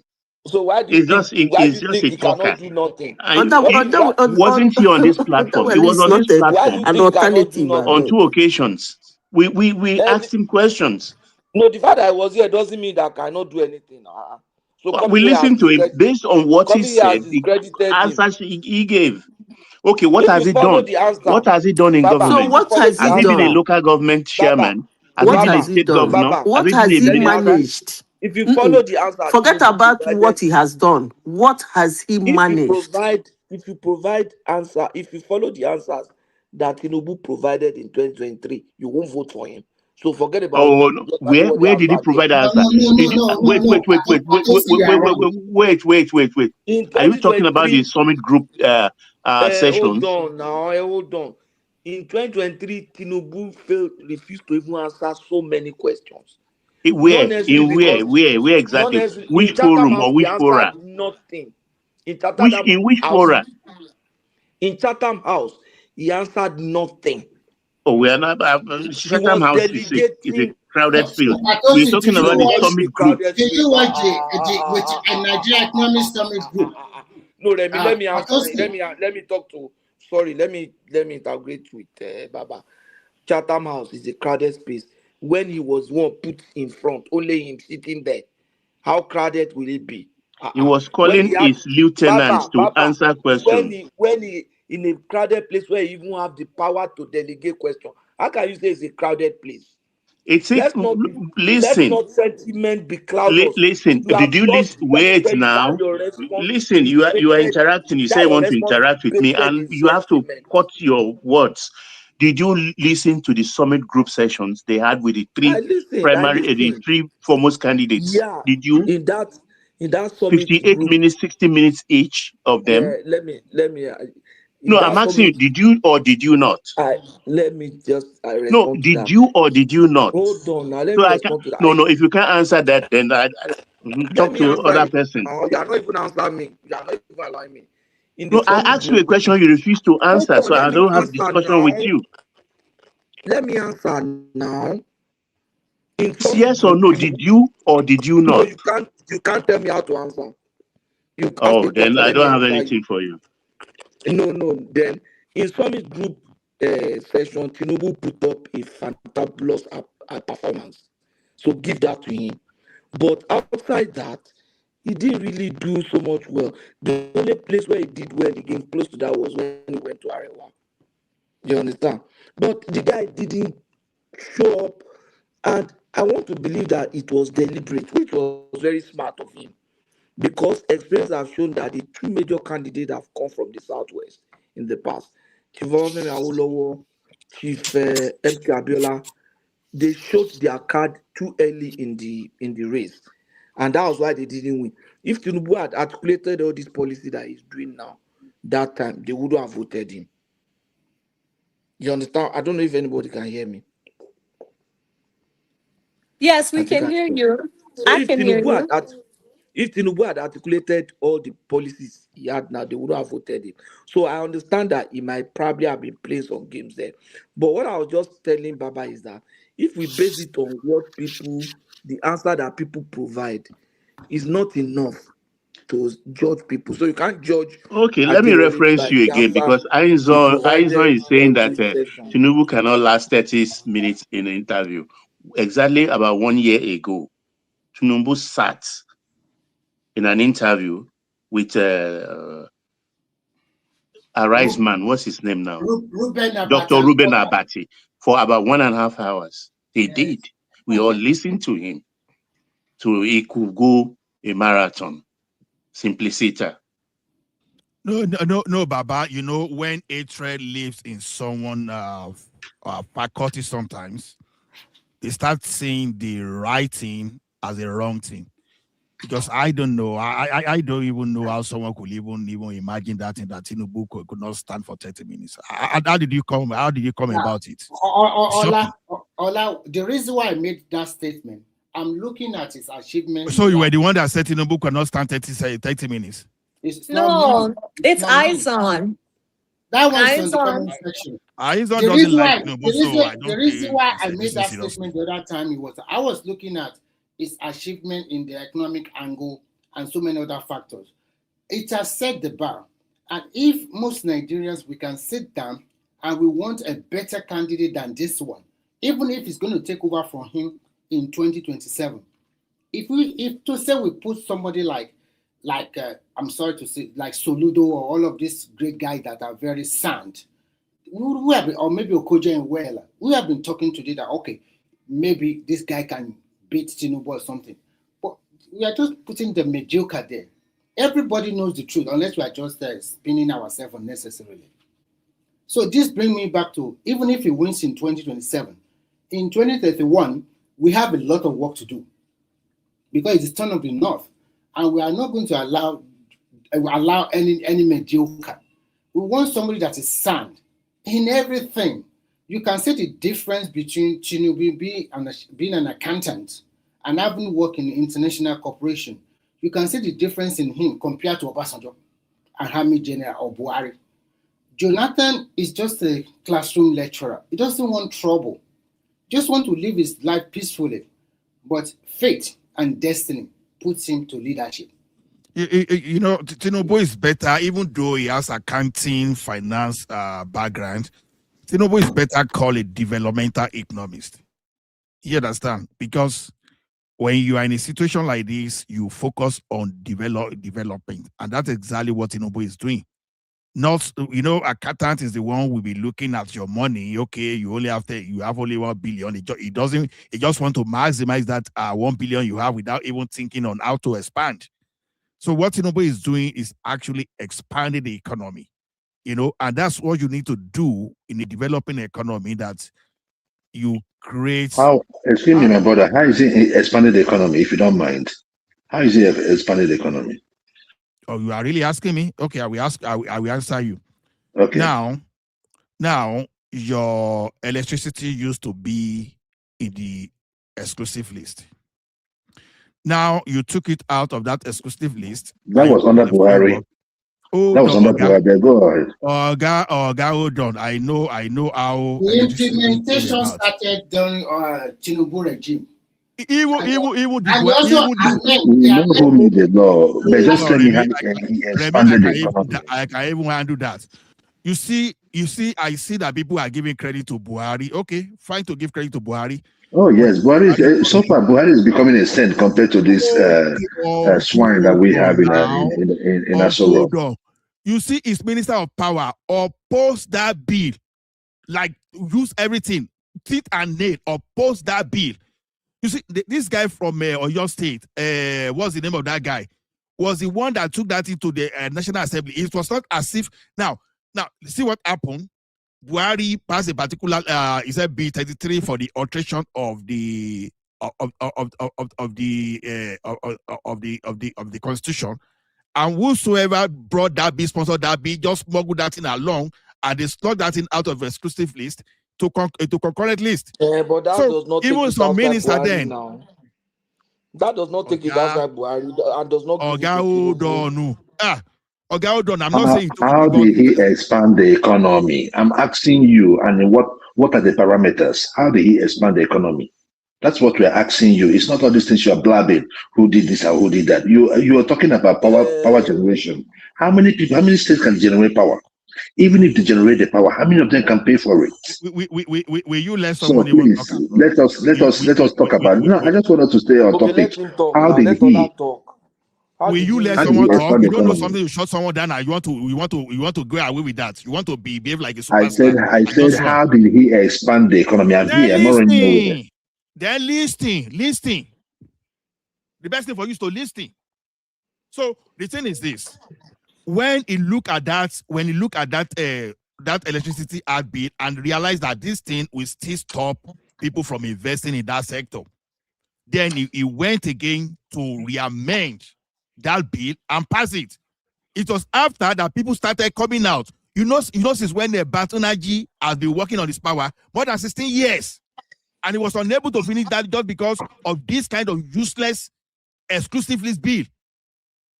It was as a result of that bill. You mean it became an act on that Tinubu? No, they still saying that, yes, they still send that thing back to the National Assembly to make further amendment. And yes, that's the one that Tinubu signed. Of course, it's normal. That is normal. No, don't say it's normal. It's not normal. It's not normal to hold on, please. It's not normal. I need clarification. Was it signed into an act on that Tinubu?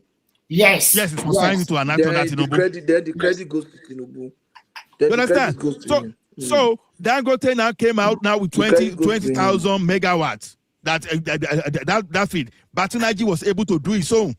And so before you see, many people will come. Maybe 20 years down the line, and you will be able to have presidential electricity. Hold on. Are you trying to give credit to Batunaji? How did he expand the economy? Go ahead, please. Don't give him credit for Batunaji. It has nothing to do with Batunaji, please. Don't steal his idea, please. Let me give you an example of how he expanded the economy. At the micro level, I will tell you. I went to Ogun State last month. You see, from Shagamu interchange to Abeokuta, used to be bush and bush, both left and right. Since Tinubu got in there, all of those bush to Abeokuta has been replaced by factories. Do you know that Unilever that left for Ghana has come back? When Unilever left, there was so much noise. When they came back, nobody said anything. That's how he expanded the economy. If you go to Agbara today, If you know how many factories are in Agbara, Agbara used to be an industrial estate too, but the number of factories that are there now, you can't. It's because I stayed in Agbara, Igbesa Agbara for 1 week. And I did not only see factory, I also started interacting with people. The people living there are even working there. I have people say, this place is working there, this place is working there. Ordinary young people, old people that you think they should be retired, they are working as craftsmen, repairing machine repairer. So those are the Patrick, ways it's expanding the economy. Patrick, And those please. factories, they have You output. see, Hold on now, those Patricia, I factories. want to add this to what you No, just those said. Sorry. factories, let me land though. Those factories have output. Those output are added to the GDP. That is practical consumption to production, not the one that no, somebody is just saying with his no. mouth. How many Okay, so that one companies is have not we production. lost under this government? How Eh? many companies have we lost under this government? Mention What's this one. man talking Mention one. about?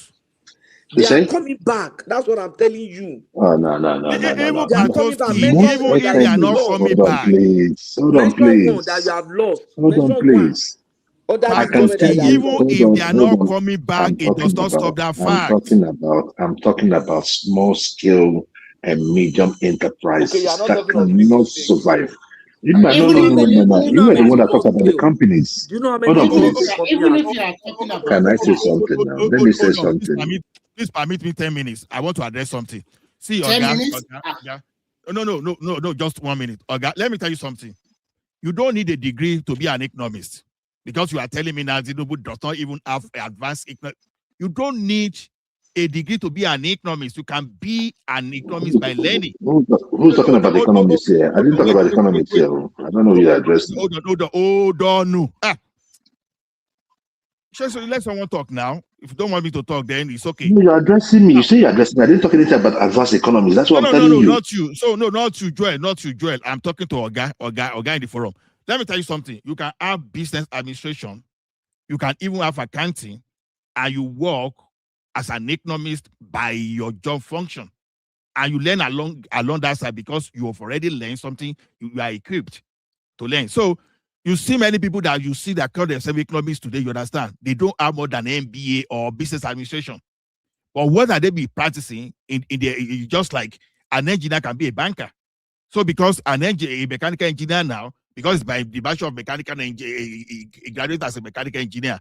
So if the person works in a bank and is working in the economics department of a bank, so that person is not an economist just because he has degree in engineering. What are you talking about? Sometimes a trade doesn't allow people to open. You understand? To get themselves open to reality. Tinubu is a developmental economist. You have all have to prove yourself. Thank you. I've made my point. Go ahead, sir. Go ahead, Joy. Go ahead.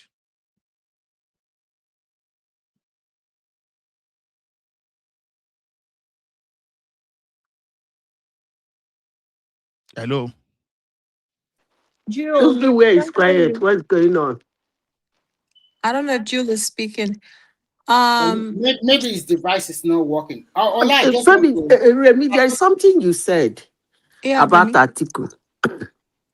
You see, even if he's 100 years old, he can contest. But what I'm saying is that I don't really want Atiku to contest now, like this coming election. That is the end now. Next No, 1 year, no, 4 years no. go. At 100, look, at 100, if he's strong, he wants to contest, he can contest. But No. this election, I wanted it to be.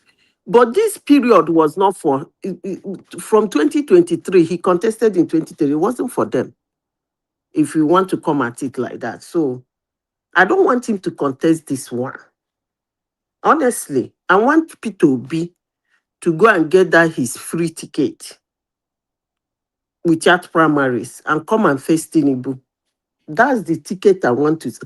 If the whole country, other the buyer them, they buy them, show them, where is the other one? If they can see me, agree with me, everybody should share their sword. Let Tinubu and Obi entering. That is the ticket I want to see. I want to Tinubu see. should. I want to see that ticket too. I want to see that fight. I want to see that. Tinubu, Unfortunately, Shetima, you are not going to see that ticket in Kwankwaso Obi. other That is people. the ticket I want to. If I'm not talking about all this rowdy here and there. Showore them Bobo Tigbo. Let it be like 2019. Although Showore them contested for 2019. Let it be like 2019. Let them enter the ring. But the only thing I am begging is, I keep saying this thing. Let them people relax and watch what is going on. So that when the result will come out, you will see where you made mistakes. You will see why you failed. Because I don't like it when people come here and said, Obi got 6 million votes, he could not harness it. That's not true. That's not true. Immediately after, Are you saying he did not get 6 million votes? Are you saying he did not get 6 million votes? they said he did not harness it. That Oh. is, hold it and build on to it. That's not true. But Manazita, I wanted to ask you a question, if you don't mind. Wait, let me finish. That is not true. He got 6 million votes during the 2023 election.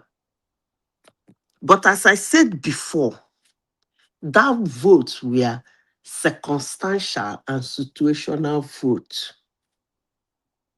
That means he did not have it, but he got it.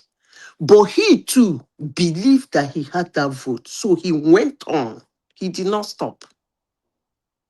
From the one, he started trying to project that vote. But up to today, that vote has not come out. So that's why I am making my argument. Now ask me what you want to ask me. Okay, just to round up what you just said, and I'll ask you my question. The reason why you've not seen the same 6 million votes like in the last election is just simple, because Obi has not been on the ballot ever since then. But let me go to my question. Oh, I mean, we can agree to disagree. I mean, it does not make yours right, but Hold on. Let's talk about that one.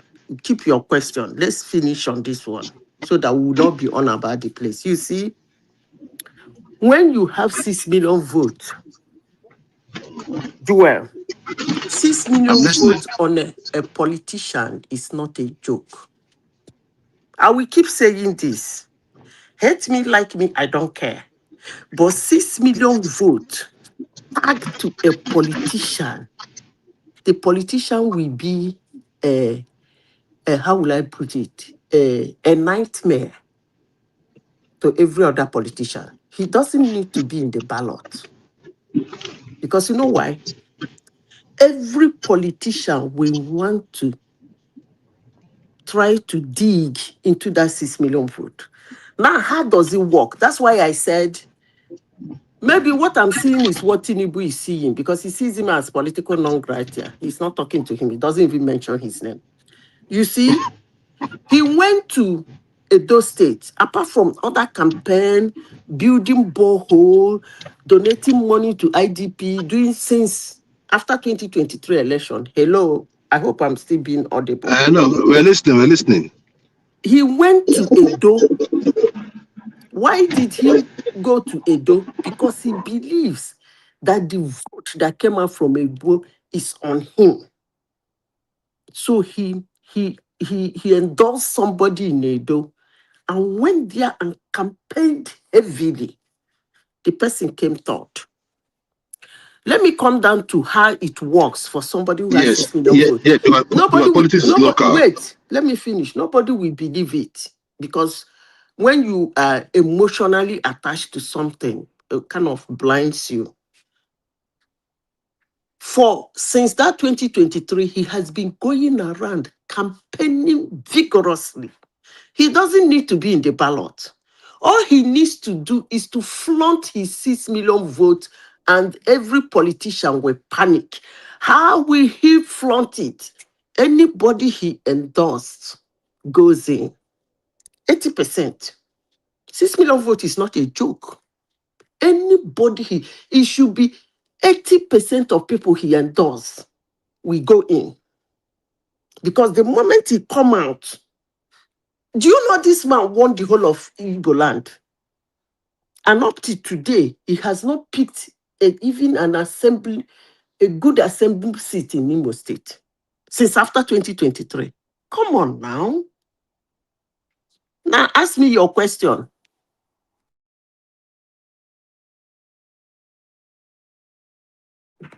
Hello. Joe?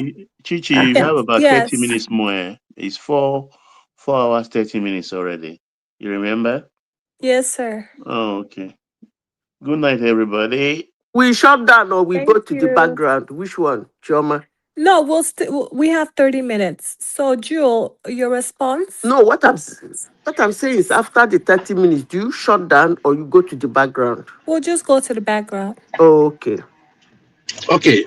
My response is this, right? Yes, it's a whole lot of things that have happened since 2023. One of those being that some of those that rode on Peter B's back to get into political offices got there and did not do what we expected of them. Not all, but some. So it now affected the morale of everyone You say that what is affected looking their at. morale? I said that some people that rode on Obi's back to get into political office positions was not doing what we expected as obedience. Right? So what we now did was we now said, even right now we're saying it's no more going to be top to bottom. We must have to look at candidates and look at those that we think that can carry out what we wish for Nigeria. But this idea of coming out to say vote top to bottom, we're not going to do it no more, because some of the people that we voted in voted to other parties, right? So that is why I told you that you might not see Obi's candidate do so well in elections. Why? Because Obi is not on the ballot. It's a Do you know different why? situation. Let me Can I learn tell now. you why some of them decamped and some of them were not doing whatever you people agree to do? Can I explain to you? Go ahead. Okay. You see, in politics, you must be, for you to be a politician that people dance to your tone, you must be a politician that with what you have, which most times is the vote, will frighten other politicians. So if after 2023, I will say people who support Obi, it might irritate their nerves, but I will continue saying it because that's simple politics 101. If after that 2023, that Obi was picking seats, campaigning on all the by-elections and picking seats, it will frighten those people. You know why? If they don't dance to you people's tune, they're gonna lose that seat, no matter where they're wrong to. All Obi need to do, look at what what's his name? Trump did in Indiana. Here is Indiana. He said, do, what do they call it? Redistricting. Those all Republicans in Indiana, they said they will not do the redistricting. He primaried all of them. Have you ever seen that kind of madness? He's primaried all of them, like all the sitting Congress and senators. He primaried all of them. He brought his own candidate to primary them, and all his candidates won them. Wham! So they didn't even get the primary, let alone winning the real election in November. So they're already out of the race. Yeah, That's but we call a politician that madam, has vote. No, Are you madam, getting me? you're talking about established. Hold on, let me talk. These are apples and oranges. The Republican Party is the Republican Party. As long as people move the way it is in Nigeria, people move from one party to another. It will be hard to say this person is loyal to me. If APC lose power in Nigeria tomorrow, right? You see a lot of people port. That is the nature of Nigerian politics. So you cannot say that for the United States, right? So that's why I'm saying that it is different. It is Anyway, different. if you don't Now, want to, you in see, Obi's case, let me just round up what you at the question you threw at me. Like I said, Obi is not on the ballot. And the people that are following Obi, there's a reason why it is called obedience, right? Now, those people, those ones too, that came on board and did something that that is close to or what we are preaching, people like Alex Oti, they enjoy our goodwill. The senators that really stood their ground against the despotic Ababio. Shabaribe don't deflect. Both in the Shabaribe don't deflect again. He's in Labour Party, and we are He with has him. deflected. And we are with him, all true and true. We are with him. We are with Abaribe. Anyway, he goes. So which party is he in now? He's in LP, right? He's in Labour Party because politics is local. When you go to Abia State today, Labour Party is the party to beat because it's the party of Alex Oti. Right now, as it stands. So that is the point I'm trying to make you understand. But my question was this. Hold on, madam, please. Let me land this point. I wanted to ask you this question, then you can put everything together. Mr. Fafunda, and I think if Baba is here too, please, Baba, and every Yoruba guy that's on the show, all this question is to you because I want to know people we are dealing with on a daily. Mr. Fafunda said, and madam, I want to get a clear answer from you. I don't want try to give me history. No. Mr. Fafunda said if Obi beats Tinubu in the next election, that there could be war between Yorubas and Igbos. That is my question. What do you think, or what do you say to that? Thank you. What do you want me to say? Is it right or is it possible? I mean, is it rascality or what? What is it all about? Let me say this. First of all, that was what I was trying to get. Zita, I mean, Zita, you see, Patrick just said that is nonsense. That's what I wanted to know from you. It's not something to say like. Why would there be? There's no sentiment. Hold on. That's why I want to know if you speak for the Yoruba people.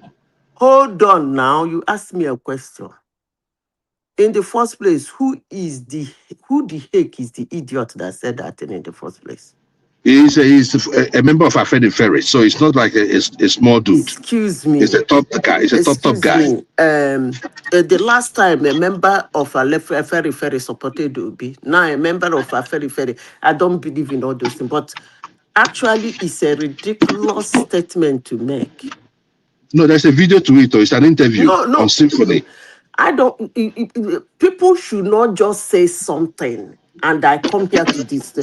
Is a non-statement. Why would there be war between Yorubas and the Igbos? I don't understand. On what did he give you? What will cause the war, or just because somebody won an election? If Obi just beat Tinubu in the next election, that's what he's saying. And that there will be war. The Yorubas will start a war. That's the point. I'm asking you. That's what I'm asking you. How would Yorubas start a war, if I may ask? Hold on. See, when people are being interviewed or they screw trash, whosoever is airing it or whosoever is interviewing him, if the person refuses to ask the necessary questions like, why would they start a war? How would they start a war? when we there start the war? If that person doesn't answer, because these are questions to ask for the clarification. Why war? How? When? You come and say that somebody, because somebody won an election, there will be Yorubans will start a war. Actually, let me tell you, to be honest with you, Joel, if an Igbo man that Igbo supported, I don't want to say Obi anyway, because I don't think he will win the election. If an Igbo man, Igbo supported, win an election, actually it's the Igbos that will start the war, not the other way around. Their noise, their abuse, their arrogancy, their impetus will spark a war. Trust me. The people that won, you know what they have? There is what they call angry winner.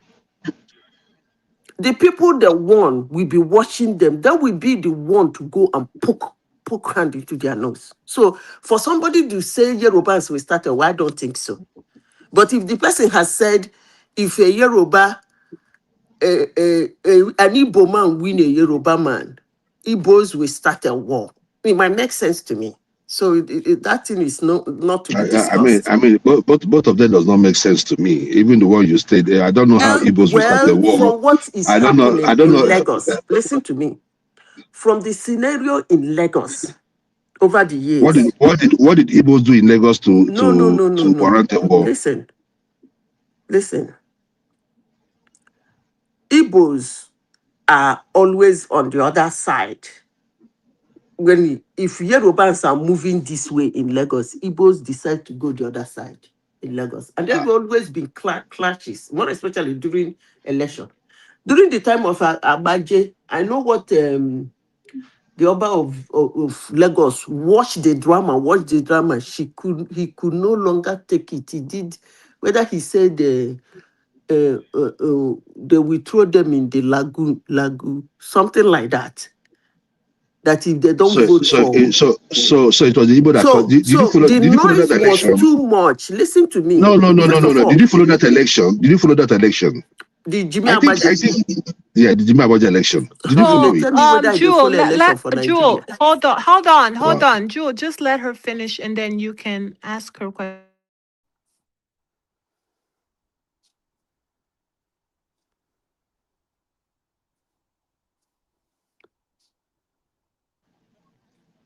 Why is everywhere quiet? No, I said they should let you finish what your statement. So what I'm saying is that you said why would that is nonsense that Igbos will not cause problem. But I am saying that if you look at the trajectory, more especially if I don't remember others, I would remember Jimmy Agbaje. If I don't remember others, I will remember this one. What is it called? This last one.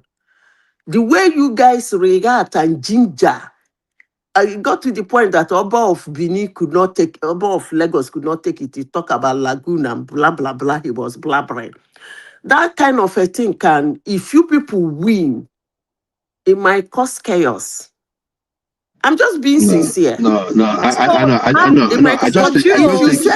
What Madame Zita is referring to, how Igbos were saying Lagos is a no man's land.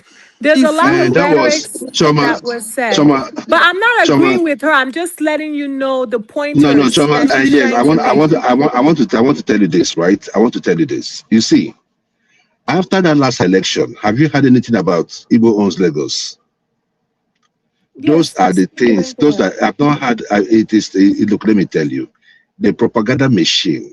Until we start understanding the propaganda machine in Nigeria, but there's no election going on now. Let me say, yes, that's what I'm saying now. When election starts now, you people will start. You will not see. You start seeing stuff like that. My point is that the Yorubas are the one pushing that agenda.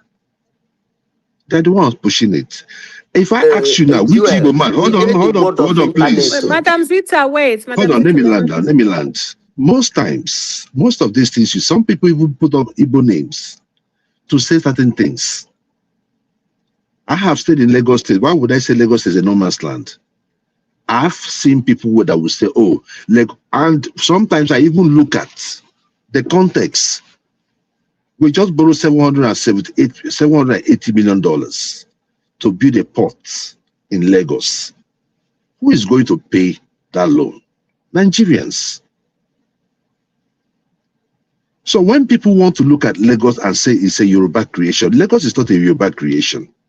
Lagos is a Nigerian creation. But does it mean that everybody owns that? There are no, that if you say Lagos is situated in the southwest, it's a Yoruba state. These are the kind of things people I know. No. But no, the truth must be Lagos is not the capital of Nigeria. I hope you know that. No, but Lagos was a former capital, right? Lagos State was a food cooked by many. Thank God you say former. Yeah, and it's not Lagos. Capital. It was Ikeja. And thank God you say former. No. It was Lagos. We know it was Lagos. Lagos was the former capital. What capital do you mean? Ikeja of was not the Nigeria capital. before was Ikeja, not Lagos. Okay, not Lagos. Okay, it was Ikeja. That's what you're saying. Oh, okay. So, all right. Okay, can I contribute? But let me just start, please. Let me land, please. Let me land now. 1 second, and then you continue. Oh, go ahead. Before Lagos became the capital of Nigeria, the first capital of Nigeria was Calabar. So you cannot say that Lagos is a creation of Nigeria. You can't say that. No, the investment.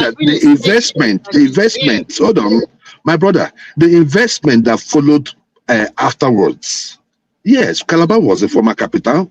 Yes. But the investment that followed after. So why is it not Lagos was Calabar not for everybody? Hold on now, because people don't have investment in Calabar. The investment that you see in Lagos State today, you cannot say it's only the Yorubas. The money we have borrowed to feed the hold on. The money we have borrowed. Hold on. Come on now. Can we have a nice conversation? I am having a nice conversation with you. Hold on. There is no place in the world that there are in fact, because of this globalization, the world is kind of missing up.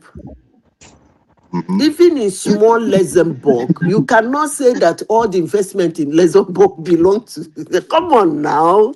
Belong to who? Nobody is saying that. Belong to who? For you to come and be claiming that it's now for the whole world or for the whole Nigeria. No, now. Lagos State is madam. Stop saying that thing you are saying. Please. No, I am not. I'm not stopping. No. Come on. What are you talking about? Let me land my point.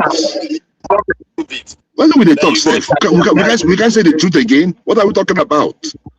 The issue there is this: whether you would like it or not. They say the truth is like an open wound. It will always be there. Let's not marinate over it. I just asked a question. There's 700. Let me land now for crying out loud. Kindly. Look, the issue with Lagos State, nobody is saying that Lagos State is not situated in the southwest or Lagos State is not a Yoruba state. All I am saying that Lagos State, when it comes to the economy, is a creation of Nigerians. All Nigerians follow Cook Lagos.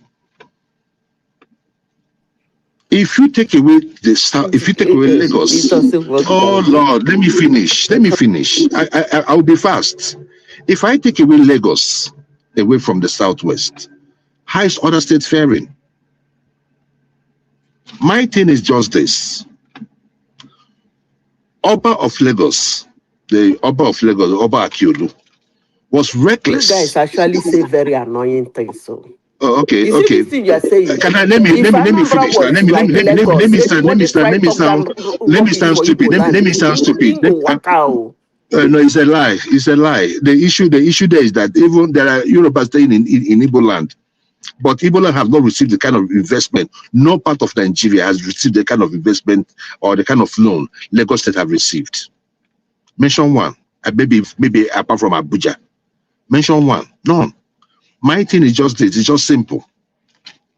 Oba Akiolu was reckless.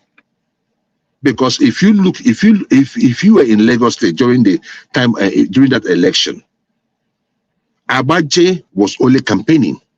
Nobody made any statements. But what happened? Abaje was campaigning in the markets, and they felt that the Igbos were going to vote Abaje. He now made that statement. And he made that statement in front of some Igbo people that came to pay homage to him, that came to support the candidates of the APC. He was he was giving them that message, like as a reminder to others, that hey, look, oh, as a threat to others. That was in a sense of society that Oba should have stepped down. He should have stepped down, because no matter how you look at it, hold on, There are a no matter lot how of you look at it, videos. There are a lot of videos no that matter how you show look the at it, venom you people were vomiting from your there mouth. was a There lot are of, a lot of I can videos show you a million everywhere during venom. that campaign. That was yes, I can show you a million videos too of venoms being poured at the other side. But what I'm saying is this: the people will have their banter, but as a leader, you have to tailor your tongue rightly. You don't just speak anyhow. The people on the street can do whatever they want to do. It's the same thing here. Democrats can throw banter online, Republicans throw banter online, but you cannot see the leaders just talk flippantly. And that is the problem we have in Nigeria, because some of these leaders we have in Nigeria ought not to be leaders. We have them all over Nigeria. You have also Nonsense. said a lot. Let Madazita respond to you now. So Madazita, you feel carrying.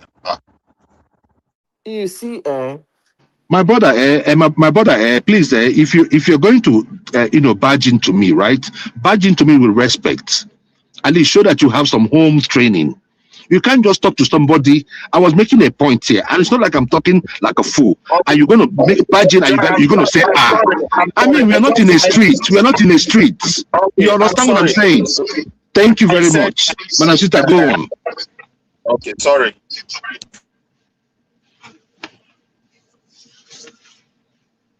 okay, a land that have indigens should not be disrespected. The only place all Nigerians we can claim hold on, and that they can claim that it was built by Nigerian money, is Abuja. Legally, not permutation. Legally.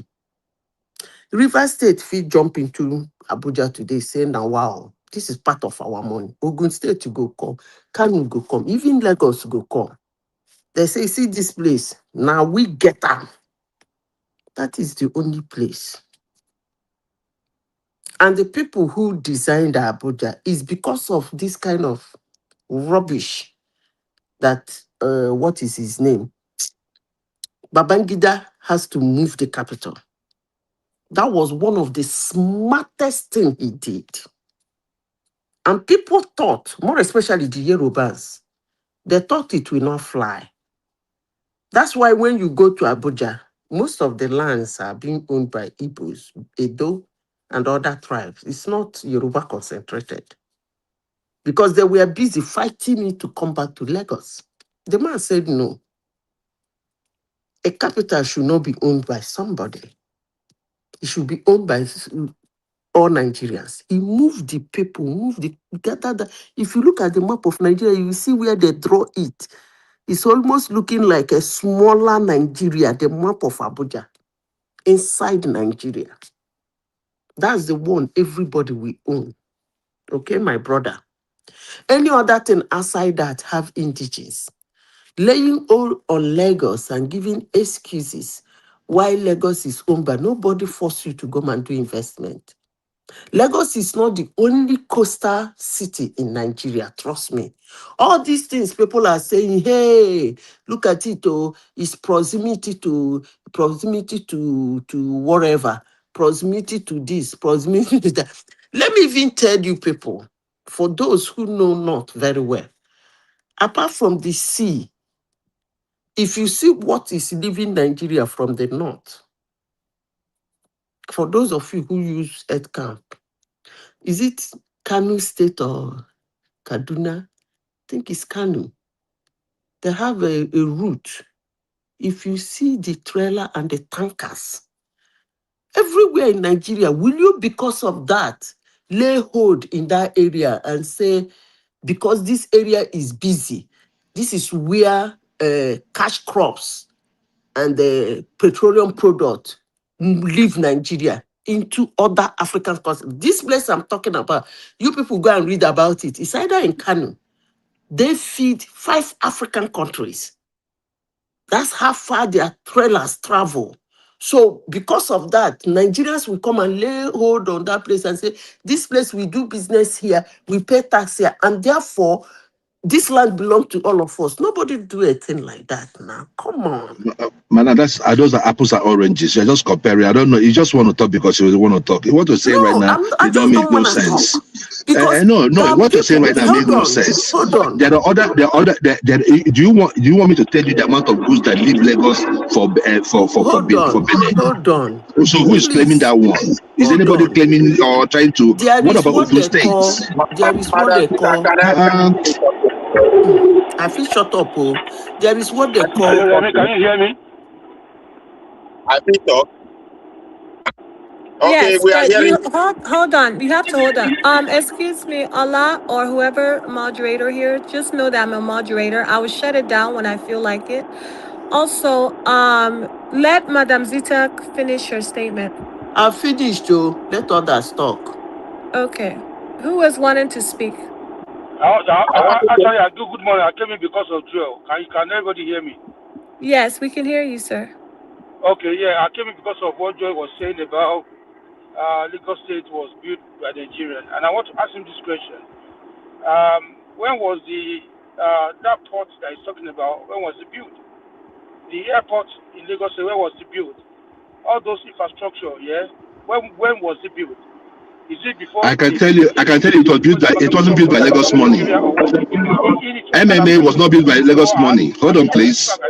MMA was not built with Lagos money. The Dinka Port was not built with Lagos money. Hold on, Joe. He's still asking. Can you speak up some? Speak up some, Kenny. Okay. Yeah. So my question to you is, Joel, tell us the date, year, when the airports and the airports and the port authorities you are talking about, when was it built? That's my first question to you, please. Answer that question. I might not be right with the years, but I know that it was in the 70s, if I'm not mistaken. Nobody can hear me? I can hear you. Okay. So I know probably it was in the 70s, right? But what I'm telling you is this. After the 70s, after that airport, the money with which they built that airport was not Lagos money. I can tell you because it's a federal project. So, subsequently, even right now, there's a renovation going on right there. It is still federal money. The ports too, the same thing.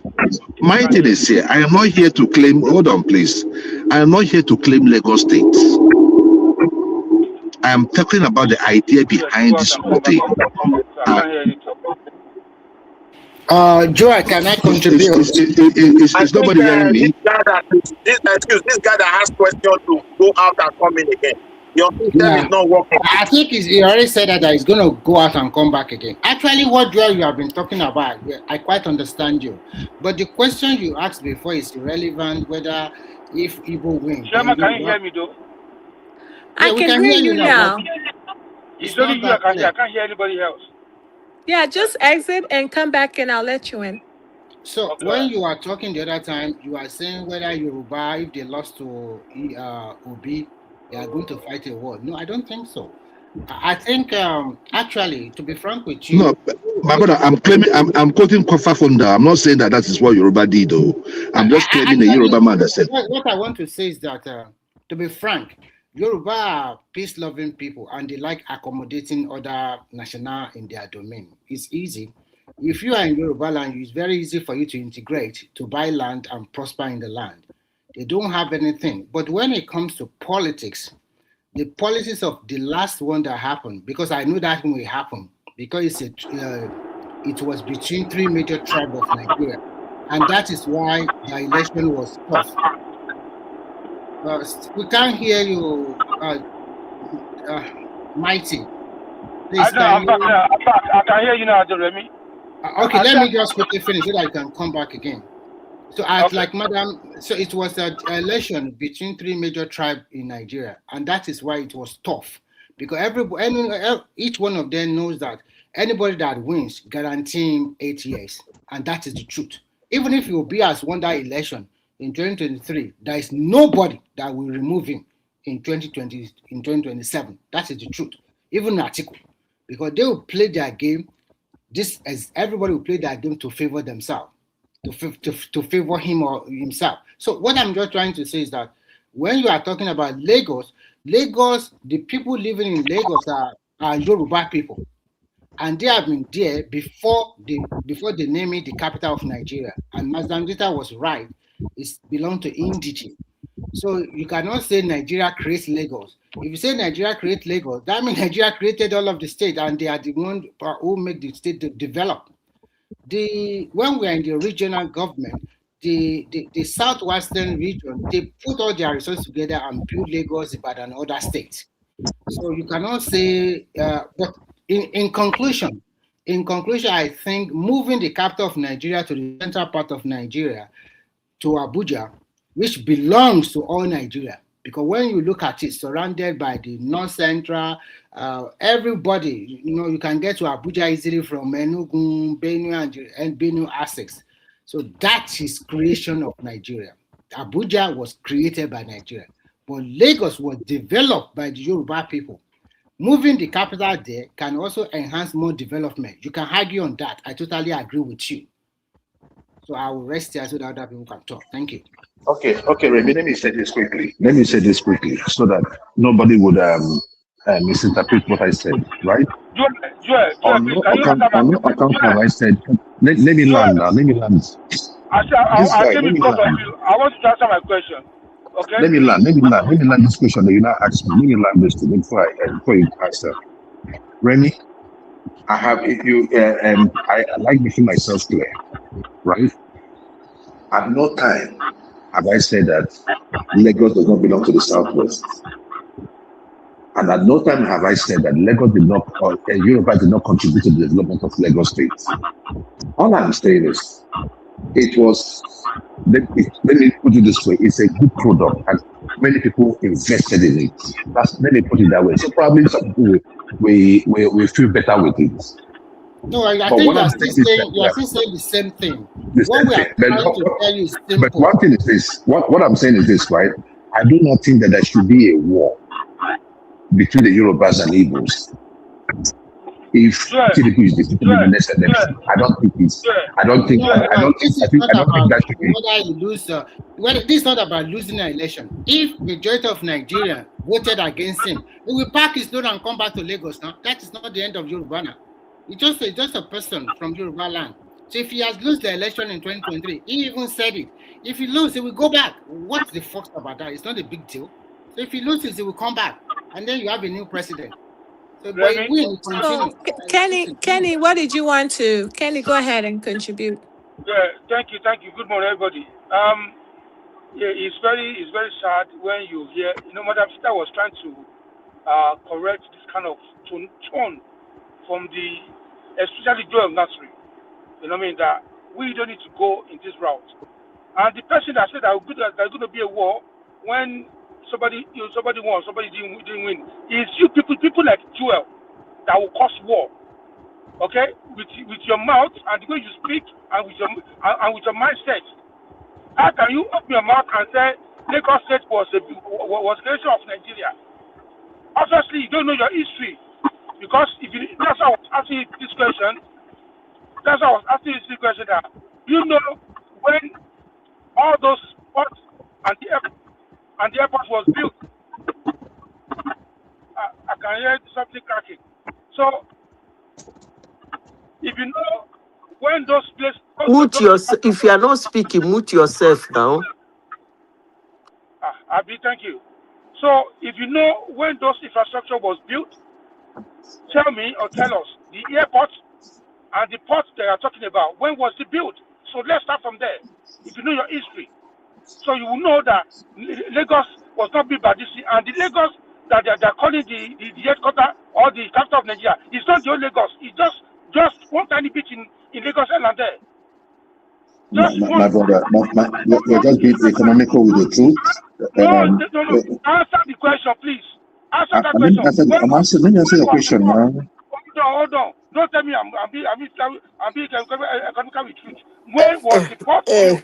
Last question. Can I clarify something? Yeah, please. The people that go to Lagos,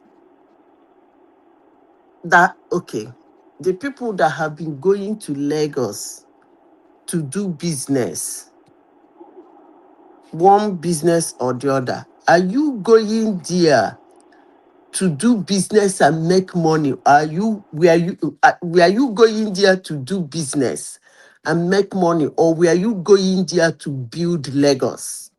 That should be the question. Because you cannot be claiming what you did not do.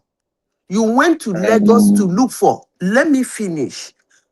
You guys from wherever you people come from, you flock into Lagos for greener pasture. And one way or the other, whether you find the greener pasture or you did not find the greener pasture, doesn't mean you built Lagos. Because Lagos did not tell you to come. You saw potential in Lagos and went to Lagos to do business, to earn a living. That doesn't mean you built Lagos, because you were not going to, your intention to go to Lagos was not to build Lagos. I So said you Nigeria shouldn't be built using Lagos, that and I word. still stand That's by it. wrong. I still stand by it. Let Let me answer now. Let me answer. I think actually, if you No, look at Remy, it, Remy, hold on. No. Ola, who wanted to come in? It's Midwest people. I'm here, so Yes, go ahead, sir. okay. I thought you want to shut down. No, I'm not shutting down now. I will shut down, but not now. Okay. Whom are you permitted to continue? Ola or me? I'm You permitting you, cannot have 10 not people in the Ola. platform and Not shut Ola. down now, Ola. I'm No, not no, you. I'm no, only he's not asking no you. one is shutting down. I will shut down when I feel like it. Exactly. But this, So I that's think what we're talking for me personally. I think this is a very complex topic, because if we don't separate it and we just try to name it together, ownership, building, and everything, I think we're going to create some kind of emotional, negative emotional feelings within the Yoruba as an ethnic nationality. Those that are here and those that are hearing our voices. Because if we separate it, I think we will understand the angle. Because Lagos indeed has enjoyed relatively the support of the entire country as a federal government. Because it happens to be the capital. Am I still here? I'm hearing your voice, but I don't know whether you are hearing me. So I'm talking. No, shut this guy down. Why is it always? I mean, are you in a talk? Wait, it has enjoyed that relative support on the federal level because of it happens to be the capital city of that country some years back, and it was also the commercial city. So a lot of investment in the name of Nigeria as one country went there. We can't take that away. Then when it also come to we all built Lagos, it depends on the context where you are coming from, because it's still part of Nigeria. Those who live there, they pay tax, they live, they do everything. I can accept that, yes, all Nigeria built Lagos. But when you are trying to take it to the other way around, like this modern, some kind of statement people try to make that they are the one building other people's place, then that one becomes a different thing entirely. It becomes so insulting. Because the indigenous people who hosted everybody has been building that place. And they have built it and structured it that it accommodates all Nigerians peacefully. So that is why the topic, if I look at it, sometimes I'm very careful to use words. Okay, let us also come to what is it called? Like ownership. Lagos have a unique history of indigenous people, component of people, or even people from different places who were ancestral connected to Lagos. History is clear. Then, not only that, If the modern people of today who I don't know the way, I don't want to mention it, the way they taught them history, or maybe they know other people's history, and now say, no, Lagos is no man's land. It belongs to nobody. I don't think where you're going to find a no man's land in this world. So some of the way they present that word is creating a very big problem for the entire country. Because if I look at the kind of division I am seeing today among Southern Nigeria based on ethnic and tribal, tribal identity and all those kind of things, it's very dangerous. But unfortunately, the government don't address these kind of things. You can't go to people's place who have hosted you peacefully, you doing your business. All you could come in is to talk to their king anyhow. The king did not do this, the king did not do that. He shouldn't have said this. When you provoke people and they start reacting, you play victim. I will use my state as an example. There is a place we call Ibanke. It comprises of Edo people, Ika people. It's only Igbo tribe in Nigeria. Ohaneze Igbo, their leader, they have been dragging it now, making noise. But when people respond in a way they don't like, they will not say, King did like this. Okay, let's go to Anioma State. It's only Igbo who said they should go and create a state that never one day in history, even before the white people arrive. Radios and everything that I said it belongs to Southeast. Elders will gather, people will gather, no one will be ready to correct. That is why you see the younger ones, they are triggering a tsunami of tribalism. Like Madam Zita said, if Obi even win, I don't think he will rule Nigeria. He will face enormous crisis because the way their people will be talking, the way they will be doing things, like as the other guy said, even in Lagos, anything can happen. So don't provoke people. When they react, you always cry victim. And that's how we just found out my own. Thank you. My brother, I think you're just being. Let me talk now. Let me talk now. Let me talk now. Let me talk. Let me just. Sorry, let us talk. We understand what you have been putting across. I just want to correct Midwest too. Midwest, you are wrong in your statement that all Nigerian big Lagos. That is a lie. Lagos has been a metropolis that has been thriving even before the advance of Nigeria or amalgamation of Nigeria.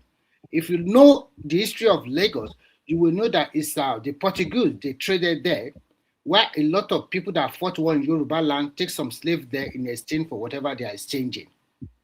And then when you talk about when we are in the region, you can also see clearly that Yoruba built Lagos because that was the headquarters of everything for Yoruba people. So no, it wasn't. That place was an headquarters for all Nigeria. I allow you to talk. Let me finish. So if you are correcting me, you correct me well. It was a headquarters for all Nigeria, not Yoruba people. Let me finish first. If Yoruba did not make a Lagos a conducive environment for business, for living, and then it will not attract a lot of other Nigerians from other parts of Nigeria. If you want to realize your Nigerian dream, if to say we have one, a lot of people in Nigeria will tell you, go to Lagos. Some people, they went to Lagos without nothing. Maybe their great-grandfather, and today they have become somebody. So you cannot, if the Yoruba people are not those ones that allow people to come and live within their community, to prosper, to thrive, do you think they will have opportunity? They will chase them hard one way or the other. In your second half of your thing, because you are neither here or there, you try to justify that, okay, Yoruba are very receptive, they welcome people or something like that. But initially, you already said all Nigerian build legal, and that's a lie. Because if the local people, they did not build their city like other local people in Nigeria, like if you go to Enugu, you go to Port Harcourt, they're just built by the local people there. And if you go to some of these northern states, you will even see the hand of federal government in those states. That even because I've traveled to the northern part of Nigeria, I see their wide road. I see a lot of federal government institutions in most northern part of Nigeria. You want to talk about Kaduna or Kano, or you talk about Sokoto, even very far away, where the government continues to sink money into the part of the northwest. That is the place you can say that Nigeria really helped them a lot. Maybe because they have more people in government. I don't know, but we can say. But that Lagos, it was the sweat of the people and the private entrepreneurs and private business owners that really built that place. Even when federal government was there, what was federal government doing? Tell me exactly what the federal government do. We want to talk about the seaport we are talking about. What has been there since the 14th or 13th or 15th century. If they now reconstructed it, it does not mean it was not there before. It was there. So if you talk about Murtala Mohammed, fine, maybe it's the federal government that built that one. But that seaport has been there even before they built their Papa seaport. I mean, they upgrade it, they make it better. So sometimes let's give kudos to these people. They tried. It doesn't mean that you as a Nigerian cannot go there and thrive or have a house or have a land there. So if all Nigerians are like Yoruba people, maybe Nigeria will be a better country today. Who knows? So that if I go to Kaduna, the people there can accept me, buy a land and build a house. If I go to like Abakaliki, they can accept me, buy a land and build a house. But it's not like that. So I understand what you are saying. But in conclusion, whether Tinubu win or loses, Yoruba is not going to fight with anybody. It's just a game. It's just politics. Why take so hard like that? Okay. Remy, you spoke well. And you see, we learn every day. But I think my point was not to generate or try to insult any tribe. Every part of Nigeria, for most part of Nigeria, I think we live peacefully. And if you have not traveled to any part of every other part of Nigeria, does not mean that they are not peaceful. Even within those areas that we say that there are Boko Haram or other, there are peaceful areas too. They are nice people. Now, nobody can take away the hospitality of the Yorubas, especially as regards to Lagos. Nobody can do that. Do we normally have, tribal squabbles here and there? Oh, yeah. But I believe that most of our problems are political.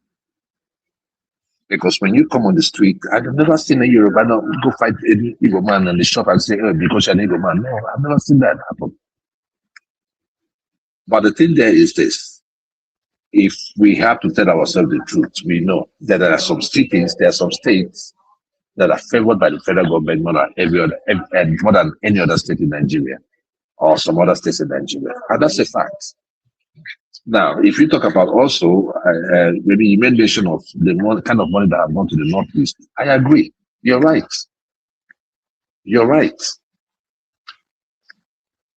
But the issue there is this. You see, when it comes to, it's just the same case I was making for electricity. If you go and you build a power plant in, say, like Benue or KB or Gombe, right? I am not saying that they cannot afford it. But when you look at that investment, if you're an investor and I tell you, hey, go to Gombe and invest a power plant, you might look at me 2 times. My point being that there are states that are viable.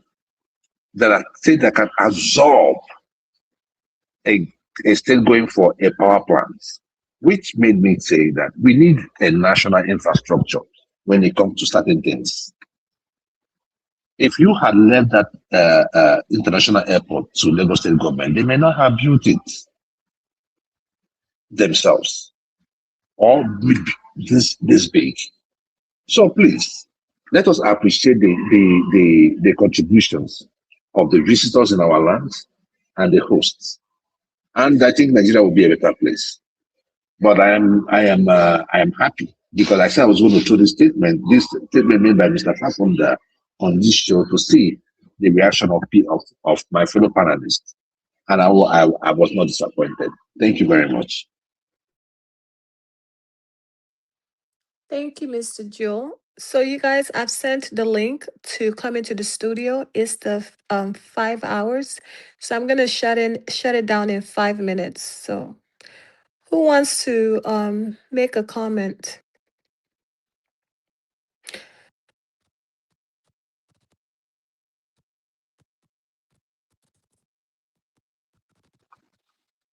Okay. I listened to Mr.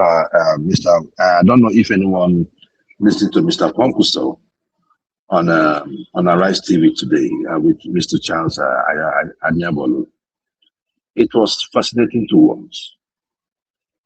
You see, some of those things that there are certain sentiment that was shared by some people on this show as regards to the relationship between the southeast and the north, and some of us who try to blame Obi for going going for presidency and all that. You see, having listened to him, I am more hopeful, very very hopeful, because at the end of the day, we want to see a unified Nigeria. So even if Obi does not win next year, the idea that that the north and the southeast is having problem, that they don't like them, they're not going to vote for them, all those things are becoming more or less like a beer apologist. We must congratulate ourselves. The relationship have improved, and I think that is the biggest win in all of this. I see in all of this, because definitely tomorrow, if Kwankwaso is coming for 2031, he has a base. He has a base in the south. So I am more hopeful. I am more hopeful. And for next election, I know it's going to be tough, but I think Obi will carry the day. And I know it will piss some people off, but when I go through the map, I've gone through my mapping and I've looked at it. There's no pathway for Tinubu in the next election. Thank you very much, and God bless you all.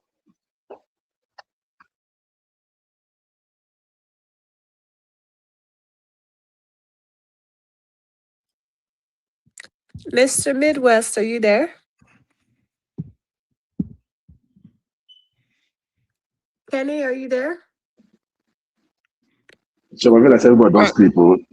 Why is Click on everyone the quiet? like No, I button. don't Make think sure they you sleep. subscribe. I think they are waiting for the.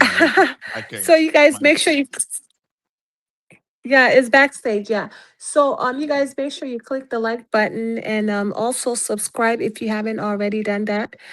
So we're going to be backstage. I've already sent the link. So go ahead and click on the link and join us. And have a good morning. Have a good day. Ta-ta.